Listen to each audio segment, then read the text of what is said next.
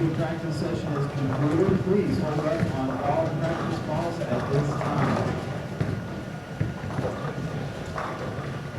Guys.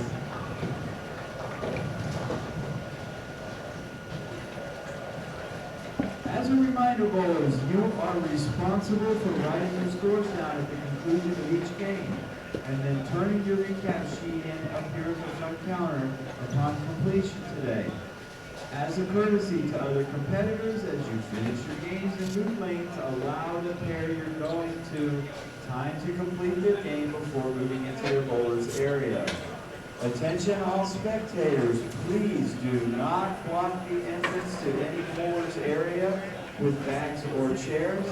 And also between the bleachers, we need to make sure our bowlers and volunteers can move around freely and quickly. Parents, please remember, flash photography is not allowed during tournament competition. Now bowlers, your sheets will not have the lanes you're going to. U20 boys, you know you're going 10 lanes left and right. When you get there, your names are on the monitors. U12 boys and girls, you guys are jumping one lane unless you're on the end lane and have to come back around. We will have some people down there to guide you guys so you don't jump into the wrong set of lanes. But one pair left, one pair right. Now, let's give these athletes a round of applause as they begin their tournament competition. All right, good morning, bowling fans. Welcome to the 2017 Junior Gold Championships presented by the Brands of Ebonite International. We are here at the Boys U20 Advancers round. I'm joined in the booth today by PBA Tour champion Bill O'Neill and Mike Flanagan. Good morning, guys. What's going on? How are you? Doing great this morning. Little late night getting in and early morning getting here. Yeah, flew in last night. Was out here till Monday morning last week for the registration opening ceremonies, and went home for a few days and back out here last night. And, made me get up bright and early, but here I am. Absolutely. Well, we're going to get a look at a lot of different U20 boys today. We've got 16 players right here in front of us that are between 25 and 40 pins out of the cut starting today. They're going to cut to 64 players at the end of these 5 games. And the cut right now is minus 72 for 64th. These 16 players in front of us range from minus 100 to about minus 120. We will keep you updated on scores the best we can. I don't know how good that's going to go today, but we'll keep you updated the best we can. Yeah, and for a lot of these kids, you know, the good thing about this tournament is that you're never out of it because just looking at practice, the scores are not going to be high. This is going to be a very low scoring day. So if you can find a way to get a couple doubles, make your spares, and bowl a few 200 games in a row, you're gonna leap up that leaderboard. Yeah, and you make a good point there too. The scores being low today, they have a chance to be even lower due to the fact that they are bowling on an unseen pattern that they have not bowled on yet this week. So they've all come here bowling on a new pattern. It appears from practice that it's a little on the shorter side, and it also appears that the gutter doesn't really hook. So that combination generally makes for lower scores. We'll see how they all play out. Yeah, we've had a couple of questions in the chat so far. Is how come the kids haven't moved a little bit deeper inside, and because the lanes are hooking. But the thing is that what it looks like is the pattern is short. So when the pattern is short and you move inside, you can't control the pocket at all. You miss a little left, and it's gonna miss the head pin left. And if you miss too far to the right, there's just not enough free hook built into the pattern yet to get it to hook. So the kids have to use balls that are a little bit slower response balls, like either urethane balls or just really smooth reactive balls in order to control the pocket. So I think the game plan, in the early goings here, just needs to be trying to get the ball to slow down and controlling the pocket, and hoping to get 9 and maybe sprinkle in a couple strikes. We'll give you a quick rundown of the players that we're watching right here in front of us. On lane 25 and 6, we've got Alec Keplinger. Actually know him a little bit. He's from Coldwater, Michigan area. We've got Colin Walsh, Jonathan Bowman, and Nicholas Howard. On lane 26, we've got Alex Willett, Antar Howard, Dawson Lothar, and Daniel Steblin. Again, these players are all around 25 to 30 pins out of the cut going to today. 5 games this morning. They definitely can make those pins up. Lane 27, we've got Eli Denmead, Richard Paul, Brandon Dodge, and Alex Glinsky. And then on lane 28, we've got Jared Armstrong, Nicholas Summer, Matthew Hedgespeth, and Brandon Fleming. And these games are going to take a little while to bowl. We got 8 on a pair. It's gonna take them 45, 50 minutes a game would be my guess. And little inside information for you guys too. This was actually changed a bit because of the participation this year and the amount of kids that bowled. We have a few more in here than we originally anticipated. And if you're just joining us on Bowl TV this morning, we also have 2 other streams going. We also have the U20 girls advancers round.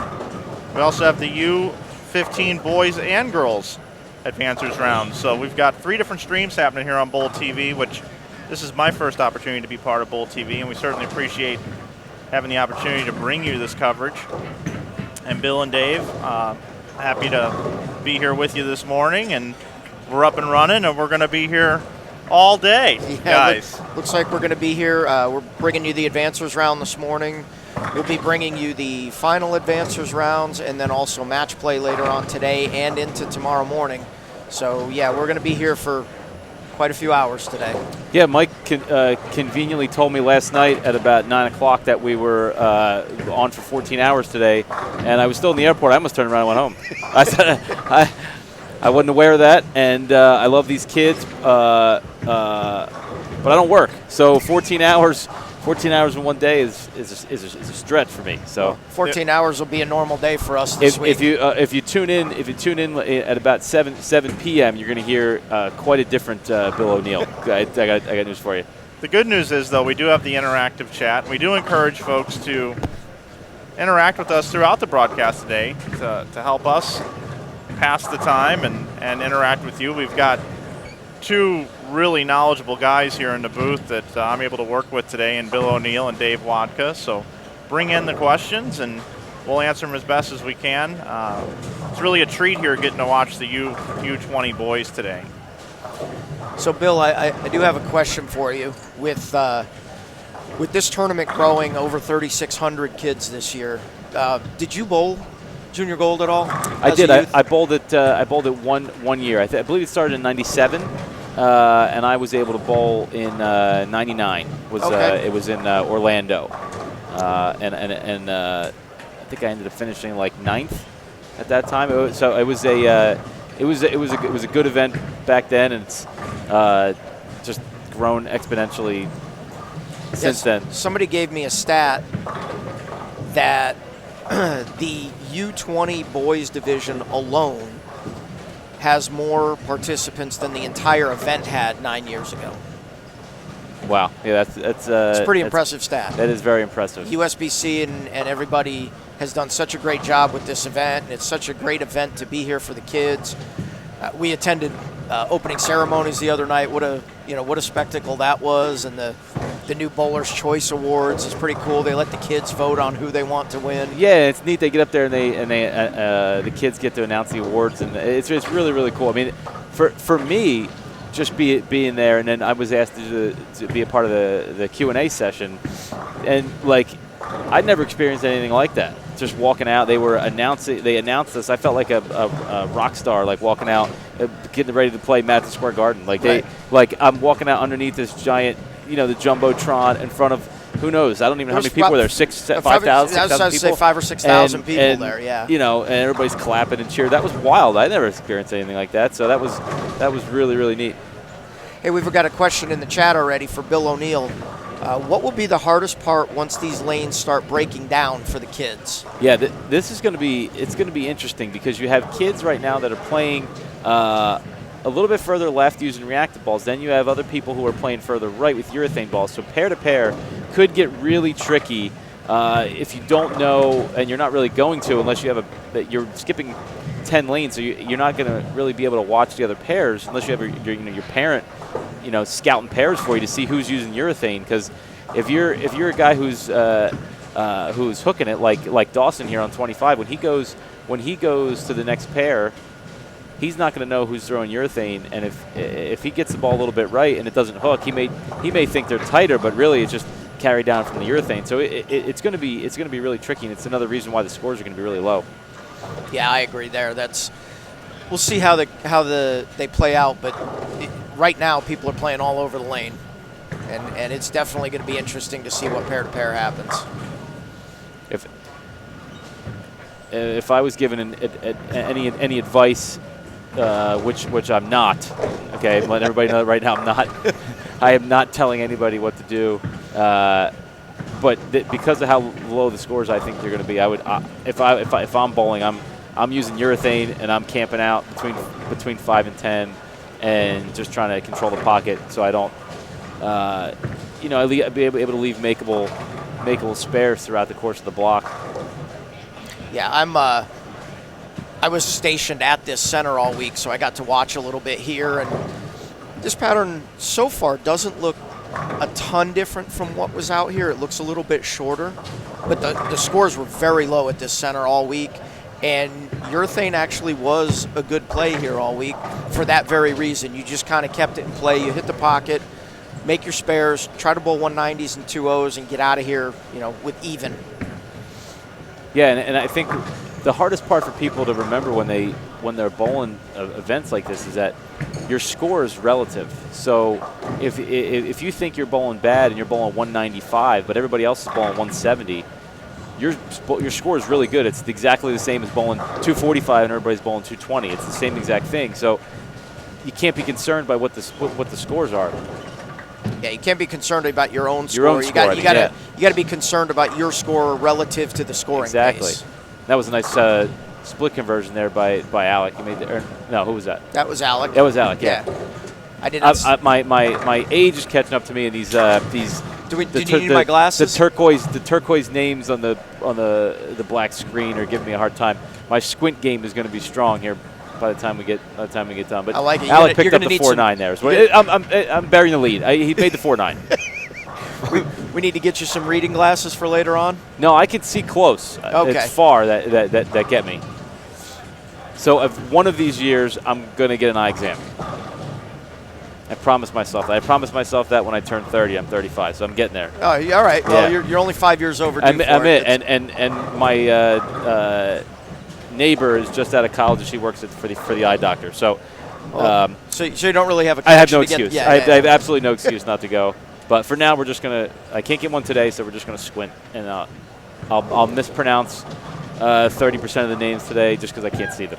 We're gonna get a look at Antar Howard here on lane 26. I will say he is one of only, and I'm sure there were more. There's a lot of kids that come through here, so I didn't see every single individual score, but he's one of only 2 kids that I know of that did shoot 100 over in this building. He actually shot about 130 over here, and Wesley Lowe shot about 120 over here. I've seen him bowl. I've seen him bowl before. He can bowl a little bit.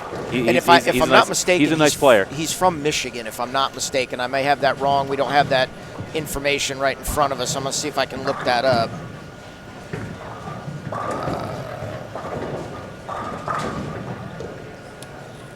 And yeah, he's actually from Kalamazoo, Michigan.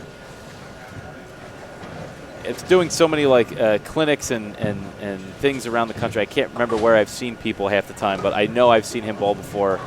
And I remember thinking at the time that he could play. You've probably, being that you guys do clinics all over the country and you fly around, there's probably a lot more kids here than you would think that you actually have interacted with in the past.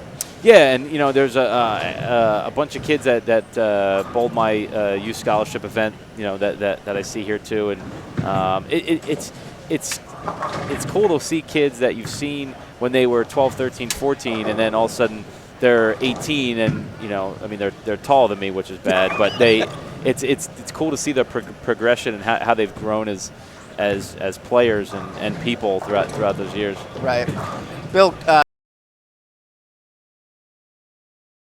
I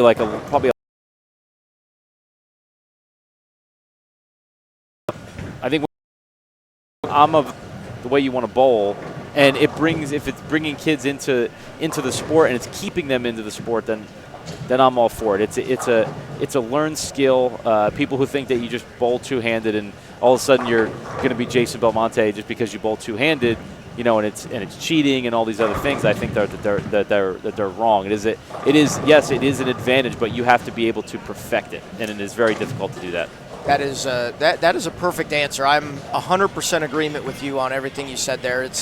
I get that question all the time now, and I feel exactly the same. If you think it's that easy, go ahead and do it yourself. Yeah, it's difficult. It's difficult. Have you ever tried to throw it two-handed? I've done it maybe 5 times, and that was it. That was enough for me. I've been bowling the same way since I was 5. It's been 30 years, but doing the exact same thing. Right. So to try to do something else. There's certain guys that I know on tour that I like they can do it and they actually look okay. Like I think like Marshall Kent. Right. He could he's such a good athlete that he's could just change like that, and it's no worries. But for most people, it's a really difficult thing to try to go back and forth. Got a good look at Alec throwing it there. Alec, like I said, from Coldwater, Michigan, throws it really, really good. He does. He has a really good ball roll. The tough part for him right now is his rev rate. He has to get it to the right a little bit, or else he's not going to be able to control the pocket. But there's not enough free hook to the right, to let his ball hook back in there. So he's got to slow down. But when he slows down, it goes. If he misses a little left, it goes high. So right. It's really difficult out there. I've got a chance to actually talk to him a little bit. Little name from the past. That's actually Sandra Jo Shire's son. Sandra Jo Shire was a Team USA member back in the 80s with my mom, actually. Oh, wow, okay. They were on the same Team USA team in 1987 that won a couple gold medals in Finland. And that's her son. So I talk to them quite a bit, talk to him quite a bit. Good lineage there, yeah. Got a pretty good head on his shoulders and understands that he doesn't need to try to shoot 230. And that's what, you were talking about the scoring pace earlier and paying attention to the scoring pace around you so that maybe 195 is a good game. We got another question for you. Bill, what is your favorite ball and what ball would you recommend getting? I'm gonna assume you're asking what my favorite ball is right now. So I have a couple. I like the Hammer Diesel quite a bit. Typically, I like balls that are symmetric core balls that have an aggressive, strong cover on them, and that's what the Diesel is. I like the Scandal a lot. So that's kind of the idea of ball reaction I look for a lot. So that's probably my favorite ball now. The other couple balls that I'm a big fan of right now would be like the Maverick Pearl. It's a cleaner cover with an asymmetric core. What else do I like? Phenom Pearl, Game Breaker. Phenom Pearl is a good one. Yeah, that's actually my favorite right now. And you know that it's a good ball if both you and I like it. Right, so, because that doesn't happen very often. To give people an idea at home, when balls come out, if Dave says, hey, I really like that ball, typically I don't drill it. And if he says, man, this ball, this I don't like it, I usually try to drill as many as I can. Yeah, that's been a common theme for about 10 years now. Yeah. And if you ever watch this ball, you could figure out why, because we throw it couldn't really throw it a whole lot different. No. Well, the problem with me is as I get much older, my ball speed keeps going down, but my rev rate doesn't. Right. So my ball tends to hook earlier and earlier and earlier every year. So as my rev rate seems to be coming down a little bit, and my ball speed is not. So then I got to use stronger. Casey has another question for you, Bill. I'm a right-handed bowler with a rev rate somewhere near 540. That's a lot. I struggle on shorter patterns. What could I do to get a little better? The idea is you want to try to get the ball rolling more end over end, because the more axis rotation you have, the harder it's going to break loose out on those shorter patterns. You got to think about the shape of like car tires. If you have your car is going straight, the way that those tires are rotating is keeping them straight, and when you turn the wheel, the rotation of them is going to the left. So that you got to think about your bowling ball like that, and you want your ball rolling a little more end over end, and probably get yourself a urethane ball or two. Get a look at Brandon Fleming here on lane 27. We'll try to call this action the best we can with a lot going on. See him playing a little further to the right, and they're like you talked about. Even though the pattern's a little shorter, if you get the ball going to the right, it doesn't hook back. So it's a shorter pattern, but you got to kind of keep it in front of you and keep your angles a little more closed. Yeah, this could be really frustrating for a lot of the bowlers out there, just because you try to make a move off of something, and you get to that spot and it just doesn't get there. Saw a good shot by Alec Keplinger right there. Maybe getting a little lined up. He looks like every shot he looks like he's kind of closing his angle down.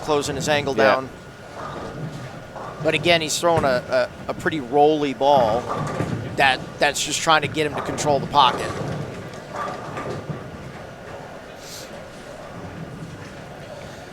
Once again, good morning. Thanks for joining us here at Bowl TV at the 2017 Junior Gold Championships presented by the brands of Ebonite International.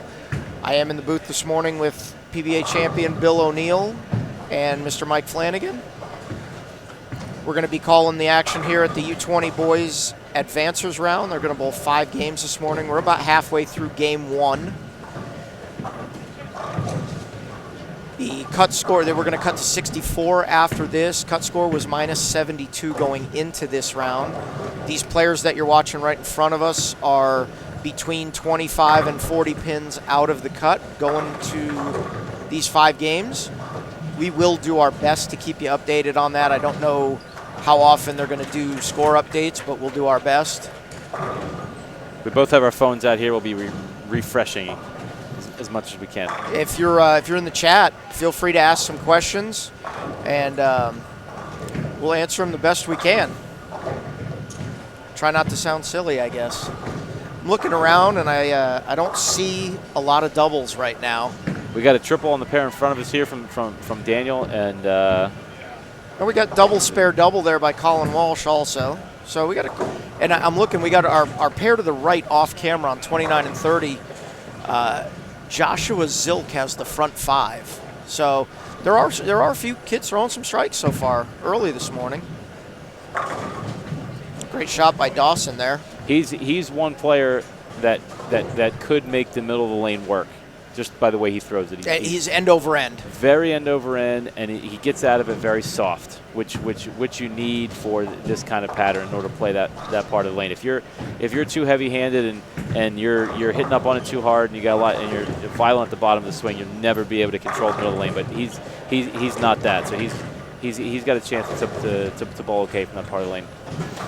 And we got another question in here, Bill, from Pax Alt. Weird question. Have you ever bowled with twister pins? Heard many bad things about it, and seems like you could leave a bunch of stone 8s and stone 9s if your speed is high enough. The stone 9s for sure on twister pins. Yeah, I've bowled on twister pins a little bit. I remember, I don't know if they still do, but they used to, no, they don't have them. They used to have them in Reno. Yeah, they had them early. Yeah. They had them back in the mid and late 90s. And then, they had them in Reno. I'm trying to think where else we would have bowled at, but I used to love the twister pins because for a long time on tour, and even I guess even still now, I used to kind of play and line myself up more to hit light.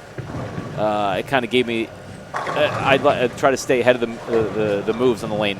So that's how I used to play them a little bit. So for twister pins, the idea is you wanted to hit them light. Right. If you went too high flush, you would leave a lot of stone 8s or stone 9s and a lot of 4 9s.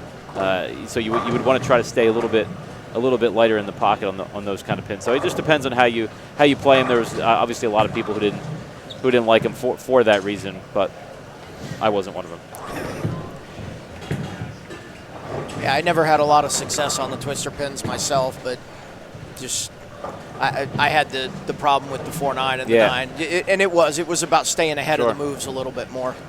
We haven't bowled on them in a while. I haven't seen them in a long time. Yeah, I don't think. I don't see them around as much anymore. Casey has another question. Says, I know I've been asking a lot of questions, but I'm getting great answers. Oh, thanks. Another problem I'm having is my fingers swelling. Is that a pitch problem? Well, I'm not a pro shop guy. I don't really know much about that stuff. I let the real professionals handle that.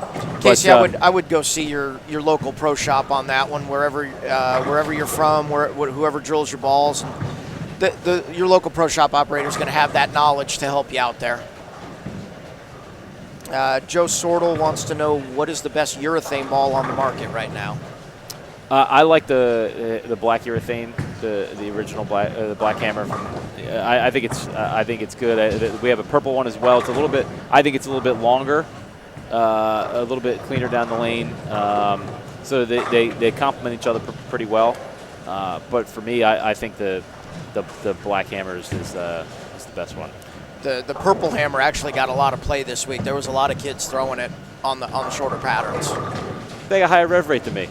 Well, yeah, almost everybody in this building's got a higher rev rate than you now. I need the early. There are not a lot of rev challenged kids anymore. We're going to get a look at Daniel Steblin right here on lane 25. He's working on a 4-bagger. See if he can keep it going.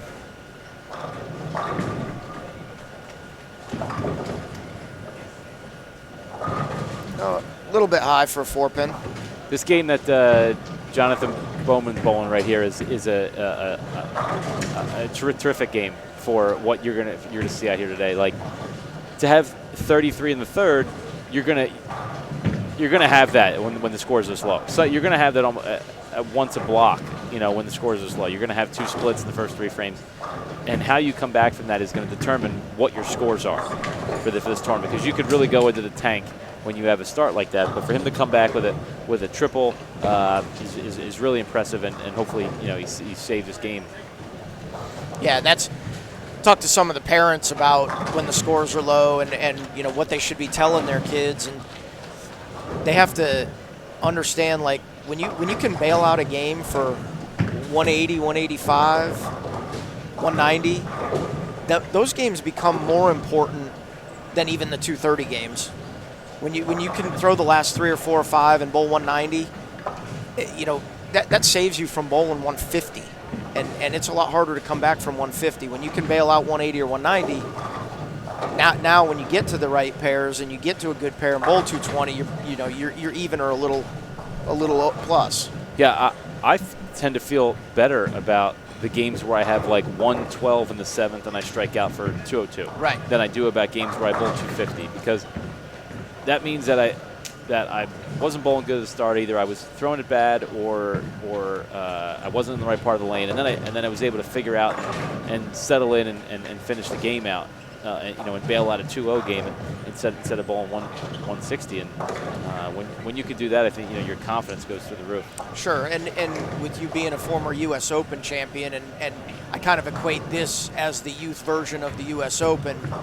I can only imagine how many times in the U.S. Open you do throw the last 4 or 5 for 190 or 2-0. Again, like we talked about with the pairs being different all the time, it's real easy to have 60 in the 5th on these tougher patterns when you go to a new pair. Oh, absolutely, because you don't know what you're getting when you go to that next pair. And, if you have to move a couple of boards, it could change everything. When Dawson here has to move, if he has to move like 3 left, the pair hooks a little bit more, it could change everything for him. Where now his angles are too far open, and it changes his ball reaction completely just by moving a couple boards. So bailing those games out is incredibly important. Yeah, we've just watched the last 2 people on 25 and 26 shoot the 3, 6, 9, 10, and both of them missed it. What's your take on that, Spare? It's really hard.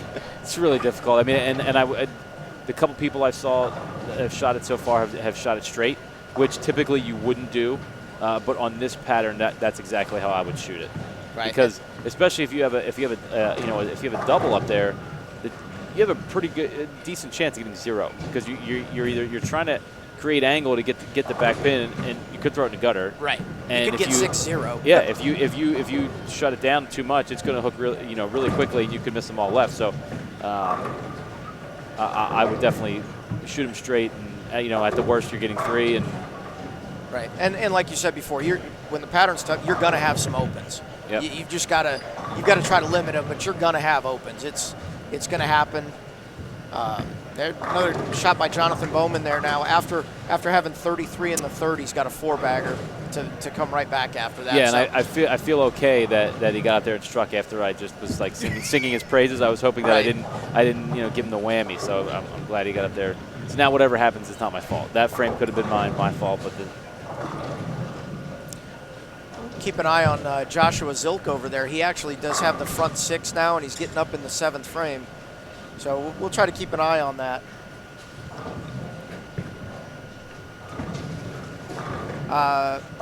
Ben Rhines wants to know, hey, William, do you wish the U.S. Open or any major would return to Carolier? Oh, of course. Of course. I love that place. I also get to sleep in my own bed when we bowl there. It's only about 40 minutes from my house. So it's I always love bowling there. Is that where your U.S. Open win was at? No, I won it in at Woodland Bowl in Indianapolis. Yeah, we went to Carolier many, many, many years. I understand they've gone through a pretty large remodel there. They did. They kept all the lanes, I believe, but they turned half of it into, I guess, more of a fun center. I actually haven't been in there, so I don't know exactly what it looks like. But I heard it's really nice. I heard it looks really, really cool. But I think they've kind of gone away from having major events at that center now.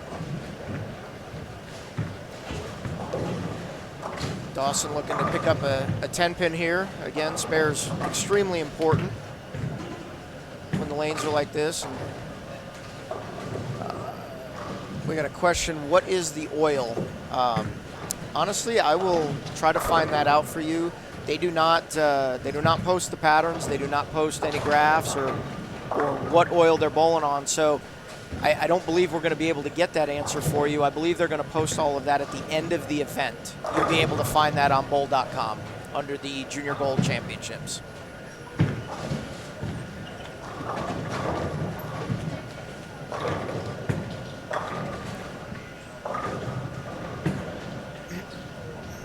And we'll take a look at Daniel Stevlin here on lane 26. He's got a nice game going. He's got a triple and clean, so he's in the pace in the 2 teens right now. You were close. I think he has open 4-bagger, but okay. Hey. We can't really see the front part of the game there, but it's funny. We just watched him throw that, and we were just talking about how there's not a lot of Rev Challenge kids, and he's one of the lower Rev rates around, and he's actually bowling a really good game right now. Yeah, he's controlling the pocket. His ball's not going. It's not going all over the place, and he's going to be able to keep it in the area where if it hopefully when it's a miss, it's not a big miss, and he's got a chance to leave a 2-pin or a 4-pin or a 6-pin and make it and move on. We'll look at Alec again right there. A little quick with that one. Just a 2-pin. We got another question here. This ought to be a good one. What is your biggest bowling pet peeves? How much time you got? You probably don't have too many of those, do you? I got so many. Jeez. I narrow this down. We'll give you a couple minutes to think about that one. I should make a list in my phone and keep it on my notes folder on the phone, and I can just go through. So while you're thinking about that, I'm going to make an observation. We were talking about during practice, and at the scores are going to be pretty low, which I like they've figured them out a little bit. Range are the ones they're just keeping it right at 15 at the arrows, right around 15, and not getting it further right than 5. It looks like that's the idea. And it looks like you can hit it from multiple angles as well. We've seen like Dawson, like you were talking about, kind of hooking it a little bit, but he's got a soft hand at the bottom. We just saw Alex Glinsky on the pair to the right, lane 27, kind of doing that same thing. But then you've also got Daniel Stevlin, who's playing a little further to the right and straighter. You've got Alec Keplinger, who's even further right, but with a higher rev rate, trying to roll it. And they're all bowling decent. They're all getting it to the same break point, but they're just getting it there at a different angle to it. Exactly. I mean, just watching them, everybody move around, and these kids are pretty smart, and just they seems like they understand understand the game. They understand what's happening, and I don't remember having that type of ability when I was their age. You know, No. we didn't have that kind of knowledge out there. It wasn't, you know, we didn't really know what we were bowling on. We didn't quite get it. You know, we just kind of used our raw ability and went out there. I mean, these kids are a lot smarter than we were when I was They their absolutely age. are. There's so much more coaching and more knowledge and more information available to these kids, and they enjoy it. They enjoy that information. They want to learn. They want to be coached. They want to get better. You know, we had the Turbo Collegiate Expo the week before this, leading up to Junior Gold, and 200 kids that came here to do that with 15 or 16 of the best coaches in the world. That's a lot of knowledge in a couple days that they get to learn that maybe they wouldn't have learned elsewhere. Hey guys, also just want to let you know, earlier I misspoke. I thought we had 3 live streams happening. We actually have 4 live streams happening, and a bunch of people coming together on this one. Obviously, myself from Inside Bowling, using our equipment here with USBC. It's a joy to be here. But also Craig Elliott from Bowlstream TV. He is broadcasting the under-20 girls. And then right here in this building, just further down the concourse, you got This Is the News for Now, Matt Catanzaro and Aaron Smith down there, a couple of workhorses down there. They are streaming the under 15 boys and girls here in this building. And then, of course, Emil Williams Jr. is broadcasting the at another bowling center. So we've actually got 4 streams today, which is pretty incredible. That's a great day for bowling, is what that is. On the same channel. Yes, 4 different streams on the same channel. Kudos to the USBC and Bowl TV and everybody working hard to pull this off and get all 4 of them going this morning. And a little bit earlier, if you saw a little bit of an earthquake up here in the booth, that's because Rob Gottschall has officially entered the building, and he will be joining us throughout this broadcast today as well. I think we're going to get him in during game number 2, which will be really cool. Rob being the tour rep and also managing and overseeing this entire event on behalf of Ebonite International. It'll be a treat to have him in the booth. Yeah, He's also my chauffeur this weekend. Oh, Yeah. well, that's good. So he's multitasking this weekend. Yep, we came downstairs this morning, and he thought we were coming right to the bowling center, and I said, He didn't know you very well then. oh, I quickly reminded him that he was taking me to Starbucks, and I was getting a coffee and a sandwich, and then we would head over. Yeah, I remember that. He does what he's told. I'll never forget that after I spent a week with you doing seminars. I always had to leave 10 minutes early. Yeah, just figure 10 minutes earlier, because there's always one within 5 minutes. So it's 5 minutes. Correct. You're in and out of there. It's fine. Just leave yourself 10 minutes. All right. I think I've thought of a couple of pet peeves. I've been intently waiting on this. Okay. These are In no PBA, particular order? These are PBA Tour pet peeves. They wouldn't be necessarily applicable here, but these are ones from the tour. Some guys like to bring out 9, 12 bowling balls during practice, and then they leave them on the pair. Then they'll take like 3 to the next pair, and then so that as you're moving, you go to your pair and you have nowhere to put your stuff because people just leave their bags all over the place. And I actually I got a little testy with Marshall at the last event. And he left his 3-ball bag on my pair, and I put my big 3. We both had like the big triple rollers, and I picked mine up and I put it on top of his. So I don't know what he had in it. I don't know. He could have had his phone in it. I didn't care. I put it on top of his bag, and then I wheel it down to him after I was nice to hear. You left your bag down there, Well, and then he won the tournament. So he really showed me. Yeah. He really got me. Yeah, that really did a lot of good there. Yeah, I have one more. I have one more. There's a lot of hypocrisy that goes on on the tour when people get mad at other players for doing things. So you'll see like one guy on 25 get mad, and he'll look down at somebody on 30 because they stomped their foot or they took too long walking back from the approach, and then 3 frames later they did the exact same thing. Right. And I'm like, well, you just did it. You know, what are you getting mad? Everybody does something at some point that catches somebody, by accident. Right. All right? It is what it is. It's It not a big happens. deal. It happens. You don't need to stare down. Nobody's, fighting anybody. You don't need to, you don't need the You know, It doesn't need to turn into UFC. No, you're folding your arms and you're staring at them, and all right, enough. Just, you know what? If somebody catches you, stop your approach, put your ball down. That's it. Restart. That's it. I mean, I know I've caught people before, and people have caught me, and that's just the way it is. It's going to happen. Or just stop paying attention to every little thing that's going on around you. You can do that too. All right, I'm done. That's it.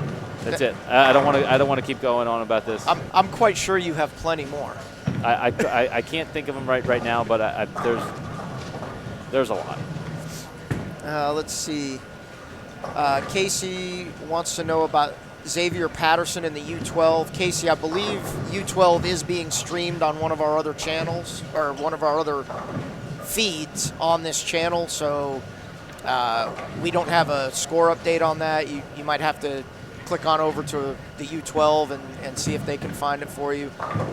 Mike explained that, I think, a minute ago. Yeah. I wasn't listening, but he did explain that. He did Usually explain when he hops on the mic, I tune out, but I think he did explain that. Somebody's asking about Brandon Wolf. We will try to get you updates on that. Again, we got a lot of people bowling at one time, and the scores are not going to get updated necessarily every single game. So the U12 boys and girls, Casey, is being streamed. It's here at this center, being streamed on one of our other feeds. So you could click on over to that and get that information on Xavier Patterson. And I believe it seems like that they heard my request about the names on the screen. They changed it to white, so now I can see it. Oh, it does. You are correct, sir. Yeah. So I won't have to squint as much. That does stand out a little bit better. A little slow by Alex Glinsky there, Brooklyn, but hey, 9 spares good right now. There's definitely a lot of strikes in the back halves of these games. Now you saw Alex convert on a Brooklyn there, and you know what? When the scores are like this, you have to catch those breaks. And then Alec right there with a double in the 10th, so he's going to be in the 230s this first game. Listen, when you Brooklyn in the first ball of the 10th on a strike, that second one becomes a lot easier to throw. Absolutely. You're free wheel. I've done that a million times. You get that nice break, and then the one after that, it's flush because you're free wheeling. Which is the exact opposite of when you stone 8 on the first ball in the 10th. The fill ball always strikes. Right. It doesn't matter where you throw it, it always strikes. We're coming up on the end of game 1 here. Just about everybody going into the 10th frame. Once these two pairs get done, we're going to take like a 1 or 2 minute break from talking. We'll let the feed go as they change pairs, and then we'll come back for the start of game 2. We got some pretty good. We're going to end up with some pretty good scores here. Yeah, they're making me look silly. I said they were going to be low, and they really. We did a good job. They really dug in. We did a good job of reading the pattern during practice. I think let's settle down, Dave. Settle down. As they move pair to pair, I think we're going to see a lot of games like this where they struggle to start and then they either bail it out or they don't. But they're going to be tricky as they move pair to pair. Yeah, I do agree with that. Again, because people are playing kind of all over the lane. There wasn't really one defined place to play. And I'm thankful for Antar. Is that how you say his name? Is it Antar? Okay. Yeah, Antar Howard. He make me look good. He bowled a very solid game here. I was complimenting his game, and then you didn't put the hex on him. That game he bowled is the exact game you're looking to shoot on a pattern like this. When you miss, you're leaving 9, catching a couple doubles, and he's going to bowl 213, 214, and if he could take that every game and bowl 70 over, that would be an incredible score. Right, and believe me, if he bowls 70 over, he'll be well into that top 64. Oh, yeah. I got to believe these bowlers that are 25, 30, 40 pins out, if they bowl 20, 30, 40 over, they're probably going to have a chance to make it to the next round. We got Antar Howard finished with 214. Colin Walsh going to finish in the 220s. Alex Wallette struggled a little bit there. Had a chance to bail out 200, but end up with 179.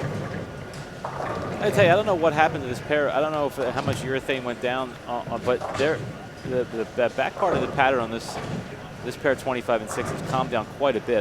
Antar's ball in the 11th was left off his hand, and it backed up and he left the 10 pin, and then Dawson's first ball in the 10th here looked like it was left, and it just pushed all the way to the pocket. So I'm not really exactly sure what happened to the pattern here, but it's definitely smoothed out. So Colin finishes with 220. Dawson Lother with a chance to be in the 230s with a strike right here. A little light, so he's going to be in the 220s also. That's a great game. We got one more question for you before the end of this game. Who was someone you looked up to in the bowling community growing up? I had a lot of really positive influences in my life locally when I was growing up. My dad, for sure, he was someone who coached me when I was a kid and still coaches me to this day. We were working together yesterday, so definitely him. My grandfather was a big influence in my life. We just had a lot of great local bowlers in my area that I could look up to. Names that people aren't maybe not be familiar with unless you remember from back in the day. But there's guys like, his name was Jack Winters, was a big influence. There was just a lot of guys who were successful, who were just really good people. And then on the tour, I always watched Emleto. He was my guy. I thought was just loved the way he bowled, and he's a pretty good guy to learn work ethic from too. Yeah, for sure. So it was definitely it was surreal when I got to come out on tour and bowl with him, and bowl next to him. It was really cool. And now I'm at the point where I've been around him enough where I just tease him a lot. So now we've gotten to that. Yeah, we've gotten to that. He just goes by his own rules now. So. Yeah, if he was assigned this job that I'm assigned to today, he would have showed up at 10:30. That's about right. Yeah. You're giving him a little bit of credit there, but that's about right. So we got let's see, Dawson finished up with 226. Jonathan Bowman with a double in the 10th. He's got a chance to be at 221 with a strike. So they really turned it. Only one game under 200 on this pair.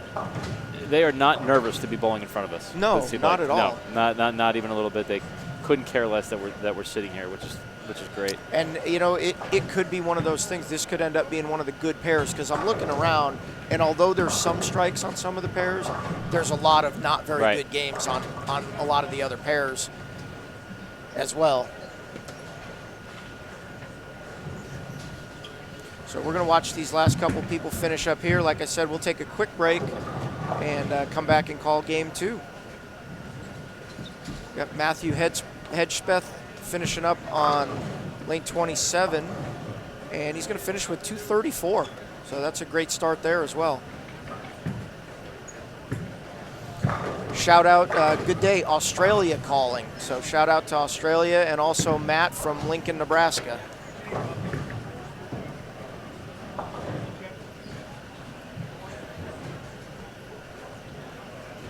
Nick Howard with a washout in the 10th here to bear down and try to make this spare, get his 200, and move on to the next game. And Daniel Steblin finished up with 205.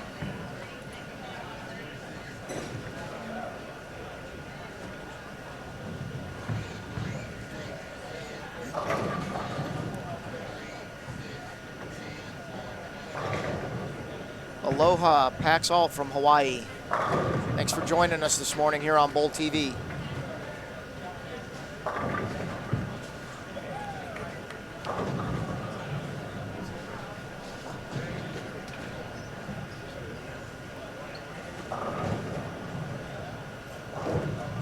And we've got everybody finished on 25 and 6. We just got one more person to finish up on 27 and 28.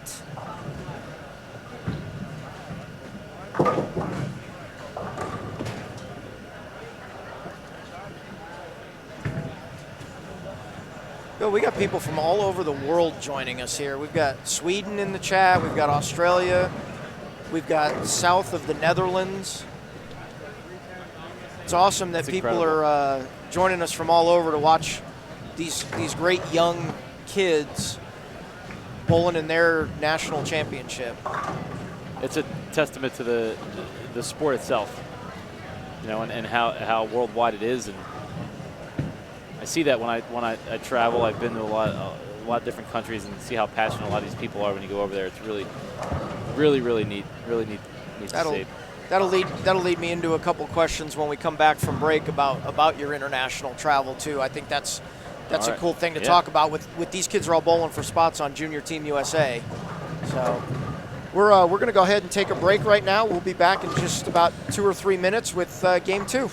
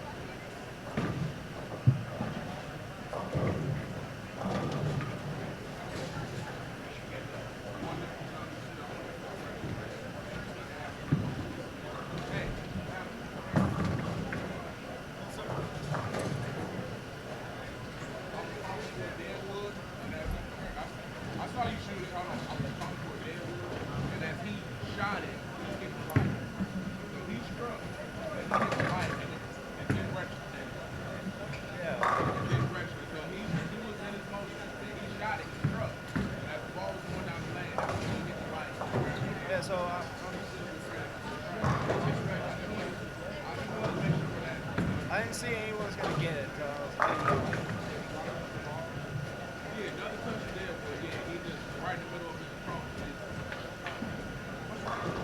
Huh? Calvin Akers. Oh, it counted. Oh, okay. I didn't know if it counted. Oh, I have no idea. Oh, okay. No, never mind then. I didn't know either, so, all right. Thank you anyway.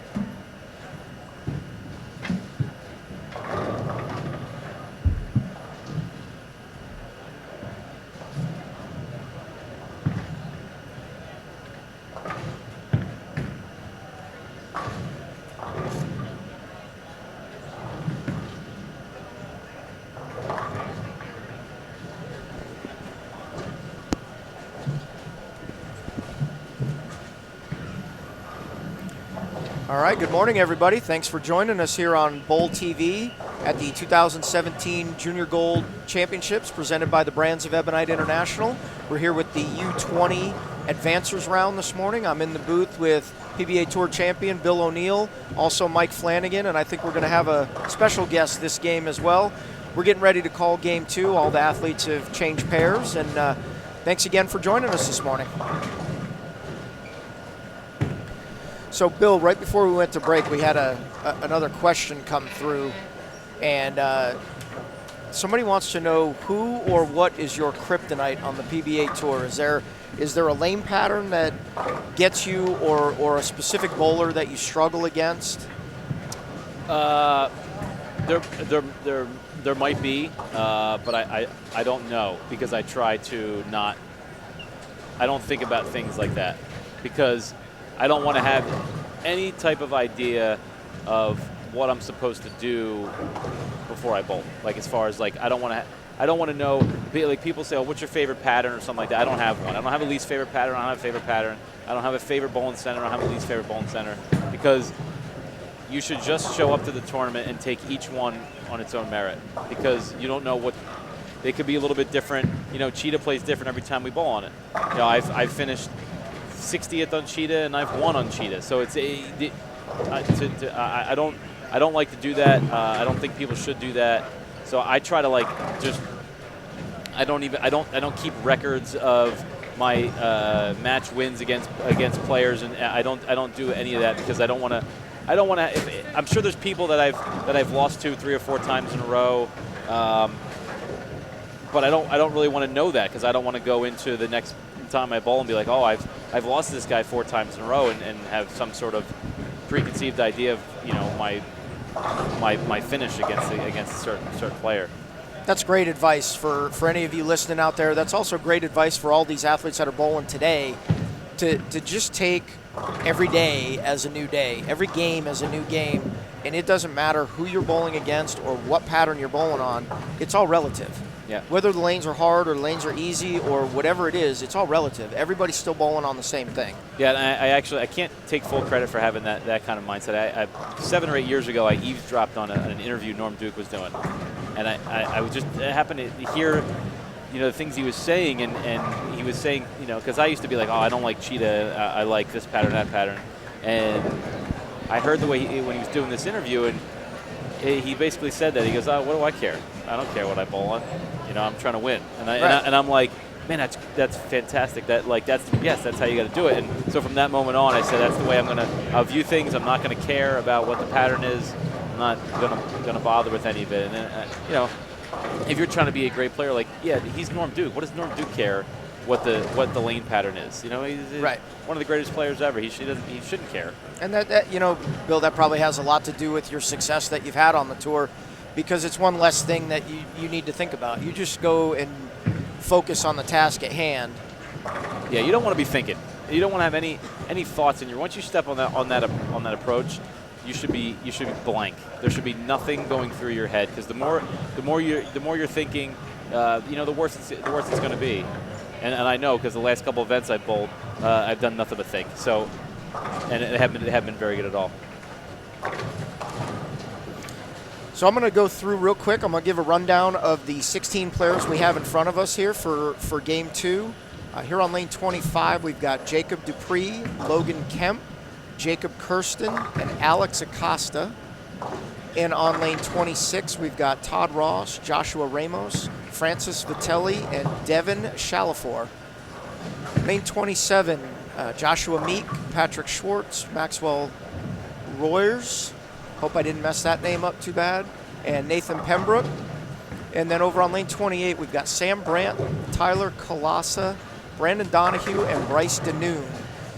And once again, I know there's been people asking for specific players and what they've bowled and how the leaders are doing. And unfortunately, I don't have that information for you, but we will try to see. Bill and I were just talking at the break, we're probably going to see some of the leaders in games 3 and 4 as they're moving pairs. So hopefully we'll be able to get you some score updates when they get here in front of us. One question I saw just pop up in the chat that made me smile a little bit was there was a guy they were talking about, because we were talking about Starbucks, and he asked what my favorite drink was and if I was gold status at Starbucks. Do they have platinum status? I was gold. I think I was gold status before I even opened the app. Before I downloaded the app, they just put it in there. They knew I was coming, so they just fired. I just get coffee. I just get regular dark roast coffee. I don't get the sugary drinks, and You're just a plain guy. I'm getting too old for that. If I'm gonna put another 400 calories into my body, I'm not doing it with something like that. I can't do it. I can't afford to. So we have a special guest getting ready to join us here in the booth. We've got PBA Tour Rep and Marketing Director for Players Promotions and Events from Ebonite International, Rob Gottschall. Rob, good morning. Turn your mic on, Rob. Turn it on.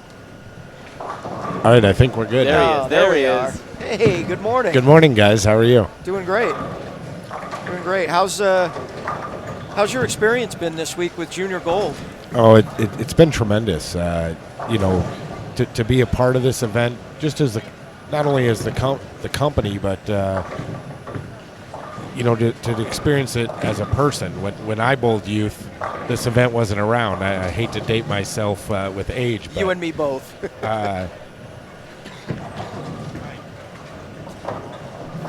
got a faulty. We got a little microphone faulty problem. mic here from Rob. We'll get Rob back in here in a little bit. While we're waiting to get Rob back in, we've got a question for Bill.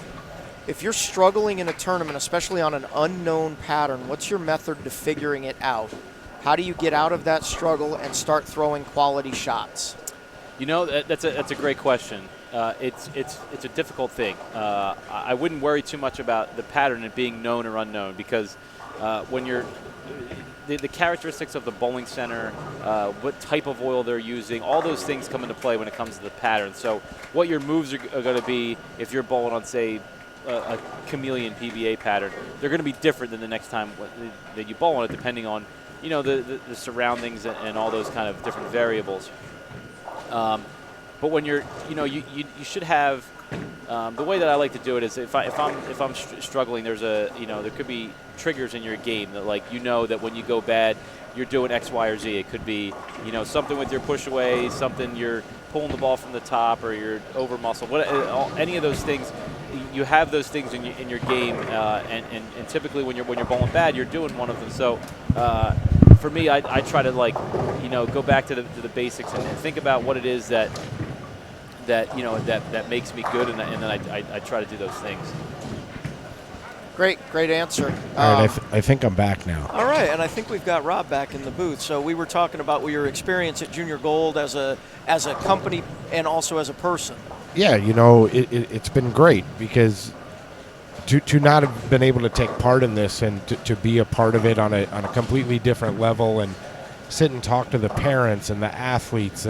I believe you and I, Dave, were on day 11 here in Cleveland. It's been fantastic. And to see that the youth bowlers have something like this to bowl, and the friendships they make, it's a great experience, not just as a sponsor, but just to see it as a fan of the game.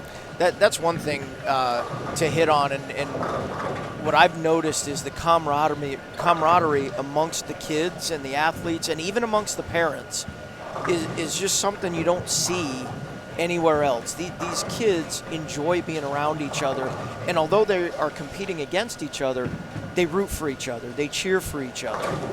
Absolutely, and social media is taking it to a whole nother level as well, because now they can stay in contact and stay in touch, forever. These friendships they make, and the parents. I've heard parents talking about how they rented houses this week with families, and they don't even live anywhere close to each other. And so to share that experience and do things during the downtime, they're able to do squad requests at the beginning of when they enter the tournament and stuff. It's really, really cool to see it all. And I look at the the kids that like are previous champions, or they've bowled really good, and they've got a couple top fives in this event. The other kids look up to those kids so much. They idolize them. I bring up like our defending champion Jeffrey Mann. I didn't really know him a lot. I've gotten to talk to him a little bit over the last couple months, and he's just a nice kid, and every kid in this event looks up to him. Yeah, it was. He sat right in front of us at the opening ceremonies, and there were so many kids that came over and either shook his hand or even gave him a hug. They got out of line while they were marching out to come over and acknowledge him. He's just so likable, and it's cool. Before the very first squad, they announced the previous champions and Junior Team USA members, and that's a moment that they won't forget and that they deserve, because they've earned that. So as a sponsor of the event, as the corporate sponsor of the event, how do you think that's gone for Ebonite International? Oh, I think it's been fantastic. The first weekend is the big weekend for us. From we had a ball demo where we saw roughly 500 kids come through. Then you go to registration day, to where we did something that really hadn't been done before. We brought our Bowl Expo booth. From the largest industry trade show, we brought our booth here. We had every PBA staff player that we have on staff here to sign autographs and interact with the kids. It's a long day. I'm sure Bill's still recovering from, signing 4,000 or 5,000 autographs in one day. But and then Sunday we had a little fun event. We did a little beach party for the kids, and no idea how many kids we saw, but I know it was a lot. I played wiffle ball for 4 hours. So did I. That's how much fun it was. Anybody out there listening, you can actually check out some footage from the wiffle ball game if you go to the Junior Gold 365 by EBI Facebook page. There is an actual drone video of the wiffle ball games, and it's pretty cool to watch. Yeah, and it's, we all know Tommy Jones pretty well, and when Mike Flanagan showed me the video for the first time, he's a big kid. Watch Tommy Jones in the drone video. I mean, it's time-lapsed, it's fast-forward, but you see the competitor in him the whole time. I mean, he's rounding, he's waving people home, and he's raising his arm when someone gets a hit, and then he's pitching and kind of celebrating when he strikes somebody out. It's really fun to watch, and you see all the competitor in all of us as we played the game that was highlighted in that video. And then, the opening weekend finished with opening ceremonies. The facility they hosted it in, absolutely incredible. I heard that's the facility they do the Rock and Roll Hall of Fame inductions in. That is correct. And to be in an iconic, historic place like that, it was just cool. And then the way they did the lights, and every kid had the little light thing, and then the little, the concert at the end didn't necessarily fit our age group, but for the ones that did, they enjoyed it. And then competition began Monday, and there's been long days, but it's absolutely been worth it to be a part of the event and the kids, and the people that don't get enough credit this week. It's all about the kids for sure, but the volunteers and the staff at the bowling centers 16 hours a day from USBC, and it's more than that when you got to get up and eat some breakfast. And I've ran into Roger Nordic from USBC at crazy times. I saw him at 5:30 this morning, and he told me he was headed over here at midnight last night to move bleachers. So I mean, these people, it's not about the lack of sleep they're getting, it's about the dedication to putting on a world-class event for these kids and an experience they won't forget. Yeah, this is a massive undertaking, an event like this, and I mean, everybody knows the struggles they had, a handful of years ago when the tournament exploded. But look at where they are now, and the job that they do in putting all this together it's really unbelievable. And I gotta say, I mean, obviously, Rob, you and I have been in centers all week from morning to night, and talked to a lot of the parents and a lot of the kids, and there just haven't been any complaints. No, It's we think back to 2 years ago when Facebook exploded with the lines in Chicago and stuff like that, but they listened, they've learned, everybody's learned from it. There hasn't been one line to get in a bowling center. The bowling centers, they haven't even been overcrowded. Like, you can freely walk. They've figured out the scheduling. They've made it right, and they've made the experience better, just like they said they would. right. You know, and you know, Bill, I want to go back to what he said about the undertaking. And on the USBC side, it's incredible. You know, as overseeing the sponsorship of this event, seeing the detail that goes into all the planning and stuff. You know, as a company, we essentially hired another person to, you know, Jackie Carbonetto, who that did was her job. all of our planning and organization. I thank her every day that we've been here this week for what she did, and from the organizational side, working with USBC to monthly conference calls. It's just great, and there's so many people involved, and not one person has complained about all the work, because you see these kids and you see the smiles, and it's really great. I can't say it enough. This is the future of our sport, and it actually looks really bright right now with how many participants, and not only just the number of participants, but the number of participants that are actively involved in it, that want to be here. This isn't the parents telling their kids they got to go bowl Saturday morning league. This is people that want to be involved in this. Yeah, to go back to what you were saying earlier about about registration and about the happiness of these people, like just being there and seeing all the thousands of kids that are coming through. Like, yeah, it was probably the longest, the most draining day of my life, just being there and signing all those autographs, taking all those pictures. But at the same time, it was the most rewarding day. Like, to be there and see every kid and how happy they were to be there and how excited they were to compete in the event. I wish that when I was younger, we had junior gold was at this level. Like, it seems like these kids, this is something they look forward to every year, and they love being a part of it. Yeah. And there's so many different things we can talk about, from the difficulty of the lane patterns, but nobody complains. They know they're hard. They're okay with not knowing what it is. They know they're going to have to bowl well. And there's kids of elite skill level. There's kids that are still learning, but they're here because they want to learn, and they want that experience. And you talked about Jeffrey Mann earlier. These other kids want to learn from Jeffrey Mann, and the elite kids, they embrace it. They don't shun kids away from answering their question or taking a photo. I mean, Bill took a million photos along with signing all those autographs. But the champions of this event do the same thing too. That's right. I can't tell you how many times I saw people stop and take a photo with Jeffrey during the event. Hey, Rob, we actually have a question in the chat for you.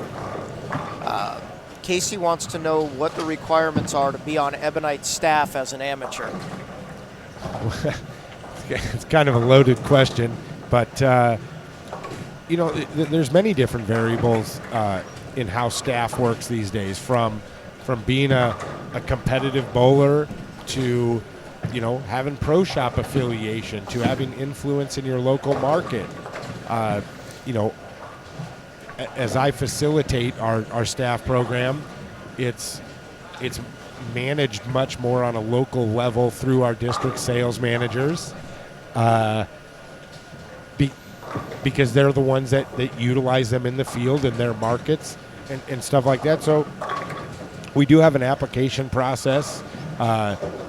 You can contact me via email or any one of our district sales managers, and we can get you involved in the process. But there's no one thing that's a requirement to be on staff or anything like that. So I guess influence, skill level has some to do with it. And then affiliation, I guess, would be the three main classifications that I would give. And do we have an application actually online now? It is not uploaded on the websites at the moment, but it will be here in the very near future. We get back to bowling a little bit here. 25 and 6 here. I think you called it, David. You think this pair is going to be a little bit better than the other pairs. And you can see when they came over here, they really. I was just noticing that with Jacob Dupree started with the front 5 and then left a solid 9. Yeah. So it looks like we're gonna get a little bit of good scoring on 25 and 6 and see some strikes thrown. Rob, question for Rob. You were sitting in the back here, game 1, and obviously they don't announce the pattern. And Bill and I had our kind of take on it. What was your take on what you saw at the start today on the lane pattern? Yeah, I'm not one to throw out distances and volumes and random guesses, but obviously it's on the shorter side. We can see that.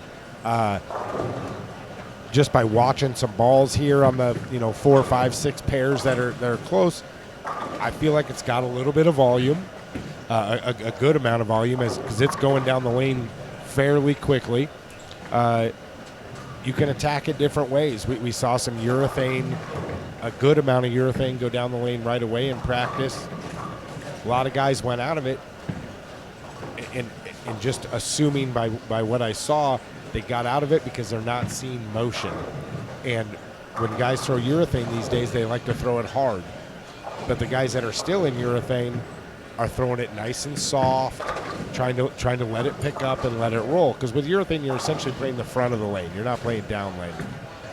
And then the kids that like to throw it firmer, they just went to their stronger balls with a little bit of surface to blend it out, and they opened it up a little more. I was just watching. We just saw Sam Brandt on lane 27 miss the 3-6-9-10. And the field on our 2 pairs is now 0 for 4 on that spare this morning. Bill said it best in his explanation. The 2 kids we saw earlier, they threw it straight at it, and with the pattern being short, hard to create the skid and then create the angle to get the sleeper. It's probably the safest play is to throw it straight and basically.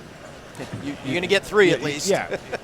Take your chances. It's a split. I don't care what anybody says. 3-6-9-10. Just put an S up there. It's a split. Yeah, that is widely acknowledged as the hardest spare in bowling. Oh, absolutely. It's a cluster, and there's so many different ways you can miss it. But there's really only about one way you can make it. And when you're on like a house pattern, it's not that big of a deal because you can throw it to the right and it'll bounce off the dry and hook. It's fine. When you got a pattern like this and they're a little bit flatter and they're shorter, if you try to hook at it, it's really difficult. You could miss 2 left and get 0. Yeah. Yeah, that's right. That's what we were talking about earlier, and why throwing straight is the only option because you're kind of taking 0 out of play. And you could get 0 either way if you try to hook at it. Yeah, it's the same way. It's the same way as throwing the strike ball. You're trying to minimize the damage. You're trying to keep the ball in play, hit the pocket. If you're feeling it, you're going to string some strikes, stuff like that. But you just got to do what you can. I mean, you can make it throwing it straight. So give it a go. Looking one of our pairs off camera over here, 29 and 30.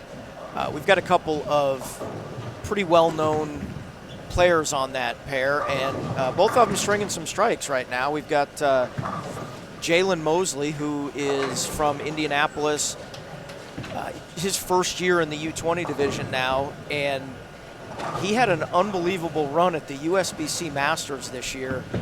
I believe he finished in the top 16 or maybe even 12. I think it was 12. I believe. I can guarantee it was the top 16, but right. I think it was in the top 12. The top 12, but either way, it was the incredible ball. Had an incredible run for I believe he's just now turned 16, and went out and bowled against the best bowlers in the world and made a great run. The other player we have on that pair also is Daniel Hansen, great player from up in the Northwest. And both of them stringing some strikes over there. So it looks like the pattern's calmed down a little bit, and the players that are seeing it definitely are putting some strikes together. Right here in front of us again, Alex Acosta's got at least a 4-bagger in front of us. I can't see what he's got the first 2 frames. And I think you can definitely tell that the left of target has calmed down quite a bit, and it's not breaking loose out of the pattern. And when you're in the shorter patterns like this, that's everything. So when you know that you can miss a little bit left and it's not going to go Brooklyn, it frees your swing up, and it makes it a lot easier to bowl. And I can just from watching a little bit, you can see a couple of the guys that have missed a little bit to the left, and it's just it got to the break point and it struck, and then that's what leads to 5 and 6 baggers when you're not pressing up there. You don't feel like you're bowling in the box. It's the green light. Basically, Bill, you guys have both bowled on tour for many years, but once you see hold, once you know you've got hold, and it'll lay there, it just frees everything up. I mean, you can be so much more aggressive. I think that's a big difference between a lot of amateur players and the professionals. That the amateurs, a lot of them are always looking for hook. They're always looking for where they can get the ball to hook from, and the professionals more often than not are looking for the spots they can get the ball to hold from. Because we can make our balls hook. Even the guys with lower rev rate, they know how to make their ball hook where they need it to hook. But the hold gives you everything. Absolutely, and every kid and every parent I've spoke with this week, they're like, what do you see on this pattern? And the people that are having success aren't creating tremendous angle, and a lot of kids these days, they like to see their ball hook. They want to make it hook, so they want to create this big swooping angle. They give away the pocket too much, and my advice to them is, you can hook it, but you don't have to hook the whole lane. Keep the 3-pin in play. We got a question. Somebody's asking about Caleb House. He's actually bowling on the pair to the left of our live stream pairs here. They're only going into the 5th frame of this game 2. He's got 48 in the 3rd and a spare in the 4th. He's bowling his 5th frame. You're actually going to catch his ball going down the lane on lane 23 here in just a minute. That was it right there. A little 2-5. This pair 25 and 6 is going to get done faster than everybody else because they're all striking. Well, not all of them, but there's a lot of strikes. Yeah, they're 2-3 frames ahead of everybody, and so is 29 and 30 off because they're all striking as well. I'm not sure if the previous pair here, 25 and 6, did it on purpose, but they really broke this pair down. Incredible. Yeah, and I don't know.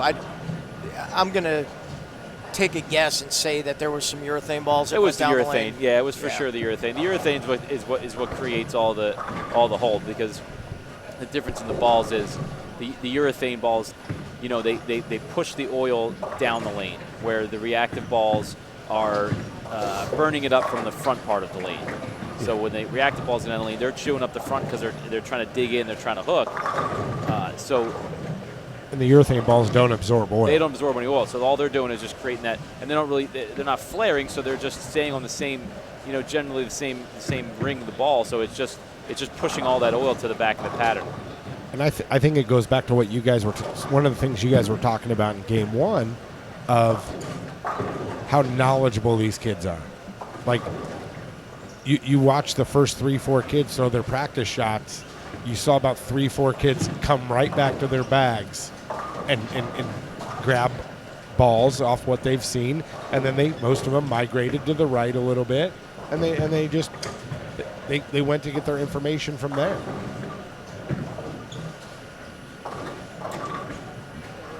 Somebody asked about Tyler Colassa. He's actually on our live stream right now. He's on lane 28. He's actually bowling a pretty good game. He's pacing in the 2 teens this game. You just touched on another pet peeve of mine. Thank you for doing that. The pacing, I don't understand. I don't understand when people say we're pacing to two's team. Maybe like 40 years ago, we did things where we did strike, spare all the time. But if you have the front 3, I don't want to hear about 2 team. I understand that. Okay, because If you're a good Okay, so player, Tyler you're going to catch another double. Tyler so I don't Colosso's like got it. Barnes does that all the time and it annoys me. Tyler Colosso's got a max score of 256 this game. That's How's that, Bill? Perfect. That's All right. exactly what you should. That's exactly how you should do it. All right, got it. Because for example, I used to bowl when I was on Team USA. I used to bowl with Chris Barnes a lot, and there'd be times where he would scout the score, like, oh, this certain person is, we're trying to figure out where we are in the standings, and he'd come down and like, oh, the guy's he's bowling 180, 185. Okay, then the scores come out and the guy bowled like 227. What? I thought you said he was bowling 185. Oh well, yeah, he had one open and no doubles through 5. Like, great, that's fantastic. But then he threw a 6-bagger after that, and he bowled 220. So what do I care about what he was pacing through 5? And he had one? What does that mean? I knew we'd get another pet peeve out of you at some point. Oh yeah, we'll be here all day. We'll get a few more sprinkled in. Hopefully Barnes is listening. He can chime in the chat, and yell at me.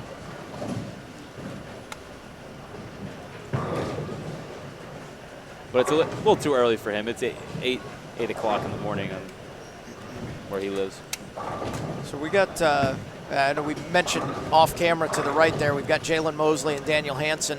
Jalen Mosley has a max score of 268 this game, and Daniel Hansen has a max score of 280 this game. So it's great. We've got a couple of really good games going over there.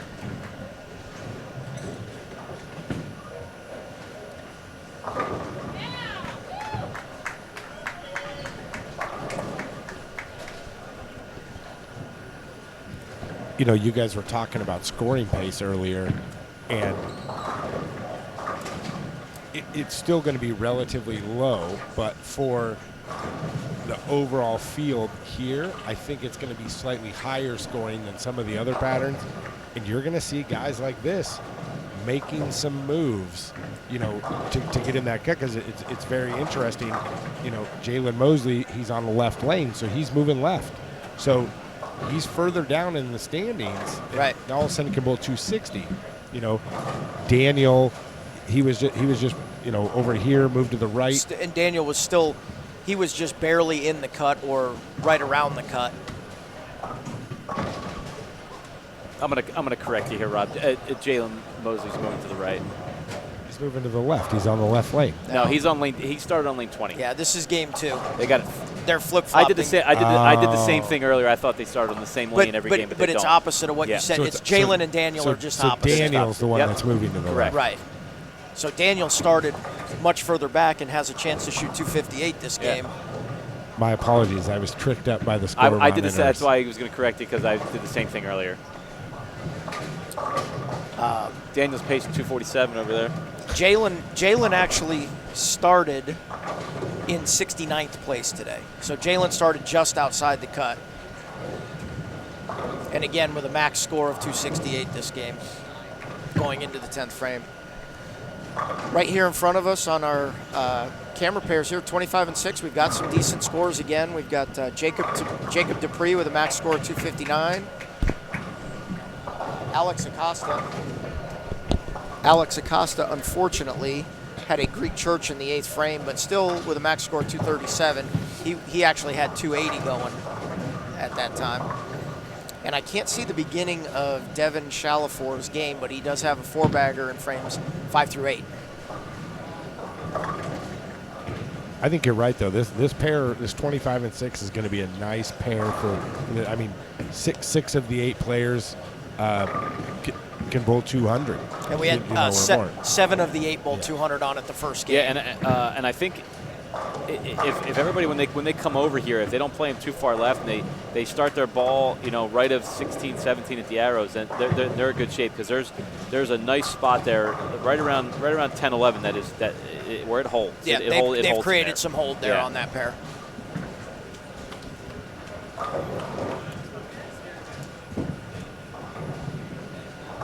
Nice spare by Joshua Ramos there, making the baby split. Just my eyes kind of scanning down, the lanes here. It's probably about a 50-50 blend of urethane to resin that I'm seeing. Still seeing a lot of of black sanded balls, and then you're starting to see some of the more the colorful balls, which are the resin balls. Yeah, because that shot there, the Francis threw, like that, when you're using urethane, you don't have that. That doesn't come into play because the ball is just it's not hooking enough to get to that side of the head pin and miss it to the left, and that's why I would be advising people to use those balls if they could, just because it makes the game a little bit more simple for on this pattern, in this particular pattern. Yeah, and you're gonna leave some flat tens. You're gonna leave some stuff like that, and you just got to turn around, come back, shoot the spare, and hope the bagger's coming.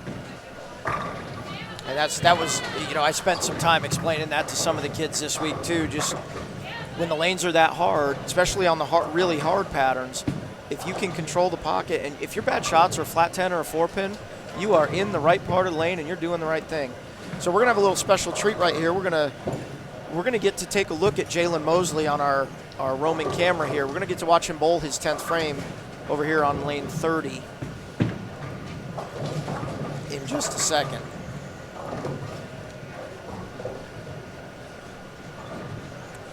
I was really impressed when I was watching him bowl the Masters this year, and before one of the rounds we were able to. I was practicing on the same pair as him, and he's just the way he bowls. Oh, and the Flanagan whammy. Yep, and there he goes. There it is. A little flat 10, but there it is. Still make his spare and have 247 with a strike on the fill. Yeah, the way he bowls it matches his personality. Like when we were on these practice pairs together at the Masters, you could tell he wasn't overwhelmed by the moment, and he was having fun out there, and very, very calm and relaxed and just doing what he does. And I think that's when you're young and you go to bowl a tournament like the Masters, that's the only way you can succeed, is if you're out there being calm and just playing your game. Not being overwhelmed by the atmosphere of who you're bowling against and in the event you're bowling in. He was so calm the whole time. Like, good games, bad games, his mannerisms were exactly the same. And Bill hit it right on the head. His success was a lot because of his mental outlook. And he took down some pretty impressive names in match play. He doubled in the 10th to beat a couple of them too. Right. And I think what we're bowling on right now isn't that much different than what the Masters was. We're left of 15 was almost out of play for a few games. You probably had to use urethane. I think this pattern's probably it's probably shorter than what the Masters pattern was. It definitely hooks a little bit more, but it's the idea isn't too far off, and it makes sense that Jalen's bowling good right now. We just got to see Jalen throw his fill ball, and he finished up with 247, as well as Daniel Hansen finished up with 247 on that pair. So a couple of really good games there. And somebody in the chat asked about Eric Blessing. He actually is bowling right to the left of us, and he has 44 in the third, but then a 4-bagger in frames 4 through 7. So got a pretty nice game going over there if he can finish it out. Yeah, it's a great game being bowled by Jacob Dupree right here. Going to see him 250 here. Finish out his fill ball and throwing urethane there, like Rob was just talking about. That shot that he just threw there in the fill, that in the first, in practice and even the first couple of frames of the first game, that ball doesn't hold. That goes high. So that's the reason why the scores are going to go up, because that ball now hits the pocket. Right. So finished out with 259 for Jacob Dupree. Great game there. We still got 2 players on the bottom there, Alex Acosta and Devin Chalafour, that have a chance to finish out their good games also.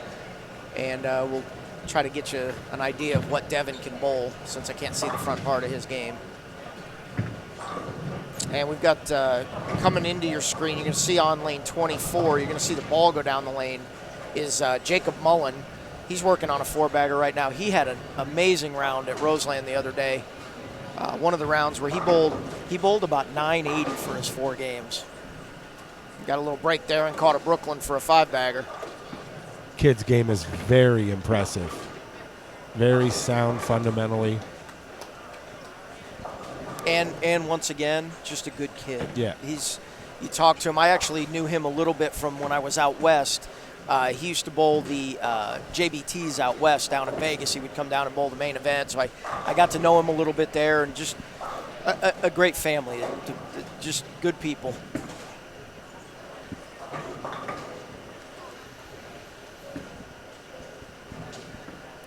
Question about Jordan Nunn. He is actually on the same pair that Jalen Mosley was on, and he just bowled his 10th frame for left a 3.610. He's going to have to convert the 3.610 to be in the 180s this game. And we're going to get a look here on lane 25 at Devin Shalafor. Finish out his game. He does have a string of strikes going into the 10th frame. Joshua Franz. Hey Dave, hello. Good morning. Thanks for joining us.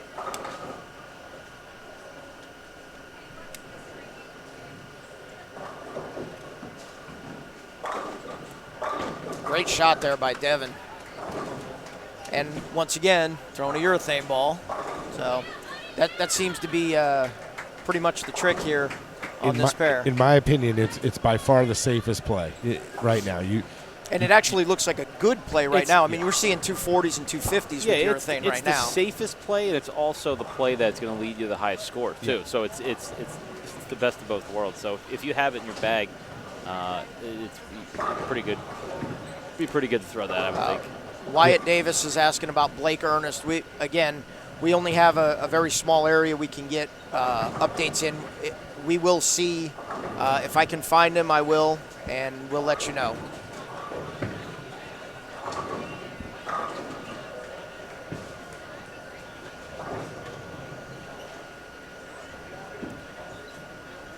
And Devin left a 2-pin, so going to convert the 2-pin for 259 on this pair. And then we're going to get a look at Alex Acosta on lane 26, who can strike out in the 10th for 237.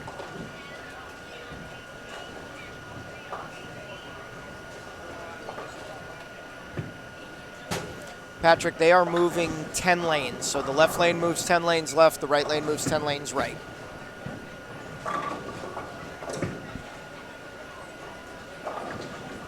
And those of you asking about specific people in the chat, I do see them all. I will get to them as quickly as I can.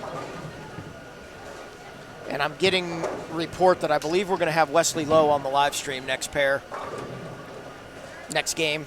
Sorry.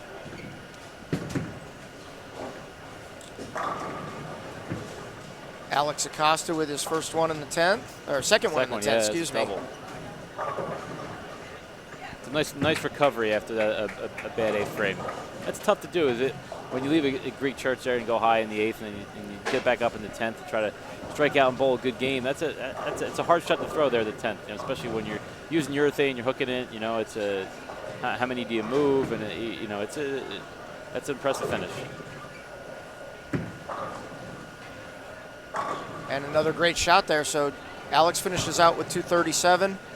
Again, I know everybody wants score updates, but unfortunately we're not getting an update every game, so it's hard for us to do that. We will get you scores that you're asking about as quickly as we can if they're within range of us seeing them. We can deliver more of my pet peeves. I bet you we can kill a lot of time with that. Yeah. We'll do that. We'll do one a game. Let's do that. We're going to do one Bill O'Neill pet peeve per game. Good thing we're doing this for 2 days. Right. Oh yeah. So we're gonna watch these last two players finish up on 27 and 8. We're gonna take a short break while the athletes change lanes, and then we'll come back and give you game 3 action. Again, they are bowling 5 games this morning, so that is 1 game more than what they've bowled in any other round. You guys think that's gonna affect anything with the scoring pace, good or bad? You talking to me or either one? I mean, it's obviously going to lead to a little more transition, but these kids are used to bowling blocks this long, and much longer in some events. So I don't think you're going to see a lot other than maybe they might have to make a few more adjustments. But with all the urethane going down the lane and whatnot, I think you're going to see a lot of guys be able to throw the urethane ball all 5 games. They may just have to get a little softer at the end and lower their ball speed. All right, well, we're all done here on 27 and 8 now. The athletes are going to change pairs, and like we said, when we get to game 3, we actually are going to have Wesley Lowe on our live stream pair. So we're going to take a quick break. We'll be back in just a minute.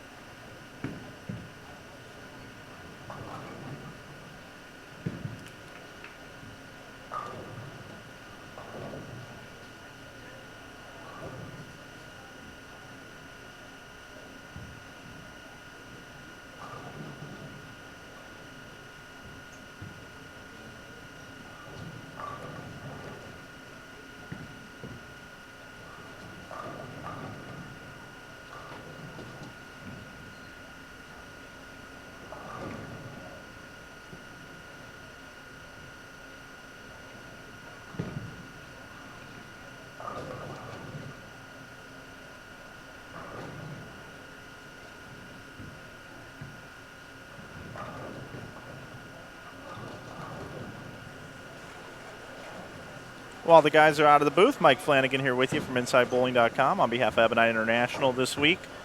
Here live on Bowl TV. Usually I'm in the chat on Bowl TV, and it's a pleasure to be bringing you coverage here today, producing today's event for the 2017 Junior Gold Championships. Under 20 boys advancers round. You're watching right here. We're almost... Well, we're 40% of the way through this morning coverage. We'll have 5 games for you. Dave Wadka, Bill O'Neill, and Rob Gotch will be back with you here in just a few moments as soon as the players move in to our featured pairs, lanes 25 through 28. I want to also remind you that we have 4 streams happening right now on Bowl TV. Not only do we have the stream that you're watching here right now, the Under 20 Boys Advancers round, also, the Under 20 Girls Advancers round is being broadcast by Craig Elliott. And you can check that out right here on Bowl TV on one of our alternate channels simultaneously. Also, the Under 12 Boys and Girls Finals Advancers round also here on Bowl TV. And the Under 15 Boys and Girls Advancers round as well. So we're glad you're with us. 2017 Junior Gold Championships brought to you by the brands of Ebonite International. Columbia 300 Ebonite Track and Hammer. Bill O'Neill, Dave Wadka, Rob Gotch will be back with you here in just a few moments. The players have not moved into our featured pairs yet, so give you a look at the entire lay of the land here in Cleveland at the Game of Wickliffe. Game of Wickliffe has hosted many different events, amateur tournaments, junior gold this year, collegiate events. Hats off to the entire staff here and everyone involved with the game bowling centers helping make junior gold happen this year. This is my first year back to junior gold since the inaugural year in 1998 in Reno. To see what the event has turned into. Really got to tip your cap to all the folks that have been involved since the inception of Junior Gold, all the way to the giant staff and volunteers that put this on currently. It's nice to be back and being around it. And I can tell you from a personal perspective, with reading things online, on social media the last few years and that, I can tell you that it's a very crowded event, but there's been plenty of room to maneuver and figure out your way through these bowling centers. Temperature's been pretty good as well. Everything's been solid here at Junior Gold. So with no further ado, I think I'm going to go ahead and retreat from the booth and let the guys you want to hear from more take it over as Wesley Lowe gets us started. Bill O'Neill and Dave Watka are back here with you to bring you game number 3. Enjoy, boys. Thanks, Mike. Appreciate that. Thanks, everybody, for tuning in this morning to the 2017 Junior Gold Championships presented by the brands of Ebonite International. And we are here at Game 3 in the advancers round of the U20 Boys Division. We just saw Wesley Lowe get started with a strike here on 25 and 26. We'll give you a rundown of the names of the players on this pair in just a second. I'm joined in the booth today by PBA Tour champion Bill O'Neill. Bill, good morning. Yes, good morning. Good morning. Am I on? Yeah, All right. There we go. I had the mic too low. This isn't my job, okay? Leave me alone. Well, we know your job as a bowler. Yeah, sometimes. Sometimes I do it well enough to call it my job. I do see in the chat people asking about the girls and where they are. They are in a different center, but they are being streamed. We are streaming 4 different crews today on this one Bowl TV channel. So you can see anybody that you'd like to see. You can click on over there. I'm going to give you a rundown of who we're going to see here on lane 25. We've got Chad Steffen, Jonah Sturmer, Brian Kimmel. On lane 26, Wesley Lowe, Pete Vergos, Ryan Winters, and Joseph Alvord. Then 27 and 28 hasn't started yet, but we've got Nick Archaki, Brandon Thorpe, Matt Hibbard on 27. And then on 28, we've got Brian Halen, Adam Glickman, Tommy McNeil, and Nathan Stubler. So I do believe that we're starting to get some of the leaders on here. We've now starting game 3. And I did get an update. We saw Alec Keplinger on 25 and 26 in game 1. And he had 234. I did get an update from his dad. He had 268 game 2. So a nice start there, a little 100 over for the first 2. Gets him to even for the whole tournament now. Yeah, 100 over for 2 is gonna help you a little bit on a day like this. That's for sure. I mean, that if he can just go out there the rest of the day and make his spares and catch a couple doubles and bowl another 30 or 40 or 50 over, that would be a heck of a day. Right. We just saw Wesley Lowe with his second strike, so he started with a double on this pair. Get a look at Ryan Winters here. Again, throwing urethane. We'll catch a little break there with the Brooklyn. He has a nice little ball roll. Once he gets himself a little bit further to the left off of that shot, he's gonna have a nice ball reaction on this pair. I think he's gonna be able to exploit that hole that's been built up there around 12-13. If he makes the right move, he's gonna be fine.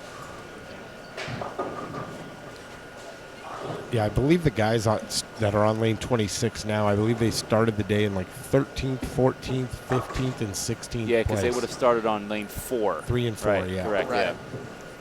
So then the pair to the right here, the guys on the right, which is Brian Halen, Adam Glickman, Tommy McNeil, they would have been 17th through 20th. Correct. 21st through 21st. 24th. Right. Oh, right. I'm sorry. 21st through 24th. We're going right. to get this figured out by the end of the Yeah, day. we got just in time for the bracket match play. We Right. got this figured out.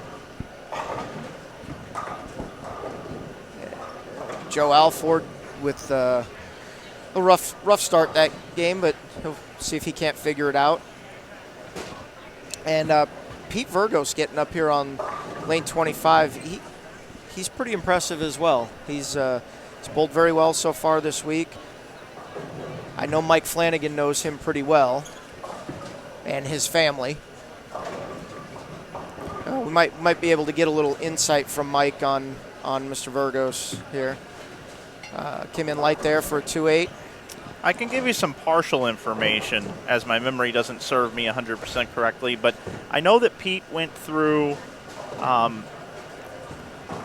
a operation on his head when he was younger, and he was told that he could no longer play any sort of physical contact sports for the rest of his life. And he took up bowling, and his father owns a auto repair shop in Florida. And as Pete started getting into bowling and he started accomplishing things, there's a shrine in the auto repair shop for every 300 he's bowled and all the things that he's gone on to do. He's a multiple-time state champion out of Florida, spends a lot of time at the Kegel training facility.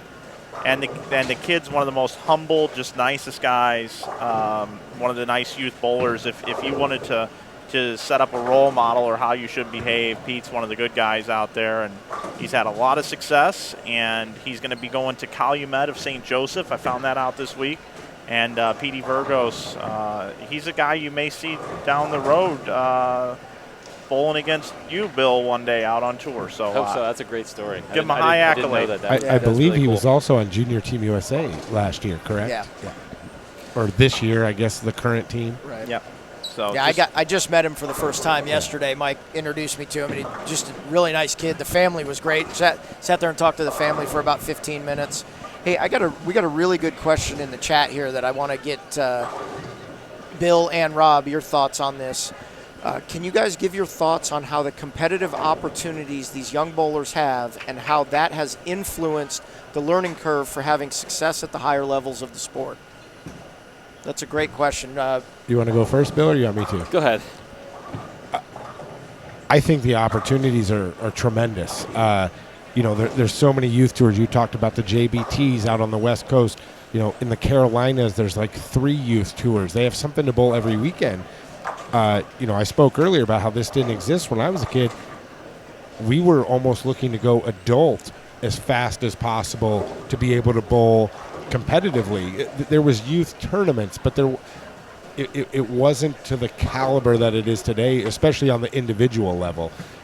We had high school bowling, and it was starting to boom when I was in high school, but it isn't what it is today. And now you have kids, and we can use Wesley Lowe as an example here. He's 20 and still bowling as a youth because there's so many opportunities for them to compete and bowl for scholarship that weren't available, back then. Yeah, when I was younger, when I was 16, 17 years old, I grew up in a part of the country that there was something to bowl every weekend. We had the JBTs, and Right.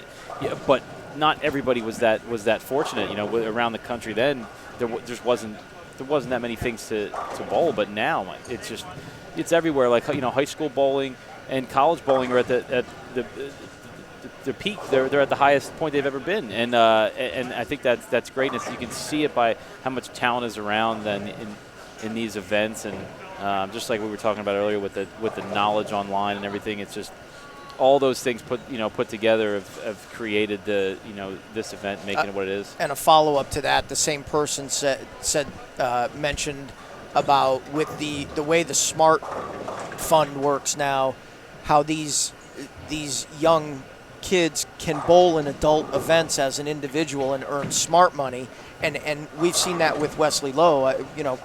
Wesley Lowe has bowled some PBA regionals as a non-member. He's won a PBA regional as a non-member. He's won 4 of them. Right. So, but his ability is allowing him to pay for his education through earning that money, and those are opportunities that we didn't have as kids. And I'm even older than both of you, unfortunately. And when although I grew up in Vegas and we had a very good high school bowling program,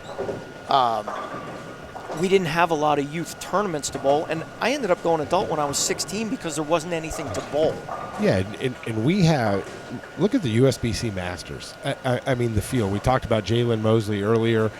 Bowling it at 16 years old. The Tang brothers. The Tang brothers. A lot of these younger kids, that's there because of the smart, the smart account and the ability to earn that money and have it go to your scholarship fund. But just for them to bowl those events and earn that experience against, the best in the world, and getting the chance to cross with Bill O'Neill and see what he does, and it's invaluable. You can't. There's no measurable as Can't put a to price what you on can that. get Yeah, from and it's also making them want to further their education.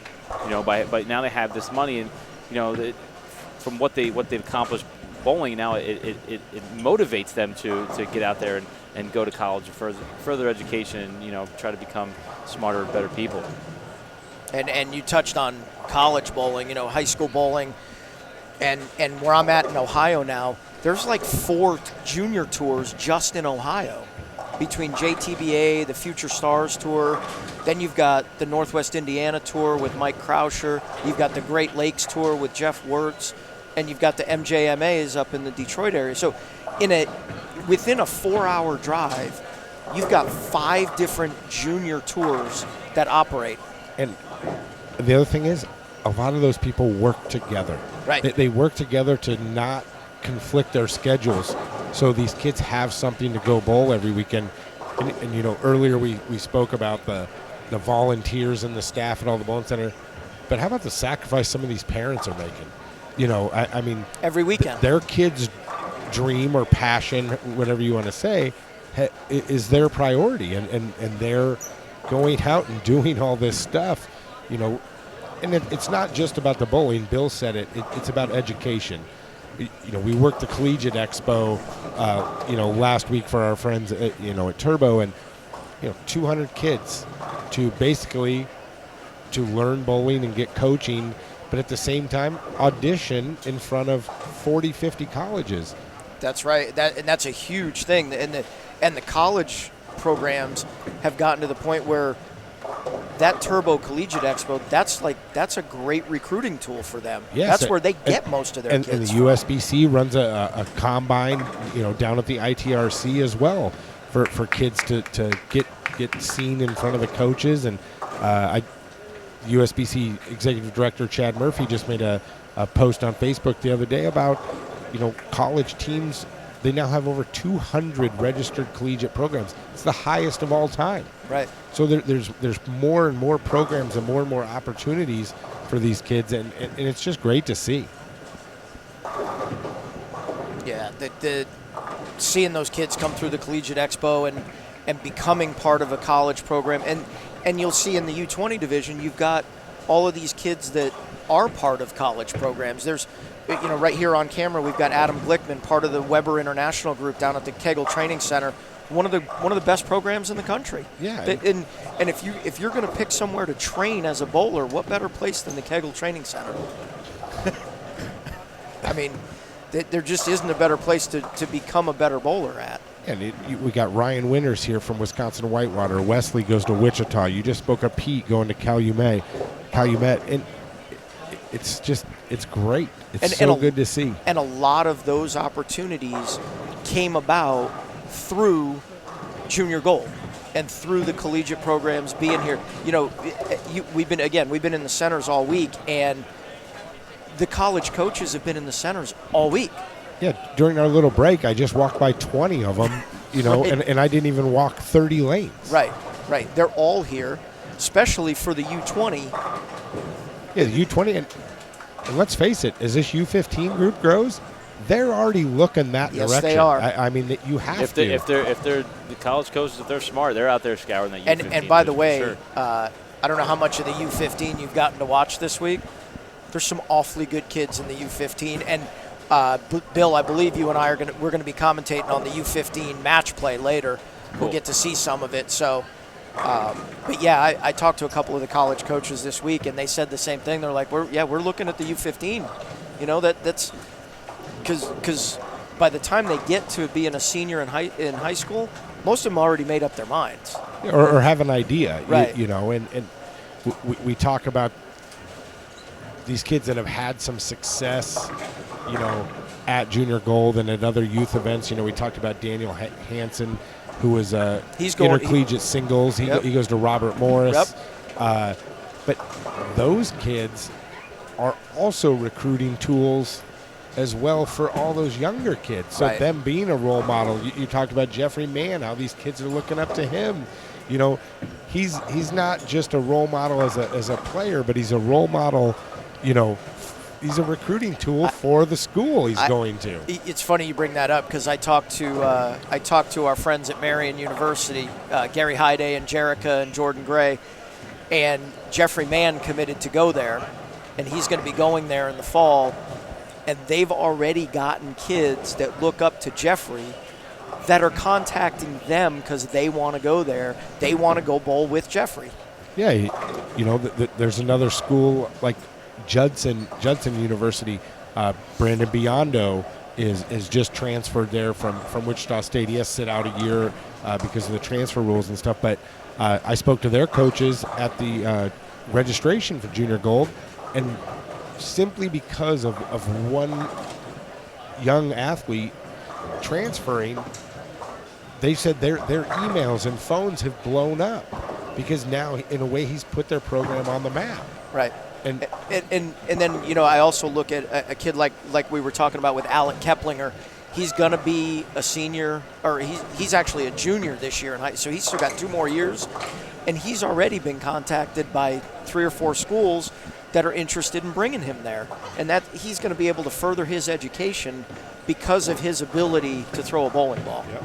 I think that's how a lot of programs start. It's just from one person, Like for me, at Saginaw Valley, like it was Brian Walczek. So Yep. Brian Walczek, Saginaw Valley had won a national title in the early '90s, but then they had a lot of the players in the '90s were all from home. They were all Michigan based. Right. And then Brian Walczek went there, and then he got a couple guys, the Piershad brothers, who were Right. friends with me, and then I came there, and then Tony Lacaz came there, and then Dan McClellan came, and then the program builds that way, and I think you could say that about a lot of. So you just saying that. Think about that team where you had Dan McClellan, Tony Lacaz, and Bill O'Neill bowling on the same collegiate team. I didn't bowl with Dan. You didn't bowl with Dan? No. Dan was after you, he right? He came the year after, yeah, and then they won. They got rid of me and they put Dan, and then they won. Was Jordan Vanover on your team? No, or was that after you as well? Yep, all those guys. They were all after. But that program was good for a long period of time because it got started by something like that. Yeah. And talk about the Marion program again. They also got Daniel Bolin, who's going there, and he's getting kids to go. So that program has a chance to be good for many years because people want to continue to go there now. Yeah, a lot of people like to compare bowling to other sports, and it's very, very hard to do. But in a roster sense, the thing you'd compare it to the most is basketball. I mean, Bill, you're a huge NBA fan, and getting that one superstar can change just the vibe of the program. We just touched on it, is how fast it can affect recruiting. Right. And I would compare it to basketball in that sense, because you're using 5 bowlers, you have 5 people on the basketball floor, but getting that one person to, whether it be a leap of faith or somebody may just want to stay closer to home, it can instantly put your program on the map. Brendan Pick in the chat said A.J. Johnson had the same effect on McKendree. Yeah. And now look where McKendree's at. Then you throw you got the O'Keefes in, and it's all of a sudden a whole different ball game.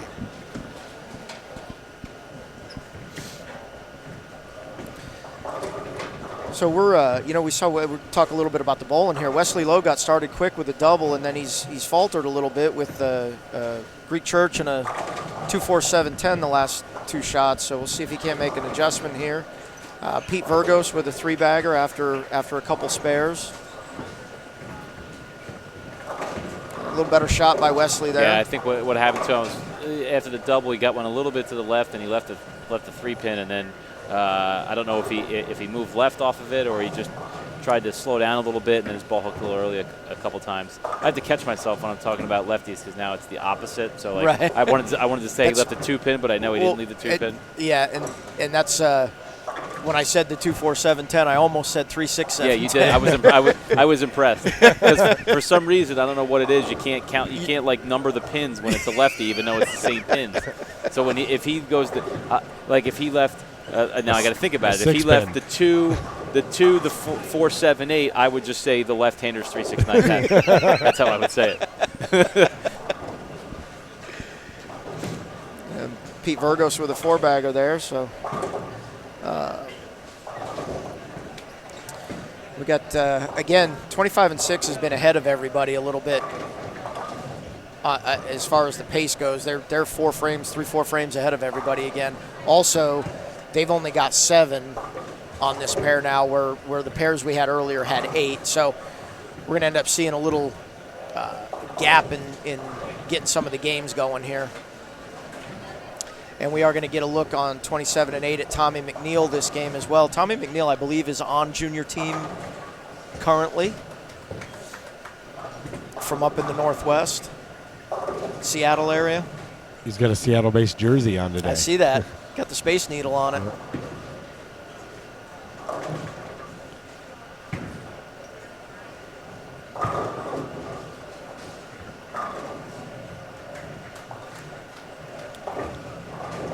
Joe Alford, we had him, he's going to get up on lane 25 here. We had him, saw him struggle the first frame with a couple of really bad shots, but he's come back nicely through a double right after that, spare and a strike.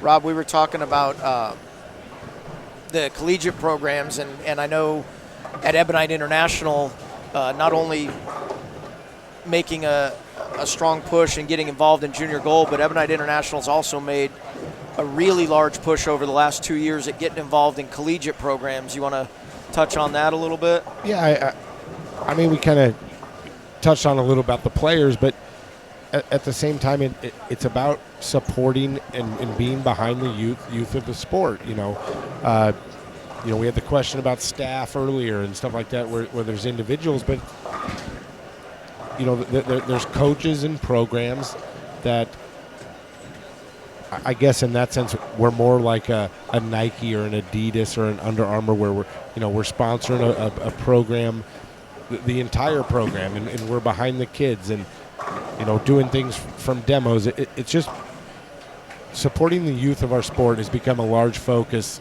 in my department. Of, you know, they're the future for the game, and we need to not only be behind them as a company and have our brands exposed to them, but at the same time we want to support them. We want to see them grow, and we want to see them succeed. So it's great to be a part of these collegiate programs, and it continues to grow each day, right. Especially over the last few weeks as I've met more coaches and new coaches and stuff. But yeah, it's about supporting the program, but it's really, it all comes down to the kids. Yeah, it's been great to get to work with some of the programs and be able to get to meet some of them. You know, coming here this week, already knowing a lot of the kids through the collegiate programs that Ebonite International is involved in. Yeah, you know, it brings awareness to us for us as well for the next level. You know, a lot of these kids are aspiring to be like Bill O'Neill and be a tour player, and you know, by being involved and active in the collegiate market and here at Junior Gold, we're getting our visual access to see them and learn about them. You know, like we told the Pete story here a little bit ago. Right. That's something you wouldn't have without known. Stuff like this, Yeah. we'd never, you know, I wouldn't really get to meet him till further down the road. Right. The one thing we did at registration that I go back to, like, these kids looking up to the kids that are just a little bit older than them. One of the things we did at registration was live stream from the red carpet, and we had Matt Russo, junior team, regular team, Andrew Anderson, former junior team, Kyle Sherman, Nick Pate. We had those younger kids. Nick Pate just won the intercollegiate singles last year. And we had them do the red carpet live stream, and the amount of, you could see it in the kids that were bowling the event, their faces when they got to talk to these kids, because they actually know those kids as much as they know Bill O'Neill, because they've bowled. They might even know them more because they've bowled against them. They look up to them and they see where they're at, and it makes them aspire to be that. Absolutely, and I mean it was strategic on our part, and there's a reason why we did it. Not to brag. No, but that's why we had them do it, because when they relate to them, they speak their language. They're approachable. You know, many people are timid to approach the Tommy Jones and the Bill O'Neill. I mean, it'd be great to sit on that couch and be interviewed by them, but it's different. Even when I first bowled a few tour stops, it's different. and to have those to have those young kids do that live stream work, it was so they could relate, so they can interact, but also to show them that there's a future for them too. You know, this is where they look at what Yes. you can do. A year or 2 or 3 years from now, you could be sitting in this chair interviewing the kids that are looking up to you right now. Yeah, and the way we found the Andrew Andersons, the Matt Russo, Nick Pate, Kyle Sherman, we found them at events like this, Junior Gold and Collegiate. That's where they come from. And so it was a cool experience for them as well, the four that did it, because they're invested in it. They want it to be something special. Right. I thought they all did a great job too. I thought they were out there doing pretty good work, and it seemed like they had a lot of fun out there too. They were having a blast with it, and you know, it's funny. They all were really, really good with it, but one of them stuck out in my mind when I was going through it, because he interviewed me once when we were doing the ball giveaways, and that was Matt Russo. And I talked to Mike Flanagan at the end, and I said, man, Matt Russo's really good at this stuff. And he goes, and Mike said, well, he is going to school for broadcasting. So I said, well, that makes sense then. I just want to jump on here. I've been listening to this. It has nothing to do with the kid's talent at all. It's the trainer. It's the guy that worked with him for a dress rehearsal for a day. So if you are listening, maybe you're a parent, maybe you're someone that wants to become a broadcaster, call 1-800-MIKE Flanagan, $59.99 per hour, and we'll get your son or daughter to be the next Hannah Storm or Bob Costas. Thank you. Oh, so what you're saying is you're going to stick around and you're going to do the rest of this broadcast until 9:40, and I'm going to go take a nap. That's what you're saying. Potentially. We'll see how it works out. We'll see how that works out for you. Yeah. And he's gone. Peace out. So while you guys have been chatting, I've just been sitting here watching some of the bowling, and I'm very impressed by Pete. yeah, I was just getting ready to say he's now got a 5-bagger. Really We're gonna get him up. This is the first time I've really got a chance to watch him bowl. He has a really, really nice game. We're going to get a look at him here on lane 25, working on a 5-bagger. And I believe Calumet got a nice pickup there with Mr. Virgos. And he did not. There's see, the hold. There's the hold. There Yep, it is. And that's exactly what you're there's talking a lot about. of it. So he did not like that one off his hand at all. What I think was gonna happen here towards the end is that it may become too much. Right. So maybe towards the last game, it becomes a point where they're too tight down the lane, and then when the fronts start to hook in between 5 and 10, you're gonna have to be the guys are gonna have to go further left, and then they're gonna be throwing it into a spot where there's a lot of carry down from the urethane. So they may actually get a little bit tricky here towards the last game and a half. It's funny you said that. Nick over here on lane 27, I felt like he just got one a little in a 2-4-8-10. Yeah, and so it's insane how fast that happened. I mean, it was an hour ago that you missed left and it went high, and now we're missing left and going light. I mean, that's what the urethane balls do to the lane, which leads me into my pet peeve of Game 3: urethane balls. All right, I'm just kidding. No, I'm not.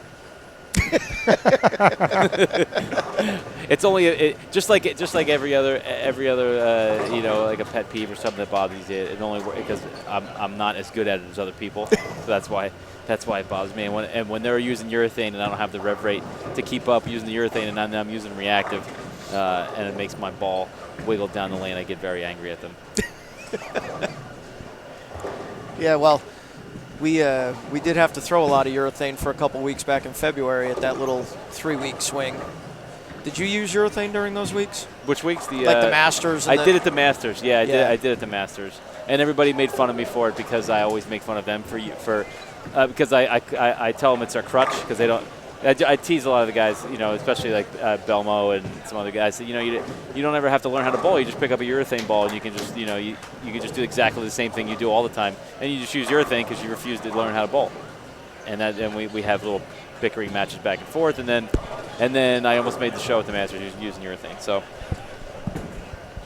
I think that karma got me at the end, and I finished 6th, and I just missed the show because I used urethane almost the whole time, and then almost got to the show, and then it punished me as I got to the end. Well, I will say, from watching the Junior Gold this week and watching some collegiate events that I've been at, there's almost no junior bowler that doesn't have a urethane ball in their bag now. And I think that goes to part of the patterns being so much harder, some of them being so short. A couple of the patterns we bowl on the tour, the cheetah and now the wolf. The wolf's 32 feet. I mean, there's an awful lot of hook down the lane on that pattern. Yeah, you have to have a urethane ball. If exactly like we said, the patterns are so short that most of the reactive balls they just hook too much, and they're flaring all over the place. And when you have balls that flare like that, you cannot control the back half of the lane. So when you think about a pattern that's 32 feet, now you have 28 feet of dry back end, and it's just way too hard to keep your angles right to bowl decent scores when using reactive on those patterns. We're 25-6 is almost done with Game 3, but everybody else is about halfway through Game 3. If you're just tuning in, thanks for tuning in to the 2017 Junior Gold Championships presented by the brands of Ebonite International. I'm Dave Wadka. I'm in the booth with PBA Tour champion Bill O'Neill and Ebonite International Tour rep and marketing director for players, promotions, and events, Rob Gottschall, and also from Inside Bowling, Mike Flanagan. We will take you to the end of Game 3 here on these pairs. We'll take a quick break, get you into Game 4. We're only going to have one pair to watch here in a minute because 25-6 is going to be bowling their 10th frame, but 27-8 is only in the 6th frame. And we'll get to talk a little bit about some of the players over there. We're going to watch Wesley Lowe finish up. He's going to try to bail out 180 here. He's got a max score of 184. Yes, he does, Dave. And, we've talked about 25 and 26 being a good scoring pair, and it was the first 2 games, and now it could be what you were talking about the hold actually becoming too much, because we're looking now, and the scores were not nearly as high this game on this pair, and that's including having a couple of the leaders on the pair. Yeah, because you could see what happened with Pete there in the 9th. So he got one way left in the 8th, and it held. So in your head, it's like, I know there's hold there, but that was way left. I'm not going to do that again. So he rolled it toward his target, in the 9th, and it just didn't hook. I mean, it stood up halfway down the lane and went forward and left a 4-8, and he missed it. There's wiggle in 2 spots. There's wiggle, yeah. And then so what you're going to have to do is you're going to have to slow down. But when you slow down, then you're almost eliminating your hold left. So you have to decide which way you're going to play him. Are you going to just decide that you're going to keep the ball way in front of you and throw it firm and play the hold, or are you going to slow down and try to make it hook off of 5, 6, 7? But that's the issue when you're moving pairs, is that you only get 5 shots in each lane when you come over here. So by the time you figure it out what your plan is going to be on a pair like this, you can be pretty much done the game. And we're gonna get Wesley up here on a great spare conversion by Ryan Winters there, making the 3-6-7-10.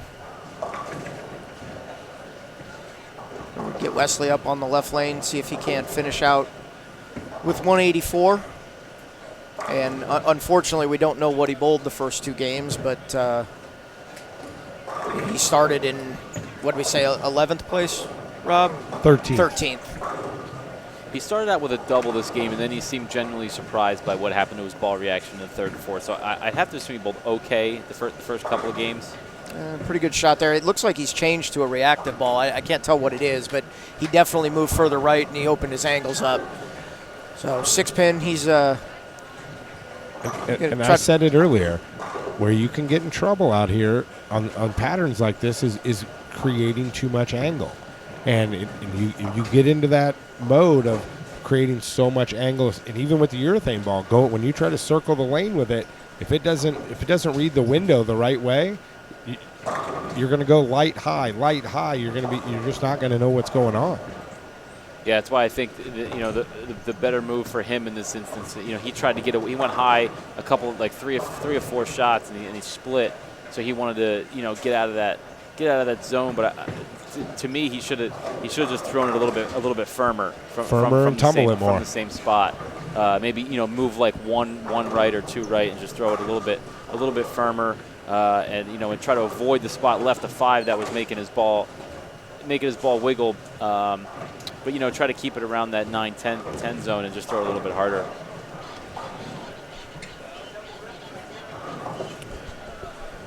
So Wesley's going to be in the 160s. Pete Virgos, we're going to see him get up after Wesley. Still, although it opened in the 9th, still can shoot 240, 244 to be exact.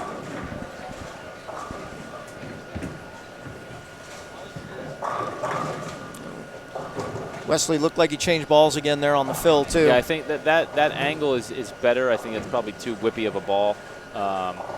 Rob, that was a Cyborg Pearl, correct? That is correct. There? Yeah, I thought that's what. My long distance viewing is eyesight is not great, but I thought that's what that ball was. I think it's a little bit too sharp for this, but we'll see. He's able to throw it pretty hard, and he's able to get his hand up the back of it quite a bit. So we'll see how he progresses the last couple games. Pete Virgos up in the 10th. He looked like he liked that one a lot. That was a really good shot there. That was really smooth. He is so soft at the bottom. His hand is so clean at the bottom. You can tell he's got some power in there because he's backing it off right now. Right. Yeah, when he's got to move left and bang on it, he probably can. That's a good thing to know, because teaching that soft hand at the bottom is pretty tough. Get our last look at Chad Steffen here on the right lane. Strike on the fill for 203. Pretty good shot there. I don't want to put the hex on Dave here, but he's been doing a phenomenal job with the names. Here we go. I feel like he's been pronouncing them properly, and I'm very impressed because I'm very scared to do that type of thing. So am I. Like I'm almost tempted just to go straight initial. Yeah. Like when Wesley loads up, I'm like, oh, here's WL. Like, even though I know who it is and I know his name, like just in case, I think I'll just go initial. Just in case, when's he bowling?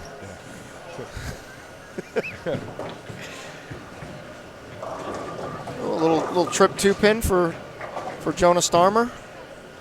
Can get him into another one, get him into the 200s. Again, anything over 200 is a good score. Even though we're seeing some good scores, it's still, overall, the scores still aren't high. This is one of those patterns that it looks like so far there are guys that are hitting it, but it's not the whole field hitting it. Yeah, you're gonna see up and down scores, and and as I look through the scores the last couple days, online, I was seeing a lot of up and downs. When you see 240, then you would see 170 or 180 because their patterns are difficult pair to pair. If you have a pair that hooks just gives you a little bit more hook to the right, that could be the difference between 180 and 240. So I think you're definitely gonna see that as the days go on. Now, after the great split conversion by Ryan Winters, we're going to see him get up here on lane 25 with a max score of 235.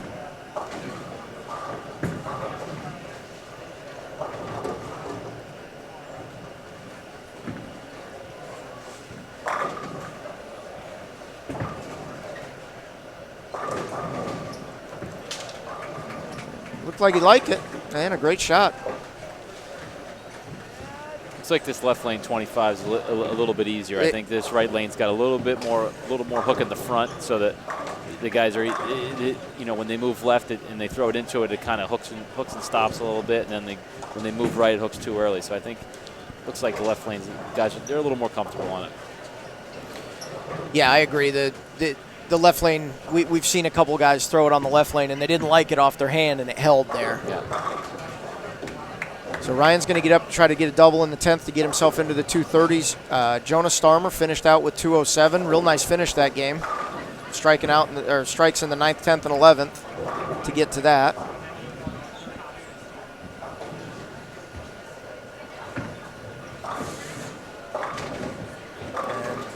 And catching a little break there. He'll take it. They're not going to let him give it back. So he's catch a little break and be in the 230s. Brian Kimmel, two-hander. Pretty good shot there. Just a flat 10. So he's make his spare. He's only going to be in the 180s.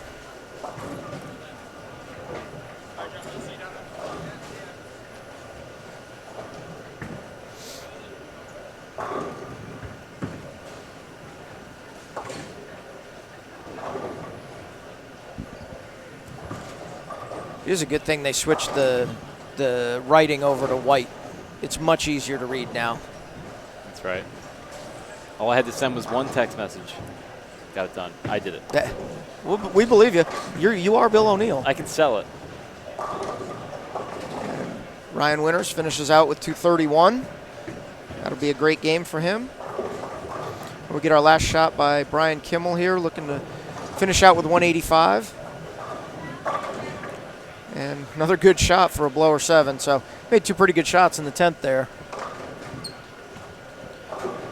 And our last player on this pair, Joe Alvord. And I did get a couple messages in the chat. He bowls for Lawrence Tech in the Michigan area. So just another one of those collegiate programs. They have a very successful program up there as well. And just saw there on lane 27, Adam Glickman with a nice break going through the nose for a strike.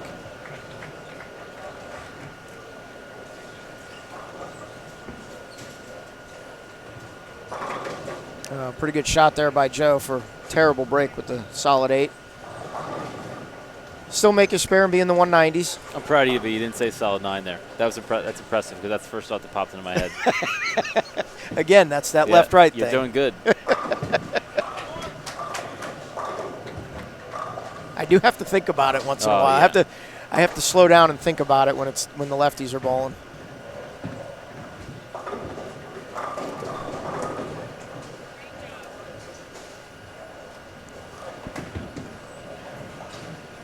And no problem on the spare there for Joe. So he's going to finish up in the 190s. And we're going to have a little break on 25 and 6 as everybody else still has a few frames to go. We just saw Tommy McNeil there on lane 27. Again, we talked about him. He's from up in the Seattle area. I believe he is currently on Junior Team USA. That or he just stole a Junior Team USA jacket from somebody because he had that on. He's also got the wristband, so I think he's official. Rob, you have a wristband, don't you? A what? You have one of the wristbands too? I don't wear it, but I do have a Team USA wristband. So you're official as well. Yeah. That's basically what I was trying to get at there, Dave. Just making sure everybody knew how official Rob was. Bill's got a few more than me, though. I make friends with the higher ups. They let me join in the team. Rob actually bowled all the tournaments and did it the right way. I do the politics side. Well, you and Flanagan should get along good then. You and the mayor of bowling. That's actually why we don't get along, because we're very much all about we're wordsmiths.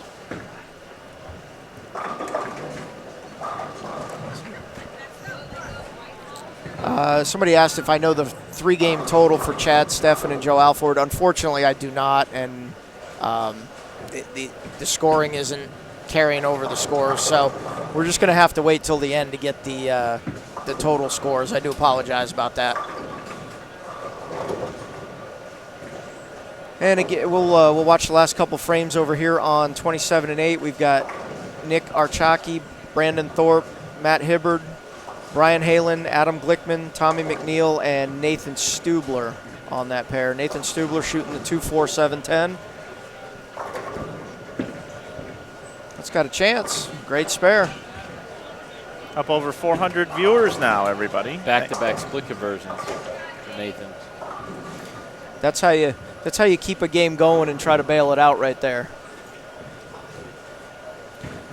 We've got Brandon Thorpe shooting a 10-pin.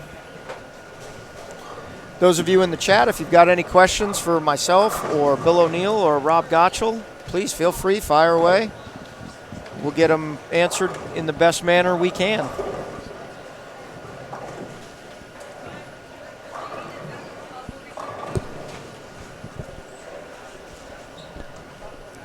We're going to get a look at Matt Hibbard getting up on lane 12. Actually, we're going to get a look at Nick Archaki first on lane 27.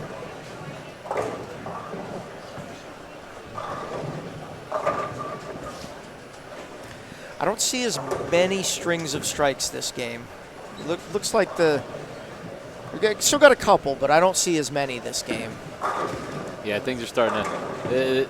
I'm telling you, when you get some guys using urethane, some guys not, it makes them very, very tricky. Yeah, now that's you don't know what you're getting when you come to the next pair. That's where the pair-to-pair is going to make them. Yeah, they're going to be wildly different pair-to-pair because of that.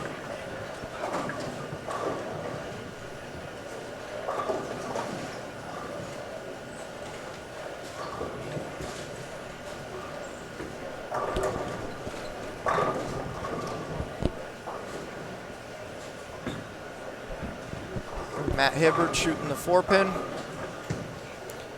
I'm just going to go out on a limb and say he's from Chicago based on his jersey. Oh, maybe not. That's a junior gold jersey from Chicago, so maybe not. 2 years ago. Yeah, that is. Didn't see that. Didn't see the front of it at first.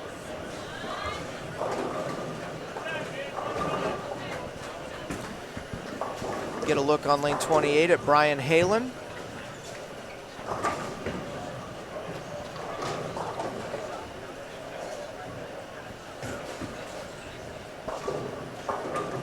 I'm getting really excited for match play to start. Yeah, match play is going to be fun. Brian Halen, two-hander. And you can see it, like you were talking about. You're getting a little bit of early hook in the front of the lane now as the transition hits. And, and again, they're bowling one more game today than they bowled the previous 4 days, too. So I'll be curious to see what happens, like the end of game 4 into game 5 with the transitions that they haven't seen yet this week. What Rob was talking about, with angle is what's happening with Brian over here. The shots that he throws that are really good, he's left a couple of 10 pins that the ball got too far behind the head pin. So what you do from there is you either try to slow down or you shut your angles down a little bit, and that's what he did there, and then he goes high for the 3-6-10. So yeah, he's gonna have to find a way to either get a ball that rolls a little sooner so he can get it a little bit farther right and let it read the lane, or he's going to have to move back into it. Yeah, I just got a note. I was talking about Matt Hibbard and where he was from. He is from Mukwonago, Wisconsin. So thanks for that in the chat. Yeah, close enough to Chicago. It's not that bad. Yeah, in the area. Not that far away. We're going to get a look at Adam Glickman here right on lane 28, lefty, attending Weber International. We talked about the Kegel Training Center. That was a great shot there. Adam throwing urethane. Yeah, I watched this kid bowl first day of qualifying over at Roseland. He put on a little exhibition the first day. I think he almost went 200 over. He started out way left. He was up like 3-4 up the gutter, just rolling it. Basically kind of doing the same thing he's doing with urethane now, but he was doing it with resin over there. Kid's got a great physical game. And again, being down at the Kegel Training Center and training with Dell and Randy down there, that there's no better place in the world to get better.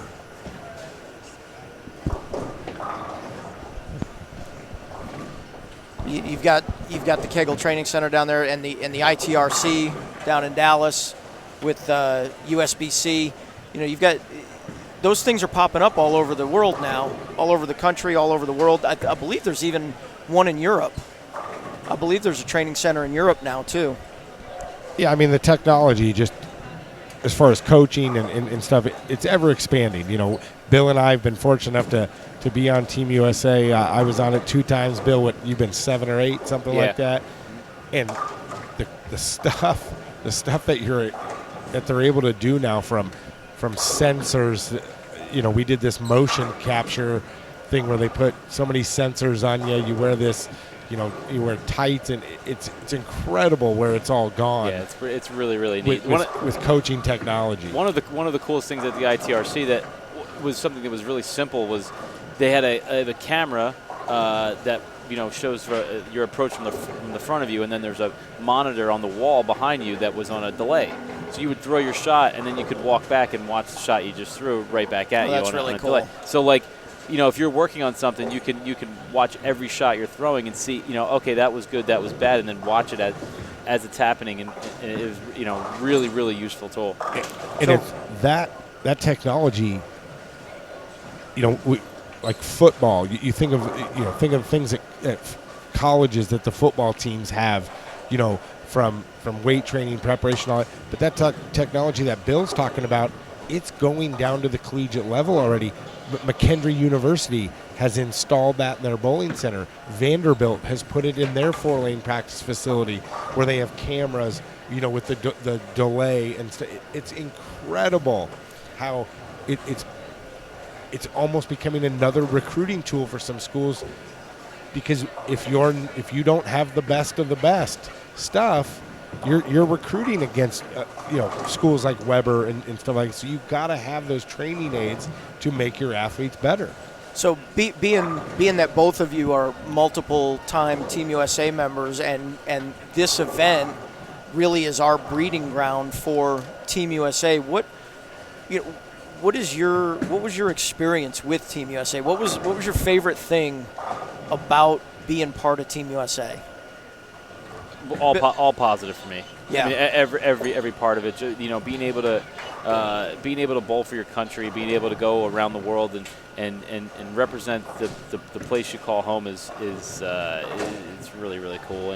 But with the bowling side of it, for me, getting to bowl events with, you know, people who I consider friends, whether they be, you know, professionals or, you know, guys like, you know, John Janowitz, you know, who I've bowled with for, you know, a long time and known who for a long should be time. a professional, Yeah, by the way. and you get to go around and do those things, and you're always bowling against each other as competitors, and you're, you know, to get out there and be on a team and be able to help each other. I mean, I learned a lot from just, you know, just watching guys and competing with them and seeing the moves that they're making, and, you know, balls they're choosing and why, and just going through that whole process. And, you know, it's something I'm so glad I got involved in, and, you know, and I'll take those memories the rest of my life.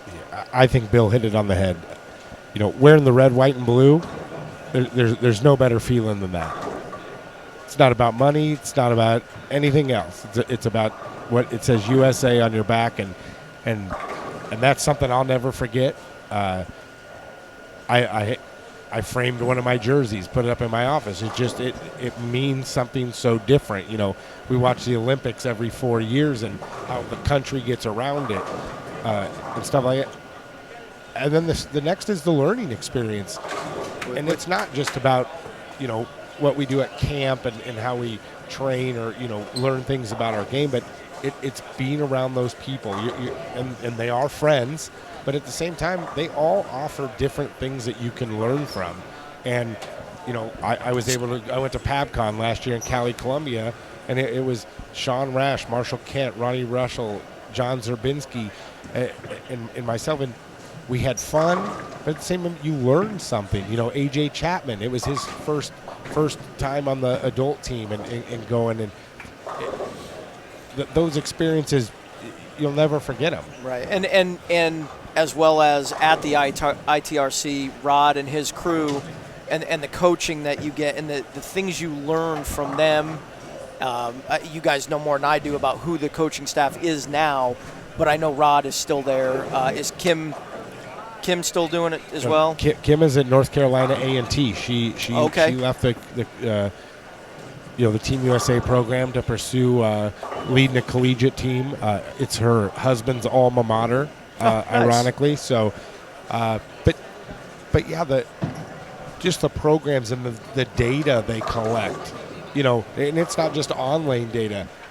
We all joke about some of the physical fitness stuff that we've had to do at camp and stuff, but there's a purpose for it. They're collecting data to understand what makes someone elite. What makes someone a Team USA or sweet. They have other countries come in there too and train. So yeah, the Swedish team has been in there a couple times. Yeah, they've gone to Kegel too. I mean, they go to all these places, but it's really about data collecting to try to understand what makes these people the best. What things do they all have in common, and it's just a really cool experience. And for whatever it is, 12 or 16 of these kids that get to make Junior Team USA between this event and team trials, I know it's something those kids never forget. Right. So speaking to that, and Bill, maybe you can touch on this, because you talk about somebody being elite, getting to an elite level, and I've been around the tour for 25 plus years now, and one of the biggest changes I've seen in the last 5 years is the physical fitness part of bowling at a high level. And you see it on the guys' side. You see it even more so on the women's side now, where every one of them is physically fit. They're in shape. They go to the gym. They eat good. They're athletes. So what, I know, Bill, you've got a little regimen, and I know even Belmo's doing it now too. And talk a little bit about that and how that's helped you. Yeah. So the biggest thing, for years we were always told that it didn't matter. You could be any shape or size and be a bowler, but it's not really the case. The idea in bowling is no matter what, most of the people have straight swings, whether they hook it or not, whether their hips are open, whether their shoulders are open, their swings are straight. You look at somebody like Marshall Ken. He looks like he's wide open and he's hooking all over the place, but his swing is straight.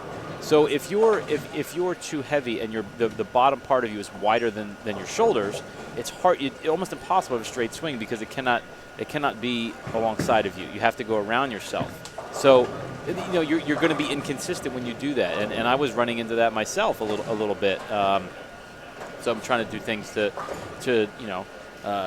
become a little better shape. And if you want to do this for a long time, you see the people who have done it in our profession for a long time, and there's the one theme is none of them are overweight. Right. Some of them are in better shape than others. Like M. Leto is in the best shape of anybody.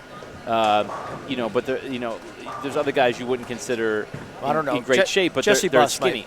Jesse Buss might give him a run for his money. I just meant as in a person who's done it for a long time. Right. And then you see somebody like Tom Baker who's been doing it for years, and he's in his early 60s, and he's built like a rock. He's a brick. And that's the one common theme with all those guys is they haven't put the unwanted stress on their knees and their backs and everything. And do you think it helps also with a longer format? It's got to help you with the stamina of a longer format too, and even the mental part of it. I know for me when I'm in my times or when I'm working out a lot and I'm doing it mentally, I'm better because I feel better. Sure. And and I think it all goes together. It may not be something you may even notice. You could be just a little bit less tired at the end of a block, and if that prevents you from throwing one less bad shot every 3 games, that could be everything. Right. So if you're on a double and your legs get a little tired and you don't get into it as much and you 2-8-10, but you could have you would have struck if you were a little bit you were a little bit closer to 100%. That could be the difference between winning and losing a tournament or making a show and not. And so the way I look at it is that I might as well. I don't know how much longer I'm going to do it. You got to put the effort in while you're doing it, and it's just I kick myself every day for taking it for granted when I was 16, 17, and even into my early 30s I wasn't doing it enough, and as you get older it gets harder to lose weight and get into better shape. So I kick myself every day for not taking it a little more seriously when I was younger. Great insight there. Thank you. We're going to take a really quick, like 1 or 2 minute break as the players move to game 4, and we're going to have a treat for you when we come back. We've got the leaders. First, second, third, and fourth are going to be right here in front of us. We're going to get to take a look at Tyler Gromlovitz, Jeffrey Mann, Michael Martell, and Jake Farley. So we will be back with you in about 2 minutes.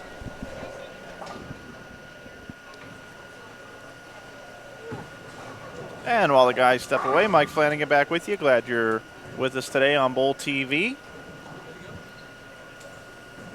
Watching the under 20 boys division. Game number 4 underway. We'll have 5 total games for you here from the Game of Wickliffe. Don't forget, the Junior Gold Championships are brought to you by the brands of Ebonite International, Columbia 300, Ebonite, Hammer, and Track. Also, just wanted to mention as well, as I look around the masking units here in the bowling center, not only the brands of Ebonite International help put this event on each and every year, but we also like to thank Pepsi, Logo Infusion, Sixlets, the Yes Fund, Bowling.com, your one-stop pro shop, BPAA, CDE Software, Dexter Shoe Company, Kegel, the official lane maintenance supplier here at Junior Gold. I thank all the folks from Kegel. I know the boys were talking about Kegel and their fine training facility down in Florida. But also, how about their fine people that have applied the lane conditions throughout this event, along with Nick Hoagland from the USBC.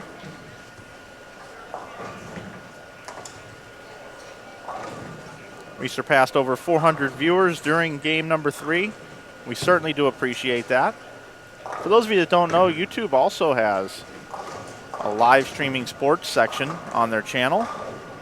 And the more likes and the more comments and the more interaction and engagement happening throughout the broadcasts increases our ranking and we move up in the searches. So if you don't mind, if you're enjoying the broadcast, give us a like down below. Help increase our chances of folks perusing around the internet looking for some live sports today, coming across this great event here happening in Cleveland. Junior Gold Championships have been conducted in 7 different centers throughout the Cleveland area. I'd like to take a moment to thank all the volunteers and all the proprietors and staff at each one of the locations for helping make Junior Gold happen.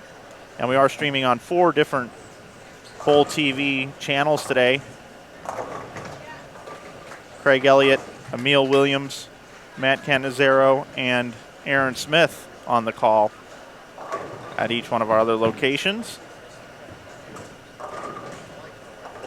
Bill O'Neill, Dave Lotka, and Rob Gotch will be back here in just a few moments to bring you this game number 4. As they said, we are watching the leaders now coming into today.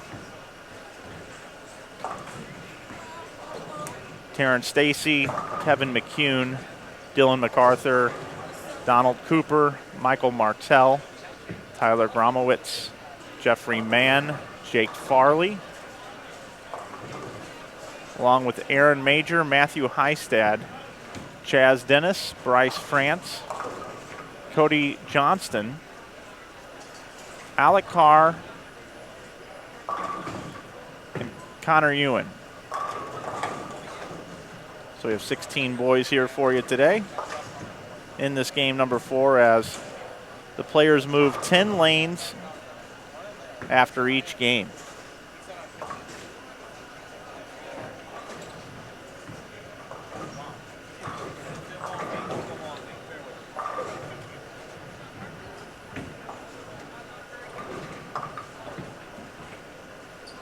Give a shout out to Brendan in the chat. Hello to you as well today.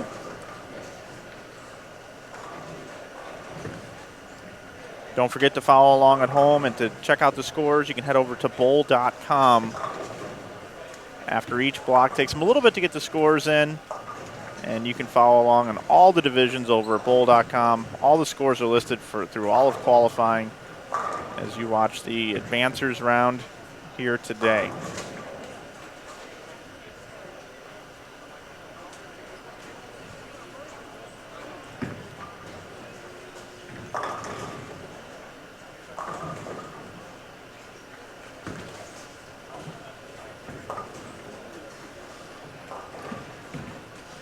I'm looking around the bowl right now, and there are a lot of spectators, but still plenty of aisle room for those of you that are not here and we're curious how the traffic flow is. Plenty of room here at the Game of Wickliffe. They've also got a really outstanding 8-lane bay just off to the left. Actually, it's 10 lanes, I believe, just off to the left of our main bay here. Totally remodeled, totally redone. A Pro-Am was held there earlier in the week by the Brands of Ebonite International. So one game in the books on lanes 25 and 26, almost 2 frames over on lanes 27 and 28. I'm Mike Flanagan. Thanks for joining us. I'm going to turn it over to the boys again, Bill O'Neill and Dave Watka. Take it away, guys. Thanks, Mike, and good morning to everybody that's joining us here at the 2017 Junior Gold Championships presented by the Brands of Ebonite International. I'm Dave Watka, joined by PBA Tour champion Bill O'Neill, former Junior Gold participant, U.S. Open winner, Team USA member, former collegiate standout. So lots of good insight from Bill on everything that's going on here. Give you a quick rundown on who we've got this game, and we've got the leaders actually right here in front of us. On lane 26, we've got Tyler Gromlovitz, Jeffrey Mann, Michael Martell, and Jake Farley. On lane 25, we've got Terrence Stacy, Kevin McCune, son of Eugene McCune, PBA Tour champion, Dylan MacArthur, and Donald Cooper. And then over on 27 and 8, we've got Matthew Heistad, Chaz Dennis, Bryce France, Cody Johnston, Aaron Major, Jacob Nimst, Connor Egan, and Alec Carr. So again, the 4 players on 26 were your 4 leaders coming into today. We're going to get a look at Jeffrey Mann right here, defending Junior Gold champion.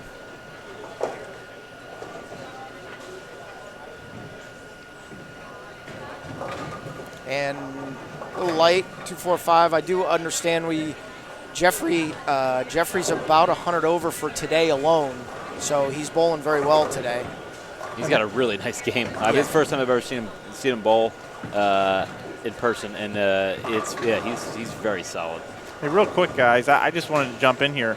Is Kevin McCune, is he wearing his dad's jersey? He is. I just noticed that. It yes, is. That's from the old PBA League. It's his old PBA League jersey. That's pretty cool. And I think his dad lined him up, too, because he's in front of the ball return. The old Eugene McCune in front of the ball return, left to right deal. If he gets up in the next frame and slides like 6 and throws it 100 up the gutter, then I'll know for sure. Thanks for the shout out, Todd McGill. Appreciate you being in the chat with us today. And we got a shout out to Chaz Dennis over here. I do know Chaz a little bit. He's from the Columbus area of Ohio. He actually bowled a regional about a month and a half ago that I bowled in, and he finished 4th. Nice. In a regional. Very nice. Against a pretty good field that included Brandon Novak and Graham Faw. He held his own very well. Started with a double this game as well. We're going to get a look at Michael Martell, who started the day in 3rd place here on lane 25.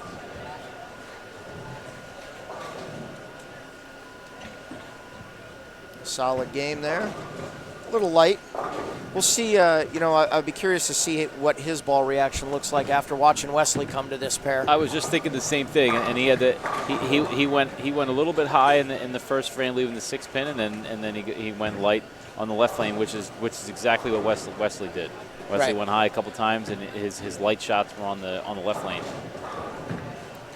And we are going to get our first look here at Tyler Gromlovitz. I don't know what he's bowled this morning, but when he came over here, he said it was not good. So we'll have to wait and see when the scores come out later, how he did.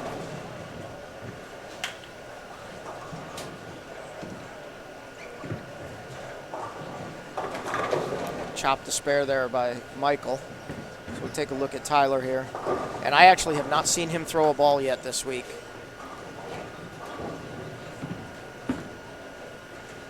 little straighter. He did have, the very first day, he bowled 214 over for 4 games. Wow. He put on a display that first day. Saw Chaz Dennis there go a little high. Oh, boy. You said special guest. This is a very, very special guest. I think this exceeds, when you say special guest, you think like, oh, maybe it's, you know, a relative of yours or something, you know. But we truly have a special guest that just sat down and joined us, is PBA Hall of Famer Marshall Holman. Thanks, Bill. What's going on? How are you? Well, great. I flew in yesterday. We're here for the tapings tomorrow of the 5 shows, and good to be with you and with my friend from the past, Dave Wadka. This is great.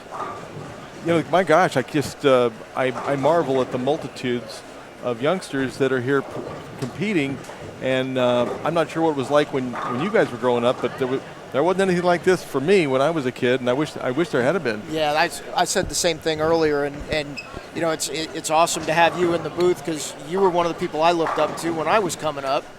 And you mean when you were shorter than me, when you were like 10? You remember that picture we have together, right? I do. I was 6 years old. Yeah, picture you from Bradley Bowl. Windsor Locks, yeah. Bradley Bowl in Windsor Connecticut. Locks. Sure. I was 6 years old. I was up to about your belt buckle. Yeah, well. But yeah, we did not have this when I was a kid either, and we talked about this a couple games ago.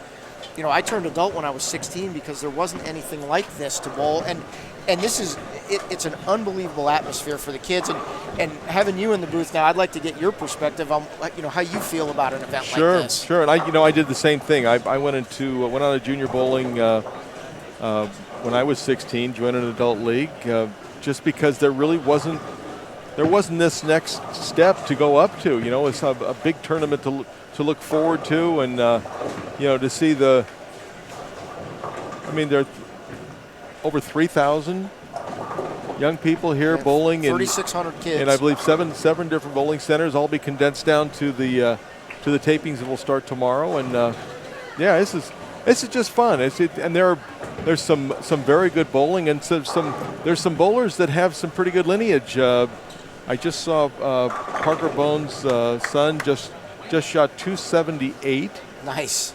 And you know, he comes from pretty fair stock. Pretty good bowling genes there. We got Eugene McCune's son Eugene right in front of McCune's us right son's here. bowling right in front of us. Doug Kent's daughter is here bowling. Yeah. Yeah, it's pretty cool to see that. It's pretty cool to see some of the people from my generation or our generation and their kids now being involved in this, because that's good for the future of our sport. Oh, absolutely. I think this is what will perpetuate collegiate bowling, professional bowling, and just bowling as a recreational form of fun. So, yeah, I'm thrilled. I'm thrilled to see it. I look forward to seeing Eugene's son, who I guess is. Yeah, he's on. He'll be up here, and he'll be up the next 26. guy up on 26. Yeah. Kevin. Yep. And we've got actually the lane on the right there. Those are the leaders. Those were the people that started in first through fourth today. Oh, so, great. We're getting a look at the leaders. Jeffrey Mann, who is the second player on that, is actually the defending champion as well. Wow. And anybody ever gone back to back?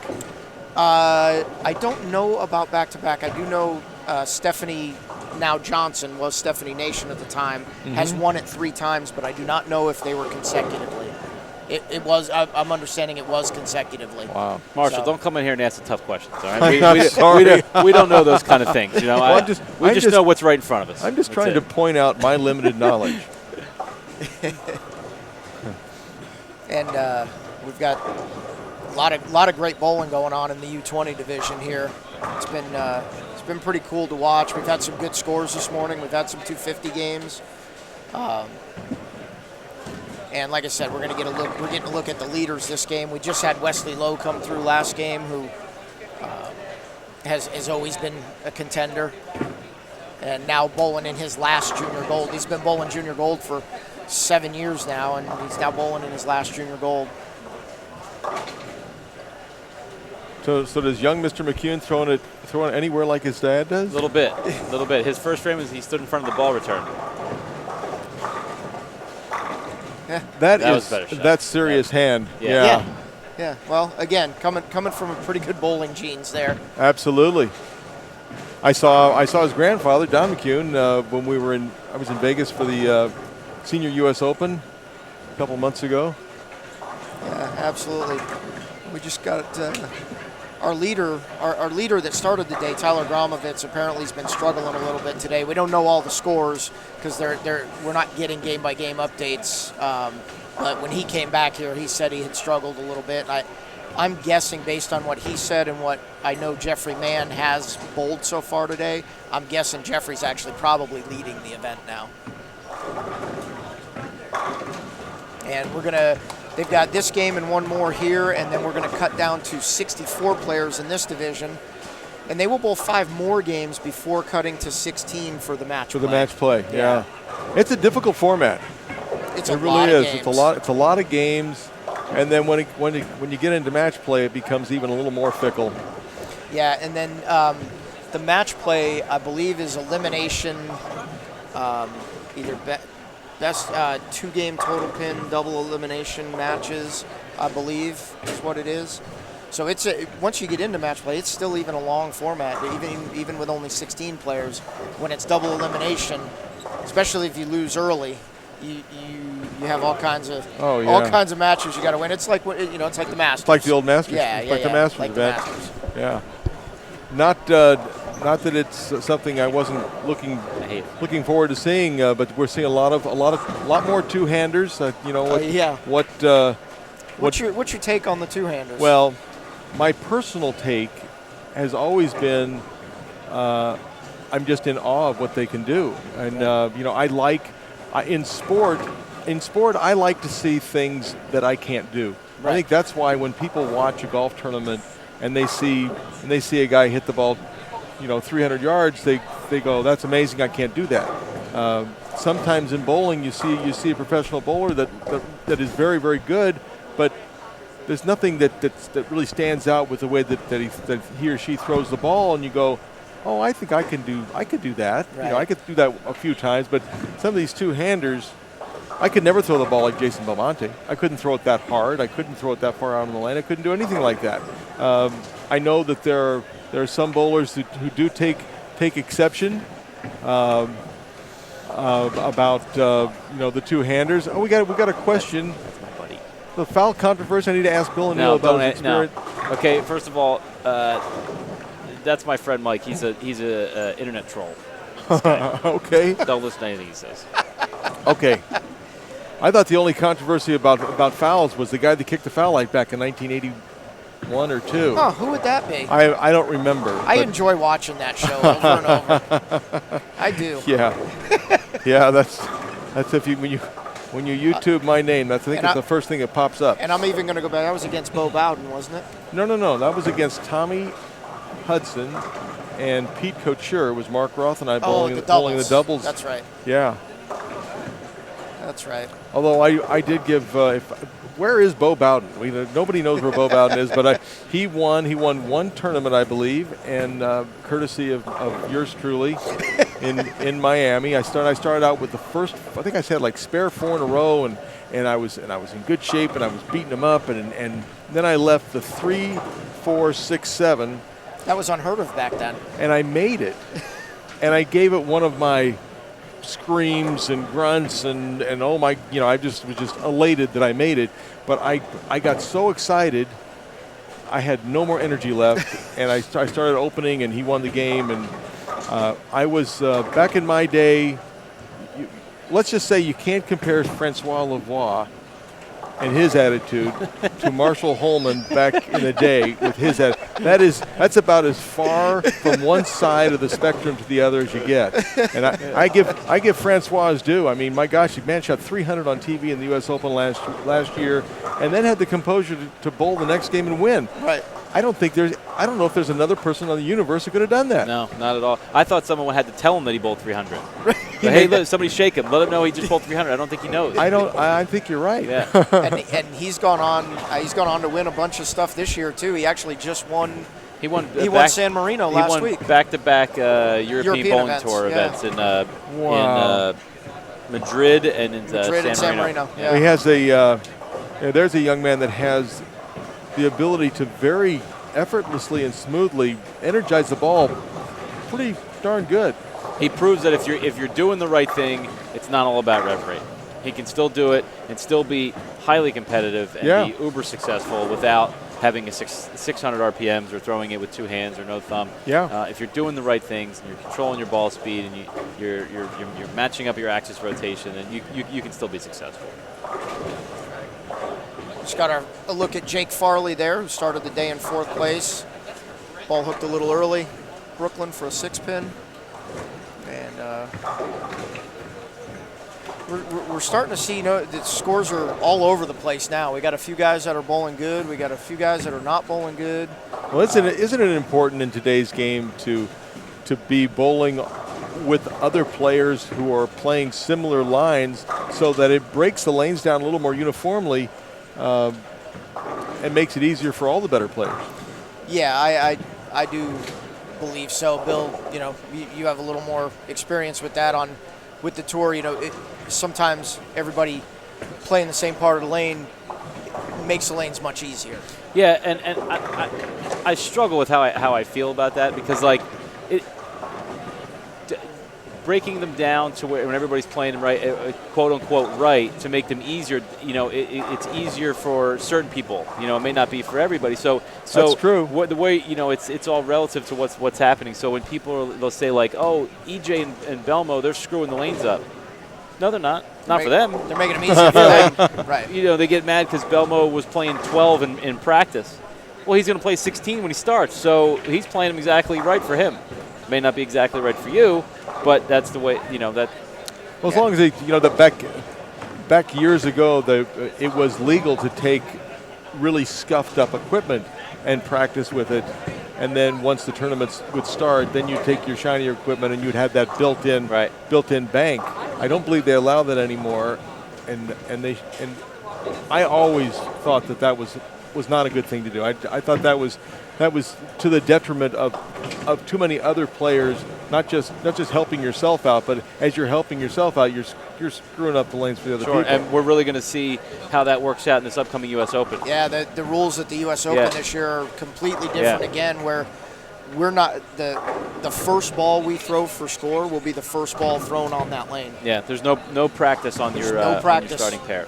You will be there'll be enough space to where you are practicing for I think upwards of an hour before the squad starts on the pattern on different adjacent pairs. lanes. Yep. Interesting. And then you start right in on your. Well, that's good. Well, almost like a driving range, like a practice range. Yeah, you know what? I in theory, I love it. Yeah. I think that is great. I'm excited about that plan. I am going to be at the U.S. Open this year in Syracuse. I'll be there both for some early action with PBA Extra Frame, and then also to do the telecast. Yeah. Well, Bill and I are both bowling this year. That may be that's kind of my last event. I'm not bowling any more national stuff after that for a while, so it's gonna be my last event this year. I'd be curious to see how that goes. I'm all for it. I love the idea.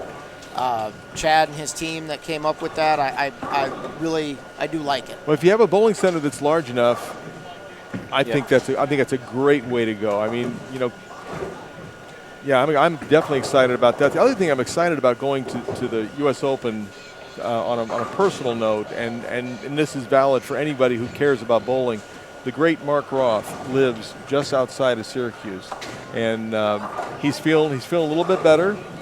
He wasn't able to be at the doubles tournament, the Roth Holman doubles earlier this year, because he just wasn't feeling well. But I'm excited to be able to go back and see Mark. Mark's going to be there at the tournament. The bowling and Mark Roth go hand in hand, and bowling's a better game because of Mark, and it also when he can go to the centers and interact with the people, it's a great thing for him as well. Yeah, it's great to hear. Yeah, it's good to hear that he is doing better. I always like talking to Mark, and got the opportunity. You know, at the beginning of my career was kind of when you and Mark were both towards the end of your careers. It was great to get to come out and bowl against you guys and learn from you guys, and the atmosphere with that. And I think about like the people that I go back to when I made like my first cut or my first show, and the people that were in the field that week, and it was just it's incredible to think about the names. That And were in when the did field when did you first start? I made my first TV show in '91. I started in the 91. summer of '91. That was really that was right almost near the end of my career. That was as reactives were just starting to come into play in earnest. And Mark, I believe, won his last title in '93 or '4 in Toronto. Yeah. The IFO the IOF Foresters. Foresters. Yeah. Yeah. And then yours. Well, I won in '96, but that was that Detroit. That was in Detroit. Yeah. But it was. I won in '96, but my career was officially over a long time before that. I remember the Detroit show, actually. Yeah, bowled against Wayne Webb. It was a definite throwback to the throwback to the '80s or even the '70s. Yeah, that was we bowled the whole event in Taylor, and then they bowled the show in the arena at Thunderbowl, right? Yeah. Great center. I'm just sitting here thinking how impressive it is to win a tournament after you've considered your career over. Well, I consider it was almost divine intervention because the lanes played not like the lanes were playing in the 90s. It really was like we went back to the late 70s or the 80s where that smooth transition down the lane. My ball didn't overreact. It wasn't jumping. I could just throw the ball like I'd always thrown it, and it worked out. It worked out really well. But it was funny because I had just started doing the ESPN broadcast just the week before, and I remember telling the producer when they were considering who to have as their color commentator, and they were talking with Mike Albee, and they were talking with Brian Voss, and may have been someone else and myself, and I said, well, not only do I earnestly believe I can do the best job for you, but also Brian Voss and Mike Albee, they're still star players. They're still great players today. You don't have to worry about me making a telecast. I'm going to be there for you because my game is gone. And then the very next week, I won the tournament. Right. Wasn't that the Red Pulse, I believe? Yeah. That was a Columbia Pulse, which a nice smooth arcing ball. You know, the reactive balls. You know, we had to take a look at the lanes differently. You know, it was always about controlling the front end of the lane.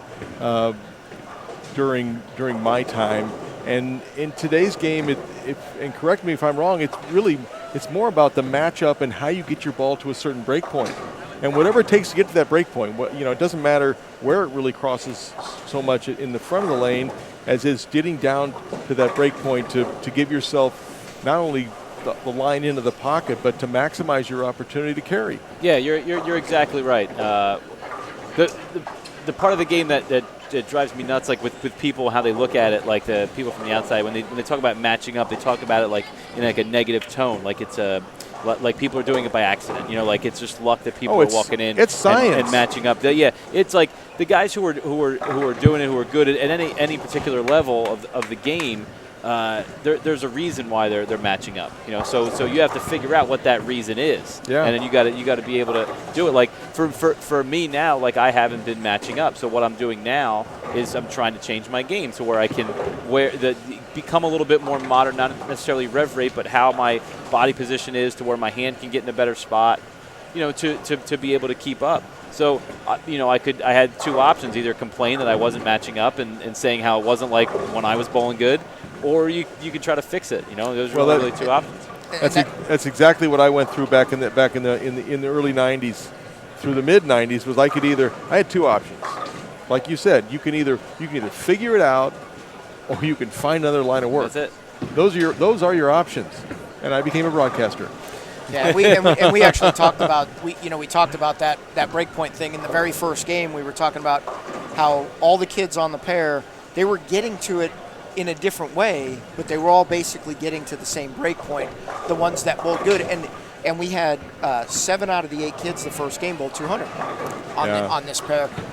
And we're definitely seeing now what we were talking about earlier about how the game practice and beginning of game 1, they looked like if you missed a little bit left, it was gone. It went high or Brooklyn. By the end of game 1, they were hitting flush from those same spots because there was enough urethane that went down the lane and kind of carried them down. And then they were really good game 2. But we were like, you're seeing how much tighter they're getting down lane. And by the end of game 4 and 5, this pair might be really difficult because it's now too much. There's too much oil down lane. You're seeing it with the guys who are coming on the lanes right here, the leaders, and none of them, I don't know if there's a double between them. No. Yeah, they're struggling. Yeah, and we just saw a great shot by Tyler Gromovitz there. But he has struggled so far. Jeffrey Mann, although has hit the pocket, he's not getting his ball to get through the pin, so he's going to have to make an adjustment. Because the lane's going to feel like the lane. Obviously, it's not like this, but it feels like it's oiled backwards. Where like all the dry is in the front part of the lane, and then they're tighter down the lane. So you see your ball hit the lane and stand up, and then it goes straight down the lane. So that's why you see a lot of 10 pins like Jeffrey just left there. Right. And he's good enough at what he does. He'll figure out how to make that adjustment, whether it be with his hand or just survive, or just leave 10 pins, survive, and go to the next game. Exactly. He's in this format. When you get to match play, all the pins go away anyway. So rather than bring 150 into play, he's hitting the pocket. Right. He can just hit the pocket and bowl 190 and move on to the next pair. Yeah, if he's in a position right now where he can kind of protect the lead a little bit, so doesn't have to do a lot of experimenting to try and carry. I remember so often, in games where a guy next to me was striking and I was leaving a bunch of 10 pins, and after a while you start feeling like you're not lucky. But if you look at it rationally, you're not matched up. You're just your ball's going too fast. Your rev rate is not enough, or whatever it is. There's so many different variables that come into play for kicking 10 pins out. Yeah, when I was first started on tour for like a couple of years, I used to go home and I was like, like Pete and Barnes, these guys, they're so lucky. Like they're always tripping. Pete trips all these 4 pins, and Barnes is getting half 10s to carry. And then I sat down one day and I'm like, man, I've been saying how lucky they are for like 3 years. That's right. I don't know if lucky. I don't know if it's that. I think it might be something else. Yeah, we may have to try to figure that out. Why they're always getting so lucky all the time. It's amazing how the better players seem to have more good breaks. There must be something to that. Yeah. Guys, we're up over 500 watchers now on our stream, so thanks for everybody for tuning in. Again, we do have our 4 players that started in 1st through 4th that are bowling right here in front of us on 25 and 6, and all struggling a little bit this game. We talked about the transition. We've got Michael Martell right here. We just had Wesley Lowe come through this pair, and we know he struggled, only shooting 160. And now with Michael Martell on the left side of the lane here, and he's got 74 in the 5th and a strike in the 6th, and now shooting a spare in the 7th. So we're definitely seeing that transition that you talked about. We're not seeing as many 3 and 4 and 5 baggers as we did earlier. Again, they're bowling one more game today than they've bowled in any other round, so I'll be curious to see. Now we're getting to that point where we're at the end of game 4, going into game 5, and this is part of the transition that they haven't seen yet this week. Yeah, that top 4, the Jeffrey Mann has got the biggest game going, and he's working at a 186 pace, so they definitely are struggling. There we go. On the other lane, the other side, Kevin McCune. He's got it going. He's got a string of strikes going. And the reason why Kevin's ball looks okay is the reason why the guys in the right lane's balls look bad. They've gotten so tight down the lane that the guys who were controlling the pocket and being able to control the back end, now their ball's not hooking enough.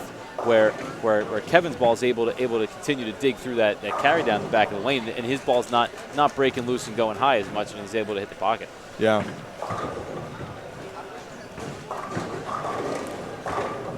That looked like a pretty good shot by Jake Farley right there. He looked like he liked that one. He's got a nice ball roll.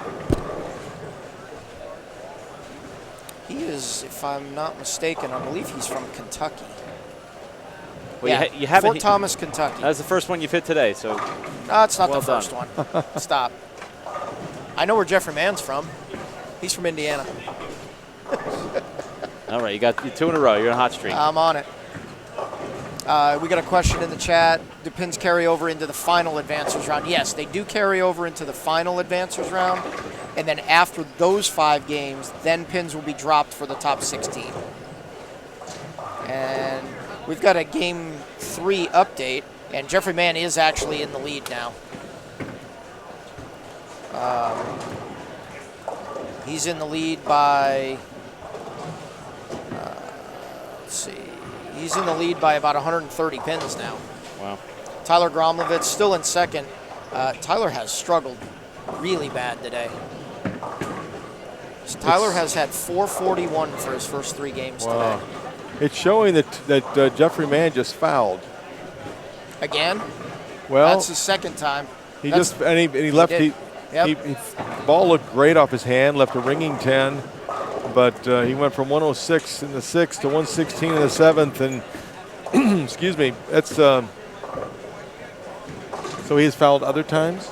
He fouled earlier in the game as well. That's his second foul this game. I'm no rocket scientist, but I'd move back on the approach.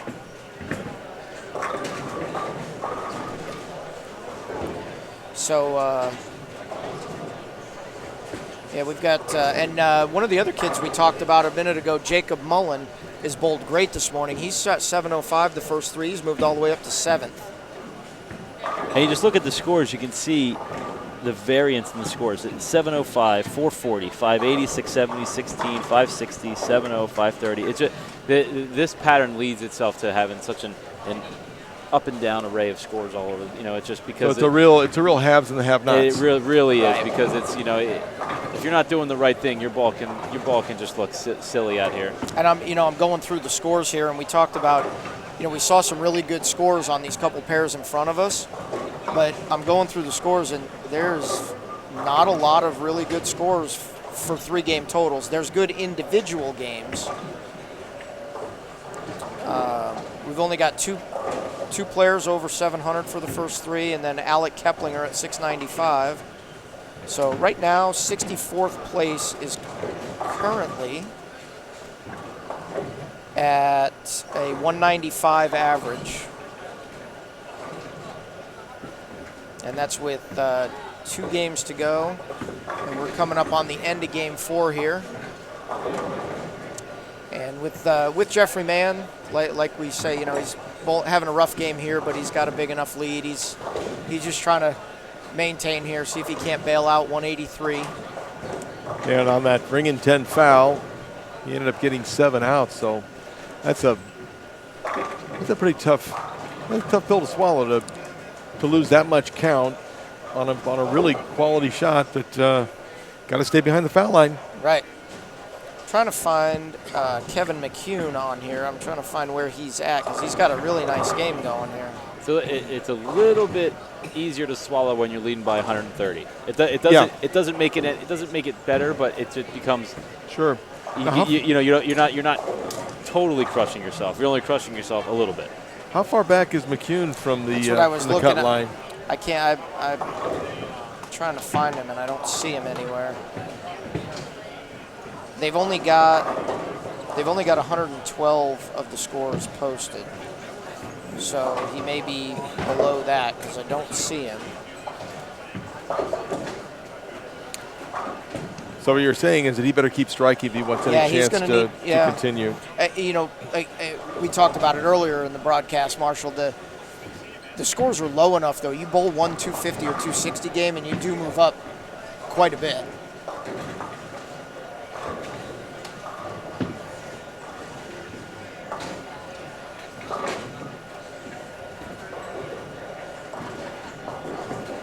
And the cut is going from how many to how many in this next round? There's 203 bowling right now, and they're going to cut to 64. Okay. And then we'll have those 64 will bowl 5 more games this afternoon, and then cut to 16, and then the match play is tomorrow. And I believe if I saw it right, it was 86 under was the cut as of right now? Yeah, I believe it was. So it's gone down a little bit. It was like 72 under starting the day. So these guys are going to be bowling match play tomorrow while our first few telecasts are being taped. Right. They're gonna whittle their match play down to the TV show while the other TV shows are being taped. And they'll be the last one that we do tomorrow evening. Correct.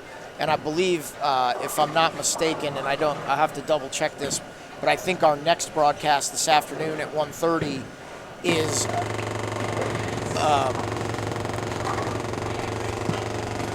a little technical difficulty here. All right. That was a very unique sound. The bowlers are thrilled that that's over. They're giving that sound a round of applause for leaving. I thought that was just in our headsets. I did too at first. Yeah.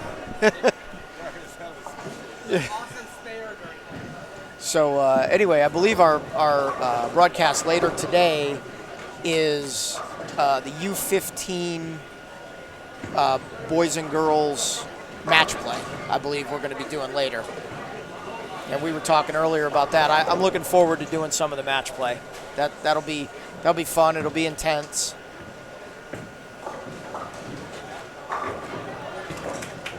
So we did see Jeffrey Mann just change balls there and went through the face again.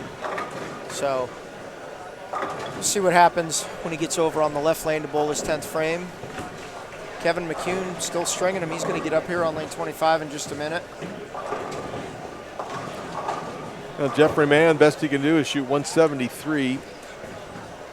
And again, he had about a 140 pin lead on second. So he doesn't. I'm watching his body language, and he seems pretty cool. Yeah. Just okay, having a tough game, no big deal. Well, winning last year, he obviously has the idea of what it takes in this tournament. So he knows it's a long event. He's not getting himself too up and down, and that was always the hallmark of my attitude. Yeah. I tried to stay very centered while I was going up and down like a rocket ship.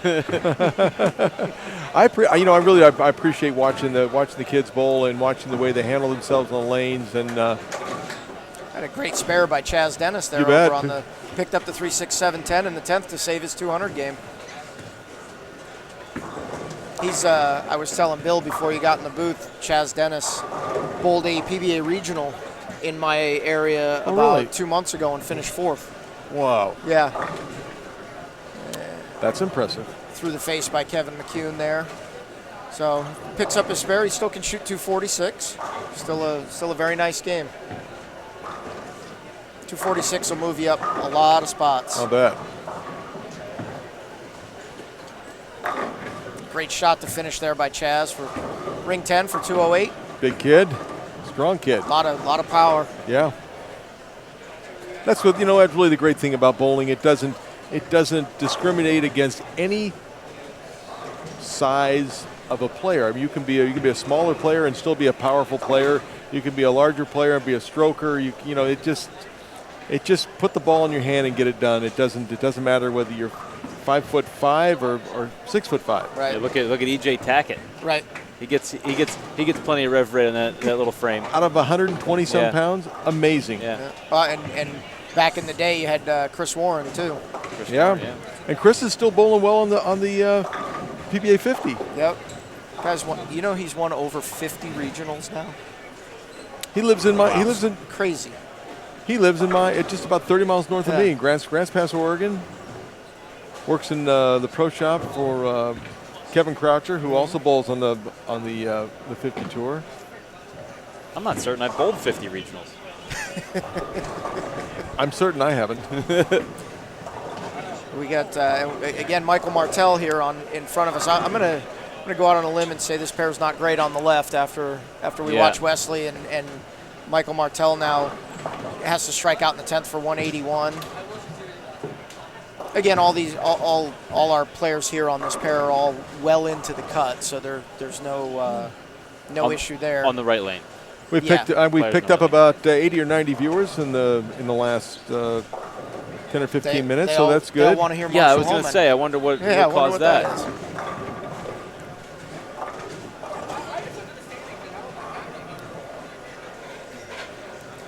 Watch Jake pick up his 2-pin here. Should not be any problem.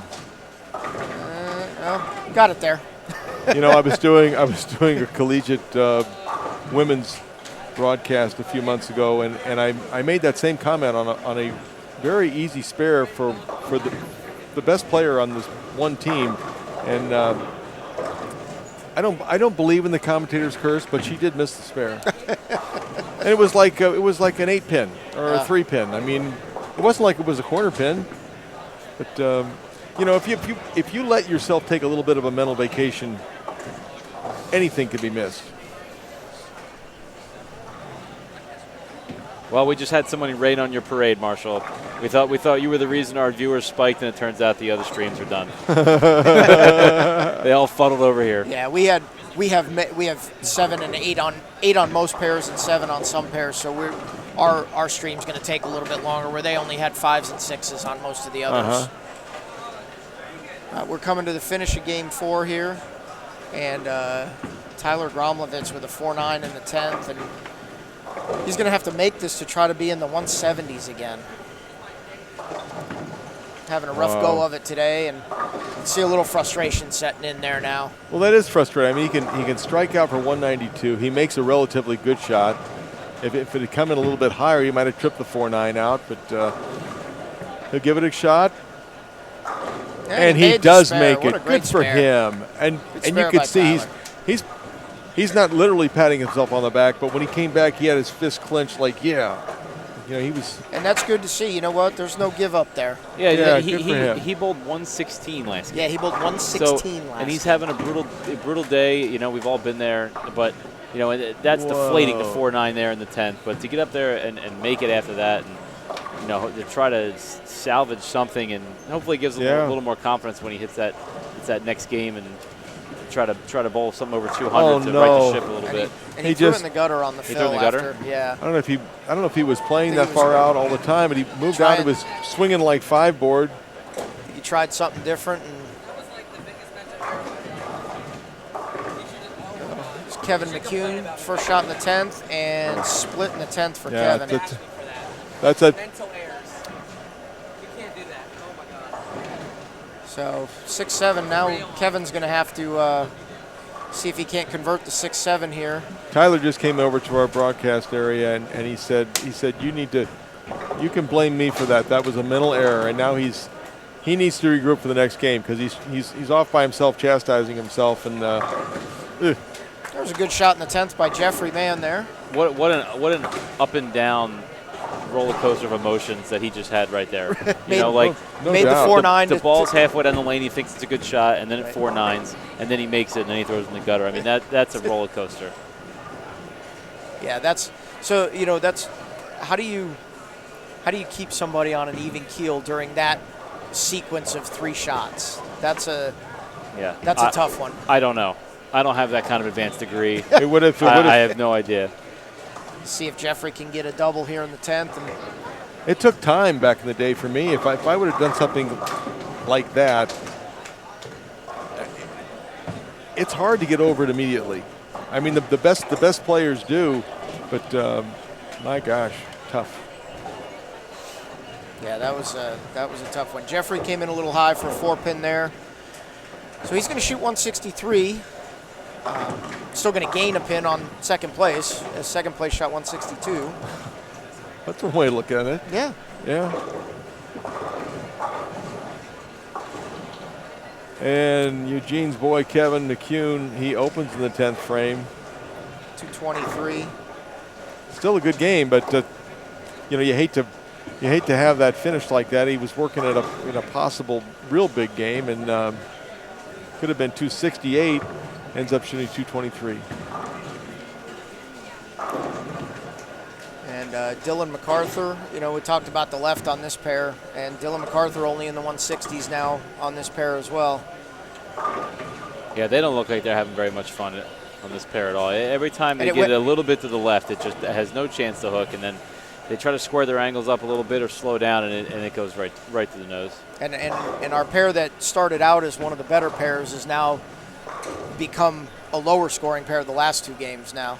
And you see that so much more in the modern game than you did back in my day. If there was a pair that was good, it pretty well stayed good all day. The balls back in back in the 70s, 80s, 90s, they didn't rip the lanes up like today's equipment does. Right. And especially with high rev rates and exotic bowling balls, they take a toll on the lanes. Yeah, we just saw Michael Martell make a great shot in the 10th there, so he's going to get up, try to throw a double, and get 180 and move on.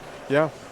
What's really tough for these guys is the combination of the old school ball with the new school ball crossing on the same lane.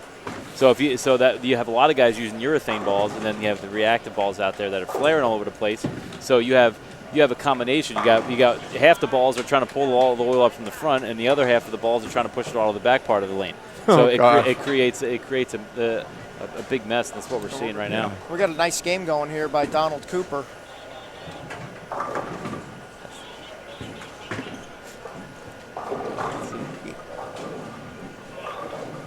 Donald Cooper's going to throw his next shot on lane 26. He's got a possible 247 this game.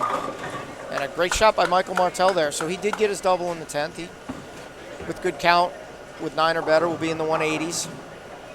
And Donald Cooper got that one a little further right. And no luck on rolling the 2-pin. So he's going to be in the 230s. That's a great game. As we're seeing the scores get much lower on this pair, 230 is a great game. Yeah, we had 3 guys shoot over 200 that were on the short end of the stick before the game started, so they're trying to make a move towards the leaders. And as I look around, I see the scoring pace starting to come down in general this game, right. not just on this pair.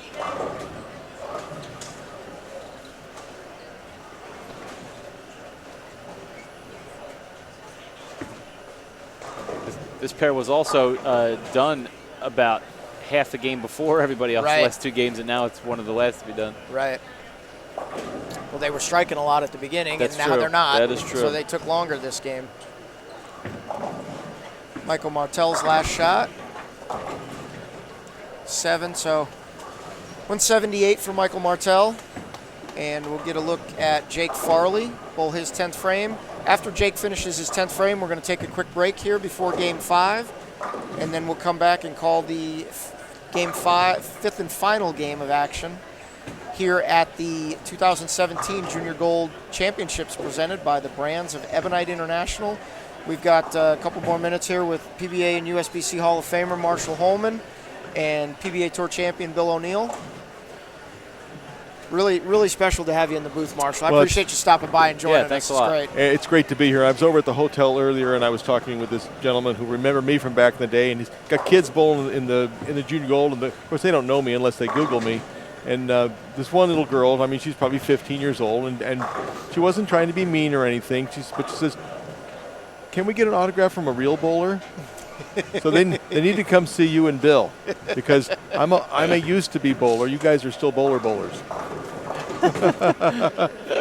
Nice break by Jake Farley there. So he's got a chance to still bail 190 out of this game and be the highest game of the top 4. That's what I was saying. Like, we were saying earlier how it's all relative. 190 may not seem like a great game, but when everybody you're bowling around bowling 160, it's a great game. Exactly. If he bowled 250 and everybody else bowled 220, it's the same. Same thing. It's all relative. It's not a matter of what you shoot; it's what you shoot against your competition. Sure. So I'm sure, Bill, you've won tournaments where you've averaged 230. You've won tournaments where you averaged 2.0. Yeah. What's more satisfying? Well, if you won, you won. You win. That's it. Yep.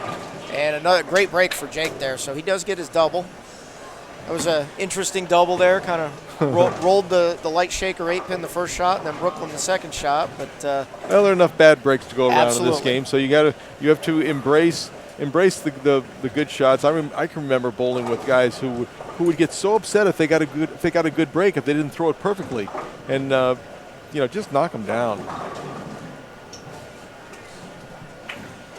so Jake's going to throw his fill ball here.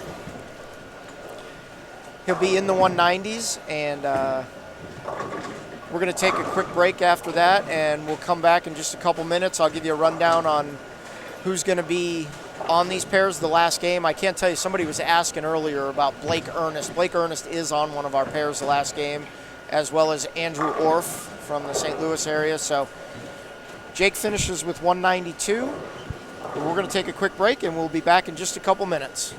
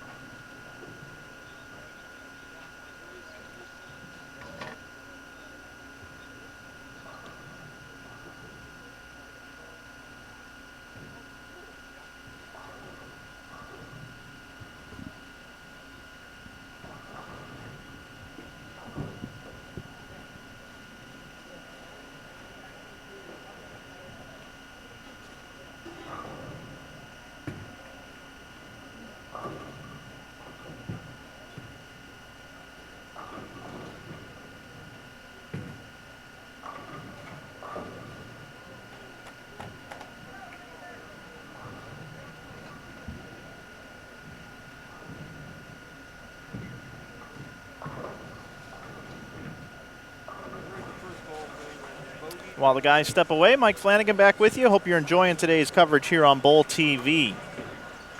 It's the 2017 Junior Gold Championships here from Cleveland, Ohio. We're at the Game of Wickliffe Bowling Center. You've been listening to Marshall Holman, Dave Wadka, and Bill O'Neill here in the booth. What a treat that was during game number 4. Our 5th and final game, bringing it to you now. Our competitors have stepped over to lanes 27 and 28. And action is underway. Players are coming over to lanes 25 and 26. Remember, we're trying to cut down to the top 64 bowlers. It's pretty special for me at this point in time to be able to call a little action here with Andrew Orff up on lane 27. I've known his father for many, many years. Actually drills my bowling balls back home in St. Louis. And Andrew, a 3rd generation, runs in the family. His grandfather, Ray Orff, PBA national titleist. He's famous for the 890 series many, many years ago. His father, Rich, an accomplished bowler himself, multiple regional titles. Tried the national tour for a while as well. And Andrew drills bowling balls, so does Rich. And they're following in Ray's tradition. So I want to give a shout out to anybody that may be watching back home in St. Louis that know the Orffs. It'll be fun to watch Andrew. Andrew today has had a decent day. I was just talking to him a little while ago. He bowled 258 the last game. He was the number at 64 after game number 3. Game number 4, he bowled 258. So if he can get out of his own way here on lanes 27 and 28, he will make it into the top 64. So he starts out with a strike. His sister Mary's also participating in the event today. She's in the girls 15 and under division. She has a couple of 300 games, so the Orff legacy lives on and is strong. Also Jerry Jennings, Tyler Moore, Blake Ernest.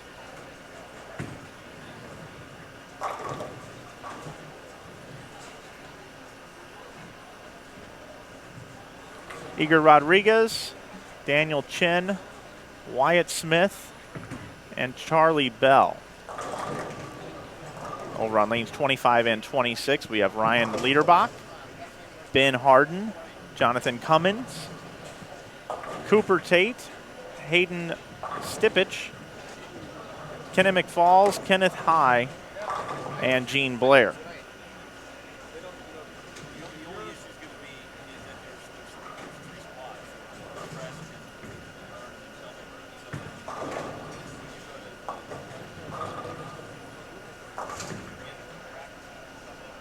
Special thanks to all the sponsors that help put Junior Gold on. Pepsi, Logo Infusion, Sixlets, the Yes Fund, Bowling.com, your one-stop pro shop, along with BPAA CDE Software, Dexter Shoe Company, and the official lane maintenance supplier of the USBC and of the Junior Gold Championships, Kegel.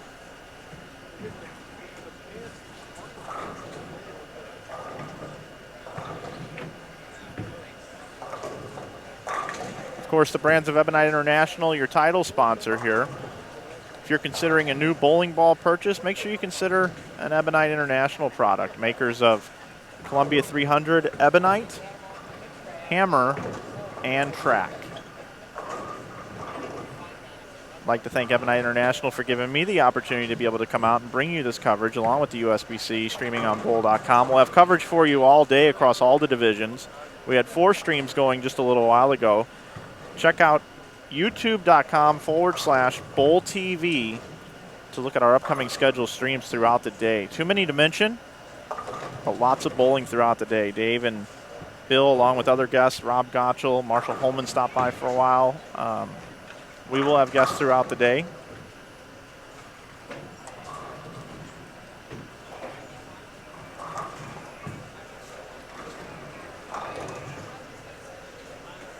So we're glad you're with us.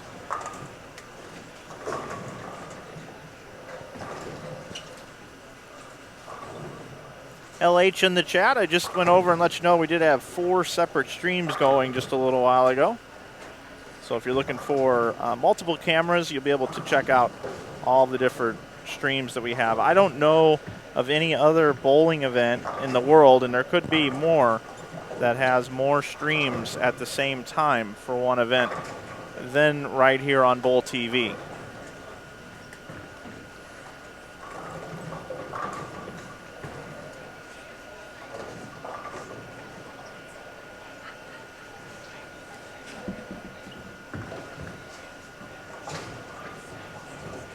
So action underway. Appreciate you watching. I'm going to turn things back over to the guys in the booth, to Dave Watka and Bill O'Neill, who are anchoring the broadcast. Welcome back, guys. Thanks, Mike. Glad to be back. Good afternoon, everyone. Actually, not quite afternoon yet, but welcome to the Junior Gold 2017 Junior Gold Championships presented by the Brands of Ebonite International. We are watching Game 5 and final game of the U20 Boys Advancers Round. We have 203 players bowling, and we're going to be cutting to 64 players after this game. Joining me in the booth is PBA Tour champion and former Team USA member Bill O'Neill, and also PBA and USBC Hall of Famer Marshall Holman. Thanks for joining us, guys. Yeah, thank you. I'm going to give you a quick rundown of the players we've got for this last game on lane 25 and 26. We've got Ryan Liederbach, Ben Harden, Jonathan Cummins, Cooper Tate, Hayden Stippick, Kenan McFalls, Kenneth High, and Gene Blair. And then over on 27 and 28, we've got Jerry Jennings, Andrew Orff, Tyler Moore, Blake Ernest, Daniel Chin, Wyatt Smith, Igar Rodriguez, and Charlie Ball. So we will take you through this 5th and final game, and then we're going to make a cut. Another impressive rundown of the names. Hey, you're doing good work here. I mean, everyone sounds right. There's a couple that time that I don't know that I got right, but they seem close. You got Andrew Orff right. Yeah, that one I can get. Yeah, that's one of the great names in bowling history. The Orff family. His grandfather Ray Orff shot that 890 back in the 60s. Yeah, way back in the day, and good to see that they've got a young Orff that's doing good things. Again, we talked about it a little bit before when we talked about Parker Bones' kids and Doug Kent's kids, and the fact that these generations of bowlers, their kids are now bowling in this event is really good for the future of our sport, and how many kids are coming up. And, again, 3,600 kids came here to participate in this event, and there's other events going on during the week for them. There's fun things for them to do when they're not bowling. I've seen some Facebook posts from kids going to the Rock and Roll Hall of Fame and doing other fun things. And speaking of people following in their father's footsteps, there was a fairly prominent player by the last name of Weber, Pete Weber, whose father Dick Weber, one of the all-time greats and the greatest ambassador bowling's ever had. But what Pete has done, in his career, really eclipsing what his father did in his super Hall of Fame career is just amazing. So it's nice to see that's still happening with with Parker's son, who very well could someday be on the Pro Bowlers Tour. And Pete was here this week. I believe his niece was bowling. Oh, great. Also, Wes Malot's been here. His kids are bowling the event. Matter of fact, Jordan was, I believe, in the top 5 in the U15 boys division going to today. Good. So He can bowl. He Yeah. can bowl. He looks like Dad. He's as tall. He's big. Yeah, No kidding? not quite as big as Wes, but as far as height wise, Wow. he's But big does boy. anybody look less stressed throwing a bowling ball than Wes Malott? I mean, it's like he's doing nothing to the ball, and it just revs off his hand like crazy. I got a question in the chat asking about Adam Zimmerman. Adam Zimmerman was in 60th place before the last game, so I'll try to get you an update as soon as they get the Game 4 standings in there. We don't quite have that yet, as we just now start in Game 5.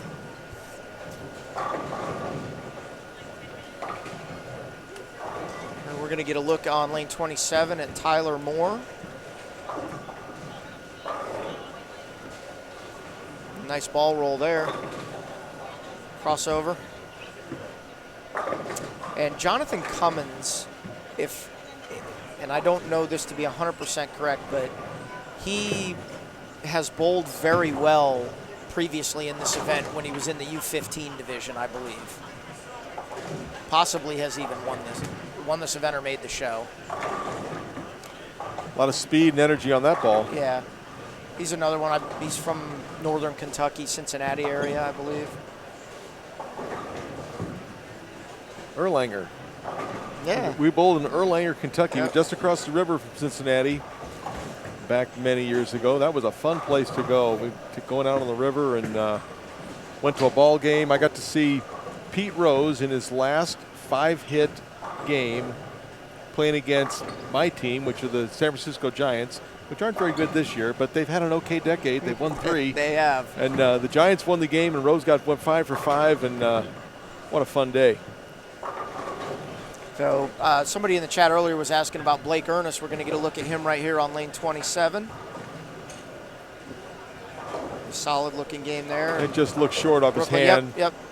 Solid looking game, but cut that one short. It's so hard when you're playing that far left on a shorter pattern. You know that you have to get it right, but you can't get it too far right. You know, Yeah, it's such a you feel like you're bowling in a box there. There's that trust in your mind right up to the point of relief where you go, I don't think so. Right. We'll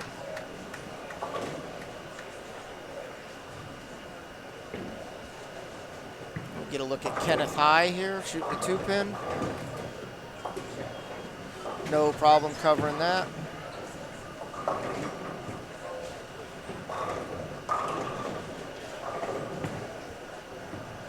Well, guys, I'm going to spend a few more minutes with you, then I'm going to have to go. I just want to thank you both for letting me spend some time here in the booth with you. This is a lot of fun. I do some of this work for the PBA as well, and it's an honor to have you in the booth, and you know, for me personally, especially.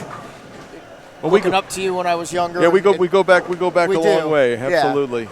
So yeah, very much an honor. We're glad you got to spend some time with us and enjoy the TV shows. It should be a lot of fun. It's going to be great. I'm going to be here watching and walking around, talking to people. So David, thank you very much. Thanks Bill, a lot. Yeah, thanks always for coming good in. seeing you. And we'll see you a little later on in the day as absolutely. well. And continued good work with the broadcast. Yeah. Appreciate it. All Thank right. you. Thanks, Marshall. You bet. Thank you.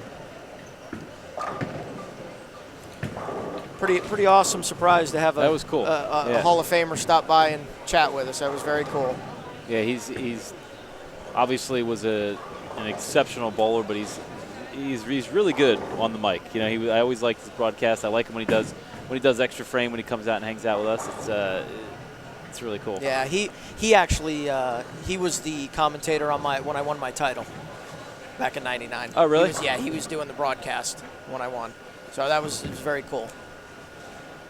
We get a look at Ryan Liederbach over here on lane 25, two-handed lefty.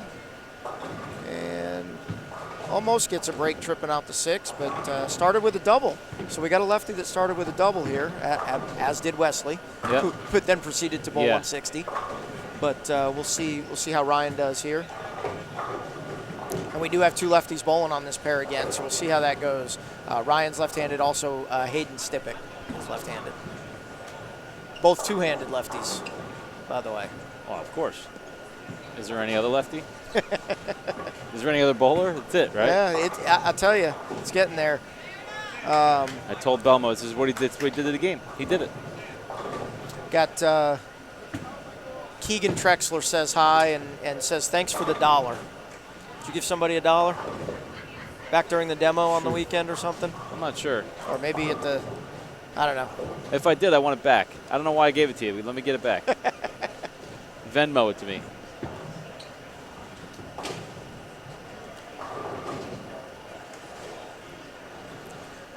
Get a look at Ben Harden over here on lane 25.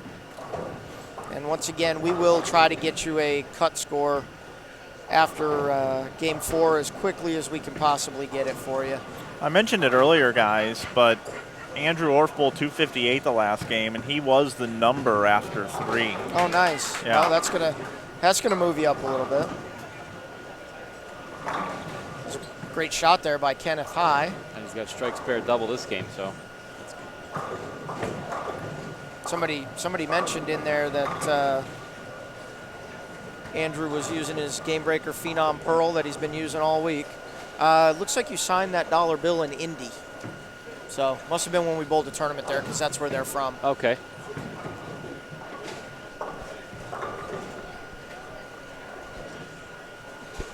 We have the Survivor tournament happening today, don't we, Dave? Yes, we do. The Hammer Survivor Tournament is going on for any of the athletes that did not make the cuts. They can head over to Roseland Bowl and pick up an entry in the Survivor Tournament, and they can win their spot into next year's Junior Gold Championships, which will be in Dallas, Texas. They also can have an option to pick up a Scandal Survivor Edition bowling ball that is only available at that event from our friends at Hammer. And I believe there's high demand for that ball already. That is what I've heard.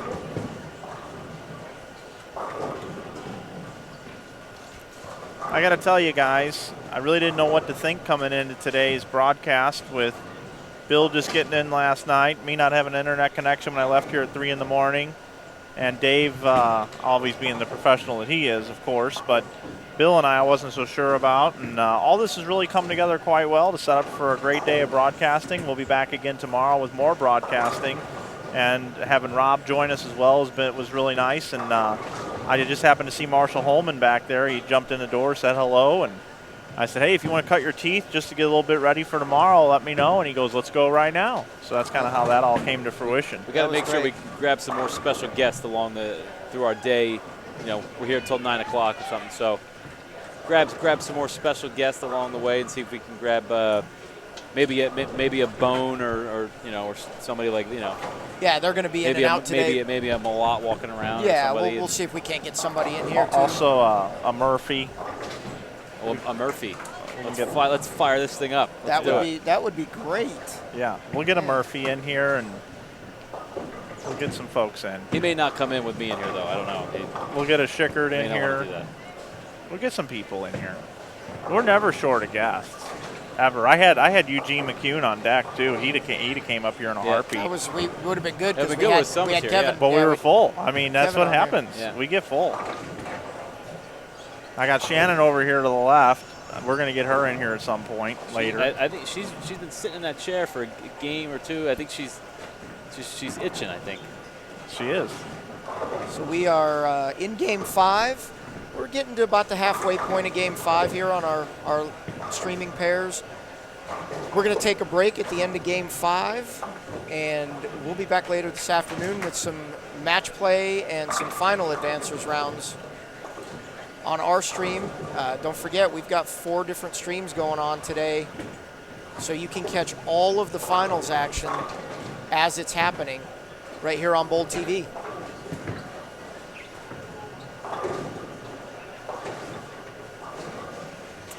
Yeah, it looks like here, if you go over to youtube.com/Bowl TV, you can see that coming up today at 1:30, the under 12 boys girls match play. Also at 1:30, we have the under 15 boys girls final advancers round.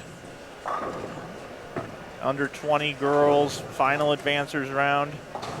And the under 20 boys final advancers round is coming up today at 1:30 here on Bowl TV. Looking forward to that. Yeah, Bill and I were talking a little earlier in the broadcast, Mike. We're looking forward to the match play portion of it. That's going to be a lot of fun to see these kids and how intense they get. And you know, I was over at Freeway Lanes yesterday, and I got to watch a little bit of the USA Bowling Championships. And it's kind of an event in conjunction with Junior Gold. It's not really part of it, but it's something they run, and it's a team aspect. It's I equate it to like a club soccer or club baseball, travel teams. And I watched the one match between the kids from Central California and some kids from Illinois, and the Central California kids were running everybody over. And this is in the U12 division, mind you. And the kid from Illinois in game 2 is a best 2 out of 3 match, and the kid from Illinois, their anchor bowler, it's all Baker, their anchor bowler got up, mind you, U12, and threw all 3 in the 10th to win by a pin. Wow. And the That place, would've been place awesome to went watch, yeah. nuts. And it was so cool to watch. And they're actually going to be taping the TV show finals of that as part of the TV tapings tomorrow. So everybody will get to watch that on CBS Sports Network at some point. But what a fun concept. And you know, I was watching it, and we talked about Parker and Leslie, and they actually coach a team. They had a team there, and their U15 team, it's all co-ed, so it's boys and girls. Their U15 team is all girls, and they made the show. That's really cool. So, yeah, pretty cool stuff going on there. But you know, what I was getting at there was, you know, watching that kid throw all 3 in the 10th to win, and he went nuts. The place went nuts. And that's what I'm looking forward to about the match play portion. You know, and that event gives the kids a glimpse of what Team USA is like. Right. You know, except you're bowling for your region instead of your country, but it's the same kind of idea. And if they may never get the chance to bowl for Team USA, doing something like that, you know, is a nice little thing for them. Yeah, it was just a lot of fun to watch. The kids were so into it. The parents were so into it. The parents were yelling and screaming in the back, and it was just great. It was being at a sporting event, which is what it should be. Yeah. I wish people didn't feel like they had to be so quiet when they came into bowling centers. I wish we were at a point where us as you know, professionals and that we could just let people enjoy themselves while they're here, you know, and just let it, whatever they do, you know, and it should just be, if it's constant noise all the time, no one will ever have a problem. So well, and we come in here and have fun and make noise. Right, and we prove that every year when we go to Maine. Yep. I mean, what an atmosphere that is.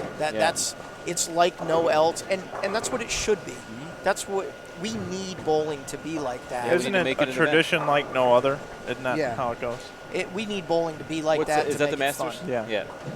It's got to be fun for, not just for the bowlers. It's got to be fun for the fans. Sure. It's fan experience. That's what sports are. Bringing out my Gatling gun here. Yeah. But it's got to be fan experience, and people have to enjoy themselves. And the place like Maine or whatever, they do. And if we can get it to the point where we are able to have noise going on, and there is all of that. Like yesterday, when those kids are bowling that team, there's noise going on all over. You go to a college event, a collegiate event, or a high school event. It's as loud as can be. Well, we had a test about an hour ago in this building with the noise thing. That we did. You guys thought it was me. You guys are like, oh boy, Flanagan messed something up over here on the broadcast. Yeah, I'm like, what button did you push? Why is my headphones vibrating? And the thing about making noise, it's not really that the noise thing. It's when there's no noise and then you hear one little thing. Right. That's if it was constant, It's it no would problem. be fine. This is an analogy I always give people when they ask, well, why do professionals need it to be so quiet? And they said we don't need it to be that quiet. We just it's easier if it's consistent. And like I always say, think about if you're in your house and it's late, it's 10 o'clock, it's dark out, you're by yourself, you're watching a movie, and someone rings your doorbell, and you're not expecting that person to ring the doorbell. Who's coming to your house that late? And you just flinch just a little bit, and it makes you flinch. Oh, somebody's here, and you're not expecting it. That's what happens on TV when someone does something and it kind of catches you a little bit. And when you're trying to do something like bowling, when you're trying to be extremely accurate, you're trying to hit something and you're trying to hit it within inches. A little flinch is the difference between a good shot and a terrible shot. So, and that's really what it is. You're just, if it was constant noise, what would affect us would then be the silence. Right. So it's just the the inconsistency in the level. We'll give you a quick score update. We do have a 4-game update. 64th place is minus 97 right now. Jeffrey Mann is still leading. Petey Virgos has moved up to second. Michael Martell third. Justin Weisler fourth, and Tyler Gromlovitz is in fifth now. 16th place, because that's what they will cut to after the next round. 16th place is currently at plus 32. And a few players making a nice move. Alec Keplinger's 70 over today. He's moved all the way up to 33rd. Ryan Liederbach is hanging in there. We've got him on our pair right here. Jalen Mosley is 42 over for today. He's moved up to 36th. Update on Blake Ernest. They were asking about Blake Ernest. He's currently in 48th place with 1 game to go. Good job to the folks running the tournament, getting us these updates so quick. That was pretty quick with a lot. I mean, they're getting 200 scores, and they got it out. Some lanes are only in the 3rd frame. So yeah, fantastic they did a real nice job there. Thank you to them. Andrew Orff, like I said, was 64th at 258, put him up 32 spots, 32nd. Yeah, 32nd now. And he was tied for the high game that last game in what we're calling game number 20 of qualifying. Jordan Chavez, also out of Crest Hill, Illinois, had 258.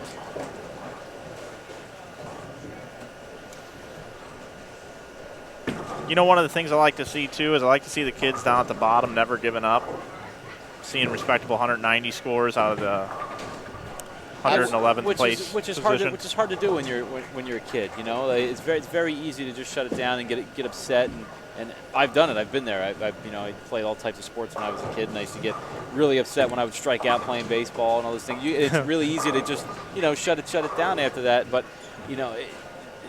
when my kids get older, I'm gonna when in these experiences, I would try to convince them to use it as a learning experience and continue to improve so that next time that you can build on it and hopefully be up in the in the next round. FYI, this is our first time streaming on Bowl TV, and I want to give a shout out to Greg Taylor and encourage everyone else in the chat when we're broadcasting. Our crew, if you see an update or something that can help us do a better job with our broadcast, we definitely want to see that in the chat. We definitely appreciate any help, any information you have on the kids that you may know. All unofficial, of course, when we say it on air, but we do appreciate the help in the chat. So thanks for letting us know about that game update, Greg.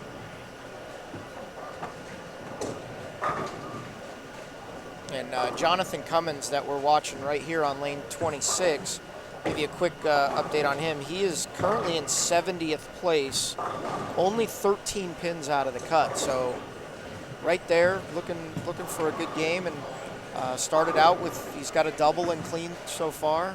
Got that one left for a baby split. There's the hex. There's the hex on him. Dave. Way to go. I feel like Flanagan now. Batting 1,000 you are.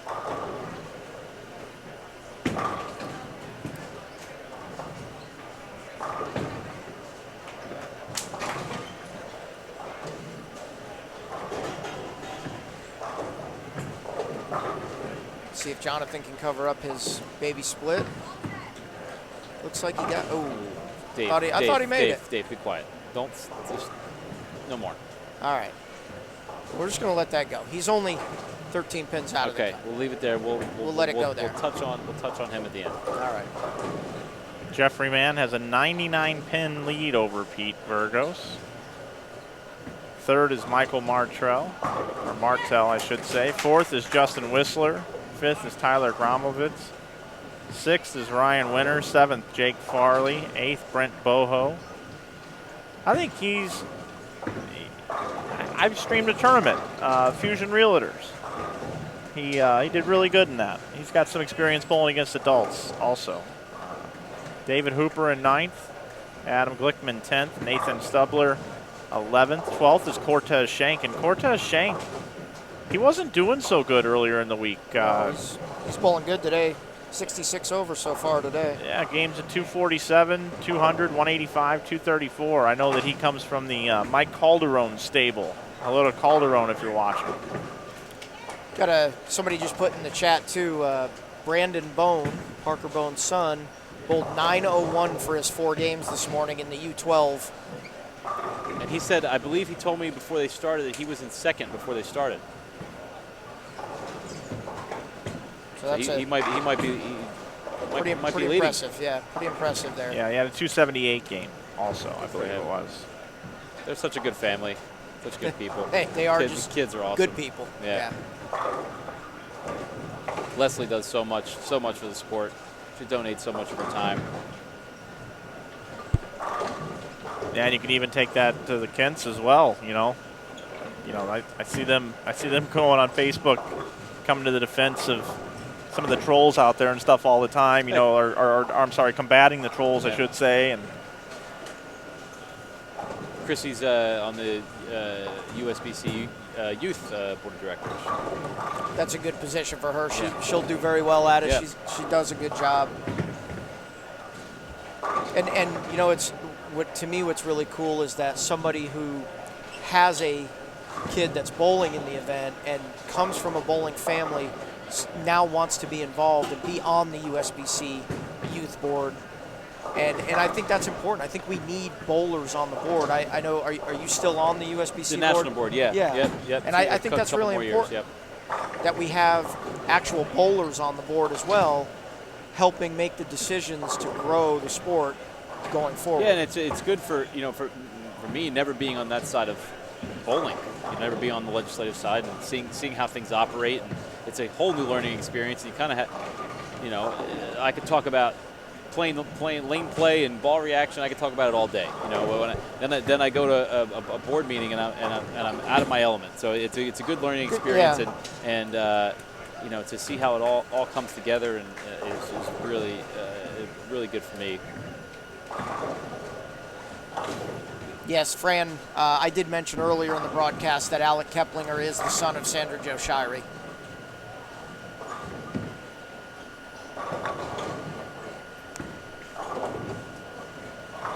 Tyler Gromlovitz is bowling currently right now. He's having a rough day, but he's still in 3rd or 4th place, or maybe 5th. He's still sitting very good. He's just going to have to get what he can this last game of this round and then figure out something for the next advancers round, make sure he stays in the top 16. And you can kind of see now, I'm looking around and you can kind of see the kids that are close and think they have a chance because they're getting into it. There's some clapping going on now. We're getting down to the final few frames of this round and with a chance to move on. Yeah, I think most of these kids have a pretty good idea what the scores are. They're as they should. I never understood the people that said, "Oh no, don't pay attention to the scores and just bowl your game." I don't understand why that makes any sense. Like I don't either. You have to know what the scores are. If you're bowling and you think 202 is a good game, then you find out when you're all done bowling that 240 was the real good game. Right. And you should have tried a different ball or whatever. Right. It doesn't make any sense to not pay attention to the scores. You have to be aware of what the scoring base is. You don't want to obsess over the scores. Right. You don't want to be constantly looking around and doing math in your head every shot you're going up there to throw. But you need to know where you stand, because it's the only way to go about progressing and to say, oh, you know what, 205 is a good score, so I'm just going to keep grinding here because I can bowl 215 and I'm going to gain ground doing that. But if the scoring pace is the opposite, then you're out of luck there. So I think a lot of these kids have an idea of what's going on, what scores they need, what they envision a good block to look like, and what they think the cut number is going to be for 64, and also what they think it's going to get to for pacing 16 too, because the guys who are up there want to know what 16 is. Right, they want to pay attention to what's going on there, so they know what to do here, and they know what they need to look at for the next round as well. That's right.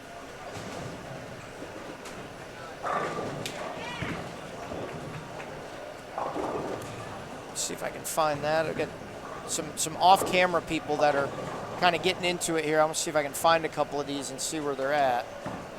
Bill, I wanted to ask you, too, you've got a big event coming up next weekend where you kind of just jump on a horse and... Yeah, bowling the Lucy Bonneau doubles tournament in Houston, Texas. First of all, that event is a terrific event.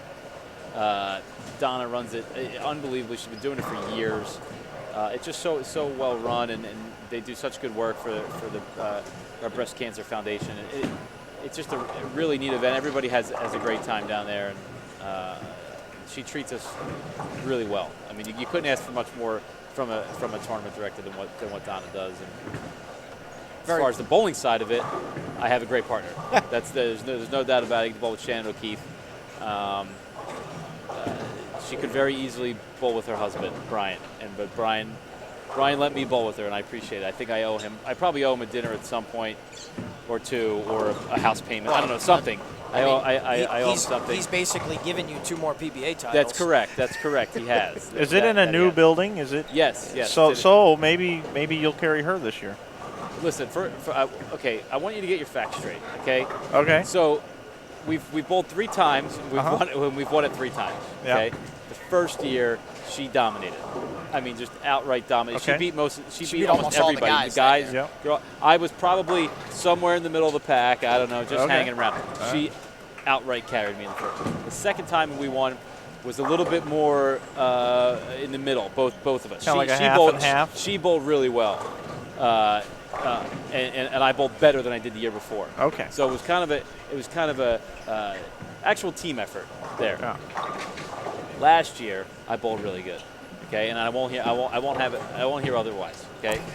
I actually didn't did. you use one ball the whole time too, or something? I used like 2. I used the Scandal and a Heat. Yeah, I heard about the two, Scandal. 2 balls I used. Yeah. I'm bowling with a new partner this year. We'll see how that goes. Bowling with Missy Parkin. Oh, very cool. Yeah. Yeah, well, Dave makes it easy. So Scott Norton he's not bowling much at all anymore, right? No. Missy and I had talked about it last year at the event, and I just told her, I said, hey, if Scott decides he doesn't want to bowl, just call me and I'll bowl. And she called me about a month later. Cool. So yeah, it'd be fun. I just saw that they're going to have a baby boy. They are. That's really cool. Yeah, they are. I'm happy for them. They've gone through a couple of rough years. Yeah, absolutely. Happy for them. Good people. So over here on 29 and 30, we've got Jordan Chavez, who bowled 258 in Game 4 to get himself only 11 pins out of the cut, and he's now got a max score of 257 this game. In the 9th. He's going into into the 9th frame. Wow. So he's making a nice little run here. Jordan is from Crest Hill, Illinois. And we will know for 100% fact after Jordan's next frame whether you're allowed to speak about anybody's performance in this tournament ever again. So we'll see. We'll see how it goes here. This is it. Right. He's carrying your the fate of my future. Of you for what time is it? Noon. We have 9.5 hours more of coverage. This is determining the next 9.5 hours. This is going to determine my next 9 hours. This is it. It's all about the shot, though. If he leaves like at 4-pin or 10-pin, it's okay. That count, even if he doesn't strike. Right. Just long. Oh, now we're double whammy. Oh God! Here, Mike is going over. Oh boy. Mike Flanding is going over with the camera and posting up right behind his pair. So maybe he's trying to 2 negatives equal positive. Maybe. Yeah. That's a good way to look at it. All right. I like it.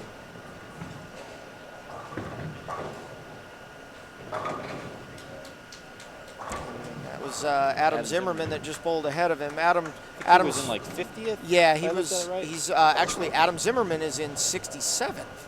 He is tied with Jordan Chavez. Oh, he had a bad game 4. I looked at it. Yeah, he's tied with Jordan Chavez, and I don't know what he's bowling, but he's now got a 4-bagger going into the 10th frame. So here we're going to get a look at Jordan Chavez right now.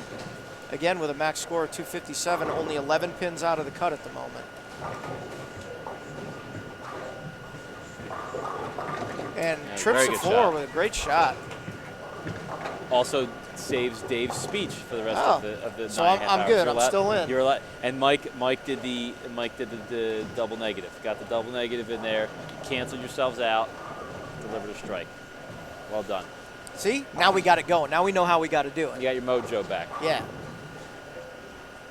We get a look at a great shot by Jonathan Cummins there. Again, he's only 13 pins out of the cut, and he will now go into the 10th frame with a max score of 214. He's gonna need all of them. He's probably going to need all of them with Zimmerman and Jordan Chavez Both both out of outside them, the yeah. cut, both bowling really good games. And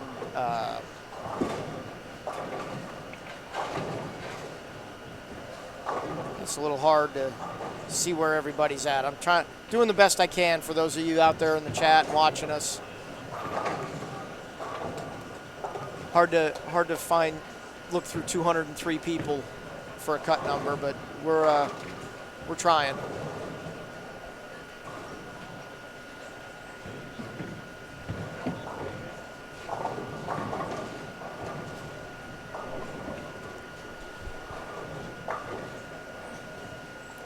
Andrew Orff going to finish up on lane 28 here in a minute. He's got a max of 215 available. Daniel Chin's finishing up. He's got a max of 236. Don't know where he's at. He's about 50 pins out of the cut. He can shoot 236. That was a great shot. You know what? You never know. He strikes out. The cut's only going to have to go down 15 pins for him to make it. So you never know. Yeah. That's a great finish. He's going to be in the 230s.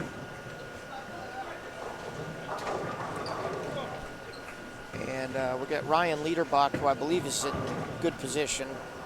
He was bowling. Yeah, he's in 38th place. He's going to finish up his 10th with a max of 215.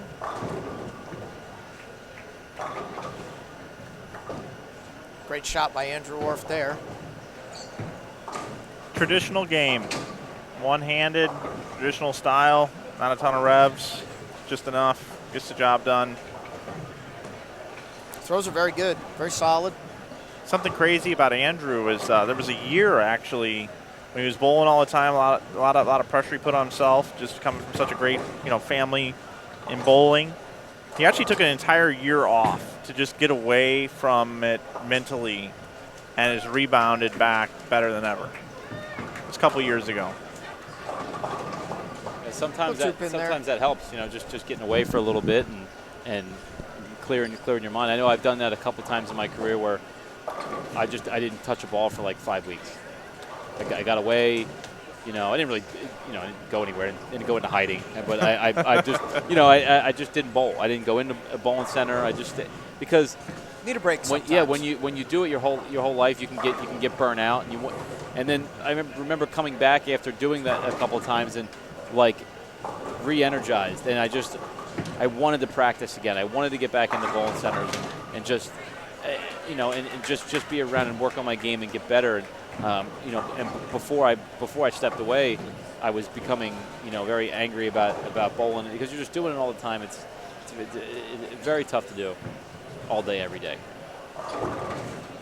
Yeah, I agree. There's been anybody that's done it for as long as somebody like yourself, you're always going to have a time where you just need a little bit of a break from it. Ryan Liederbach made a great shot there in the 10th for a ring 7. Make his spare, be in the 190s. He's in great position. And we'll see him again later in the final advancers round.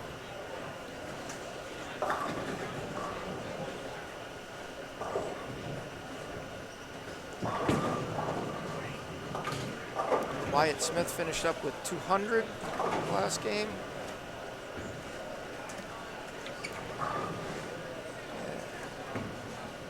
Just a second, we're going to be, I think we're going to go back over and get a look at Adam Zimmerman and Jordan Chavez both finishing up their games over there, as both have great games going into the 10th frame, both just outside of the cut number at the moment. As well as we'll keep an eye on Jonathan Cummins right here, as he's in the same position.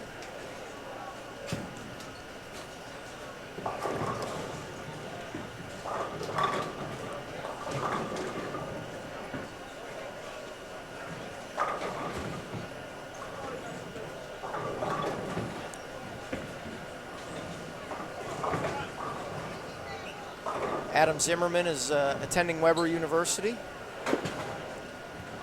down there at Kegel. We're going to get a look right here at Adam's 10th frame. I don't know if you mentioned this, you probably did, but Teen Masters. He won Teen Masters on TV. World Series of Bowling was when that was taped.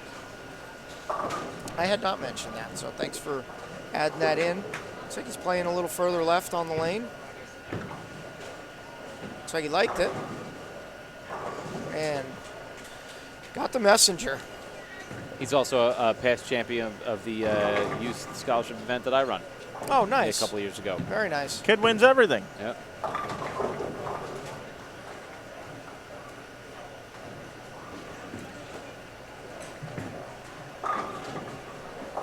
Made a great shot there. We'll can't quite see what he's going to bowl score-wise, but we're going to get back over there and watch him throw this next shot for looking for a double in the 10th.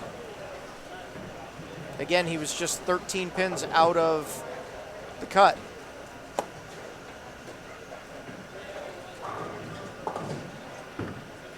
He got that one a little right. And leaves a 5-pin. Yeah, he came up out of that one. You could tell he didn't like it. Oh, 268 he's going to bowl. Wow. That'll do it. That'll be enough. That'll be enough. That will get you in. There's going to be a lot of moving around on the positions. And, you know, it's going to come down to a pin. There could be a tie, too. I don't know what they do if there's a tie.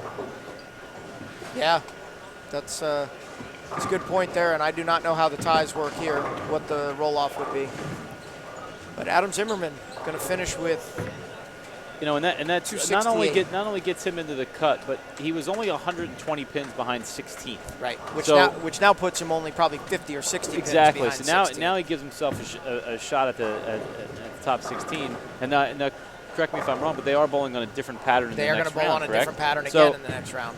So you don't know if the scores are going to be high, low, whatever it is. right. Could be something that suits his game more than others, and he could vault up the leaderboard. So that's a huge finish. We're going to get a look at Jordan Chavez now going into his 10th frame with a max of 258, and he's also 13 pins out of the cut. Great and shot. A great wow, shot what a there. great shot. So that already puts him in the 240s, and I got to believe that's going to be enough. Keep in mind, he just bowled 258 the game before, and then boom. So now he's got a chance for 258 again, and again, just like what we said with Adam, you know, he can put himself in a position to be able to bowl for that top 16 when 2 games ago he didn't think he was going to be bowling any more games at all. Right. Bowling back-to-back possible 250s here with another hammer up here, boy. Yeah, and now we're going to get a look at Jonathan Cummins right here, who is only 11 pins out of the cut. Possible 214 going into the 10th. We'll get Jordan Chavez's second shot in the 10th. He got that one left. You can tell the other one's left. In the 240s, still going to be enough. Big shot for Jonathan Cummins right here.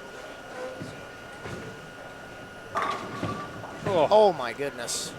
Solid 9, and that was a great shot. Break. That was really good. Horrible break for Jonathan Cummins. That was a fantastic shot. You can't really throw it much better than that when you need it. But, you know, he can still shoot 194. He's only 11 pins out of the cut. The cut is under, so you know it's going down. He's got to compose himself, make the spare. You never know. And try to get all 10 pins here, and you never know what can happen. So made the spare, no problem. He's got to try to make sure he gets all 10 here, and we'll see what happens. Guys, we had 3 guys on strings over there on 29 and 30. Jordan Shepard. I don't know where he was at in the standings. I don't know if you covered that or not, I couldn't Dave. find him. Let me see if I can look a little. Oh, here he is. He was 85th. He was about 50 pins out. Well, he had a triple going into the 10th frame, and now big nasty split. And he was only he could have shot 238, which I don't think would have been enough. Okay. Jonathan Cummins did strike on his fill ball there. So he's going to end up losing 6 pins, 194. Still never know. Again, the cut's been going down, so we'll have to wait and see on that one. We got one more 10th frame here by Cooper Tate. And see if I can, he was a little further out of the cut as well, so going to finish up with a nice game, but not going to be enough to make the cut. And we'll watch his last 2 shots here, and then we're going to go on break until 1:30 p.m. We'll be back with some more live action.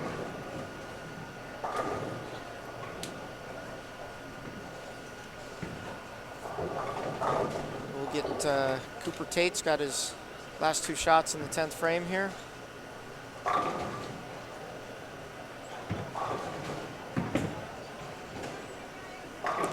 That was a great shot for a ring 10.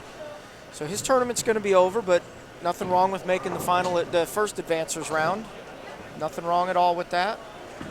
Something to build on. Take your experience for hopefully for next year and future events bowls in between.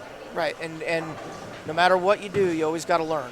Have to. Always got to learn. So he's going to finish up with 201 the last game, and we're gonna come into the booth real quick and talk for a minute, and then we're gonna come back at 1:30. Here we are. All right. Guys, what a morning. Been great. We got 5 games under our belt in the U20 boys advancers round. We'll be back here at 1:30. Bill, thanks for joining us. No, and, thank you. Yes, looking really, forward really to cool. to like 8 more hours with you in the booth today. Yeah. Who's taking me to Starbucks? You, Rob? Somebody's got to take me. Yeah.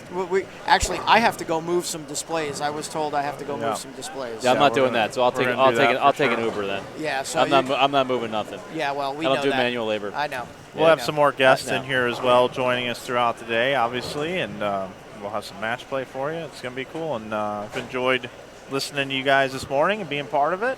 Yeah, thanks to everybody in the chat too. Thanks for the we had some good questions in there. We really appreciate it. It helps us do a better job, and keep them coming. Yep. Thanks again to Bill O'Neill, Mike Flanagan. I'm Dave Wadka. Thanks to Marshall Holman for stopping by. Thanks for watching the 2017 Junior Gold Championships U20 Boys Advancers Round, and we'll see you back here at 1:30.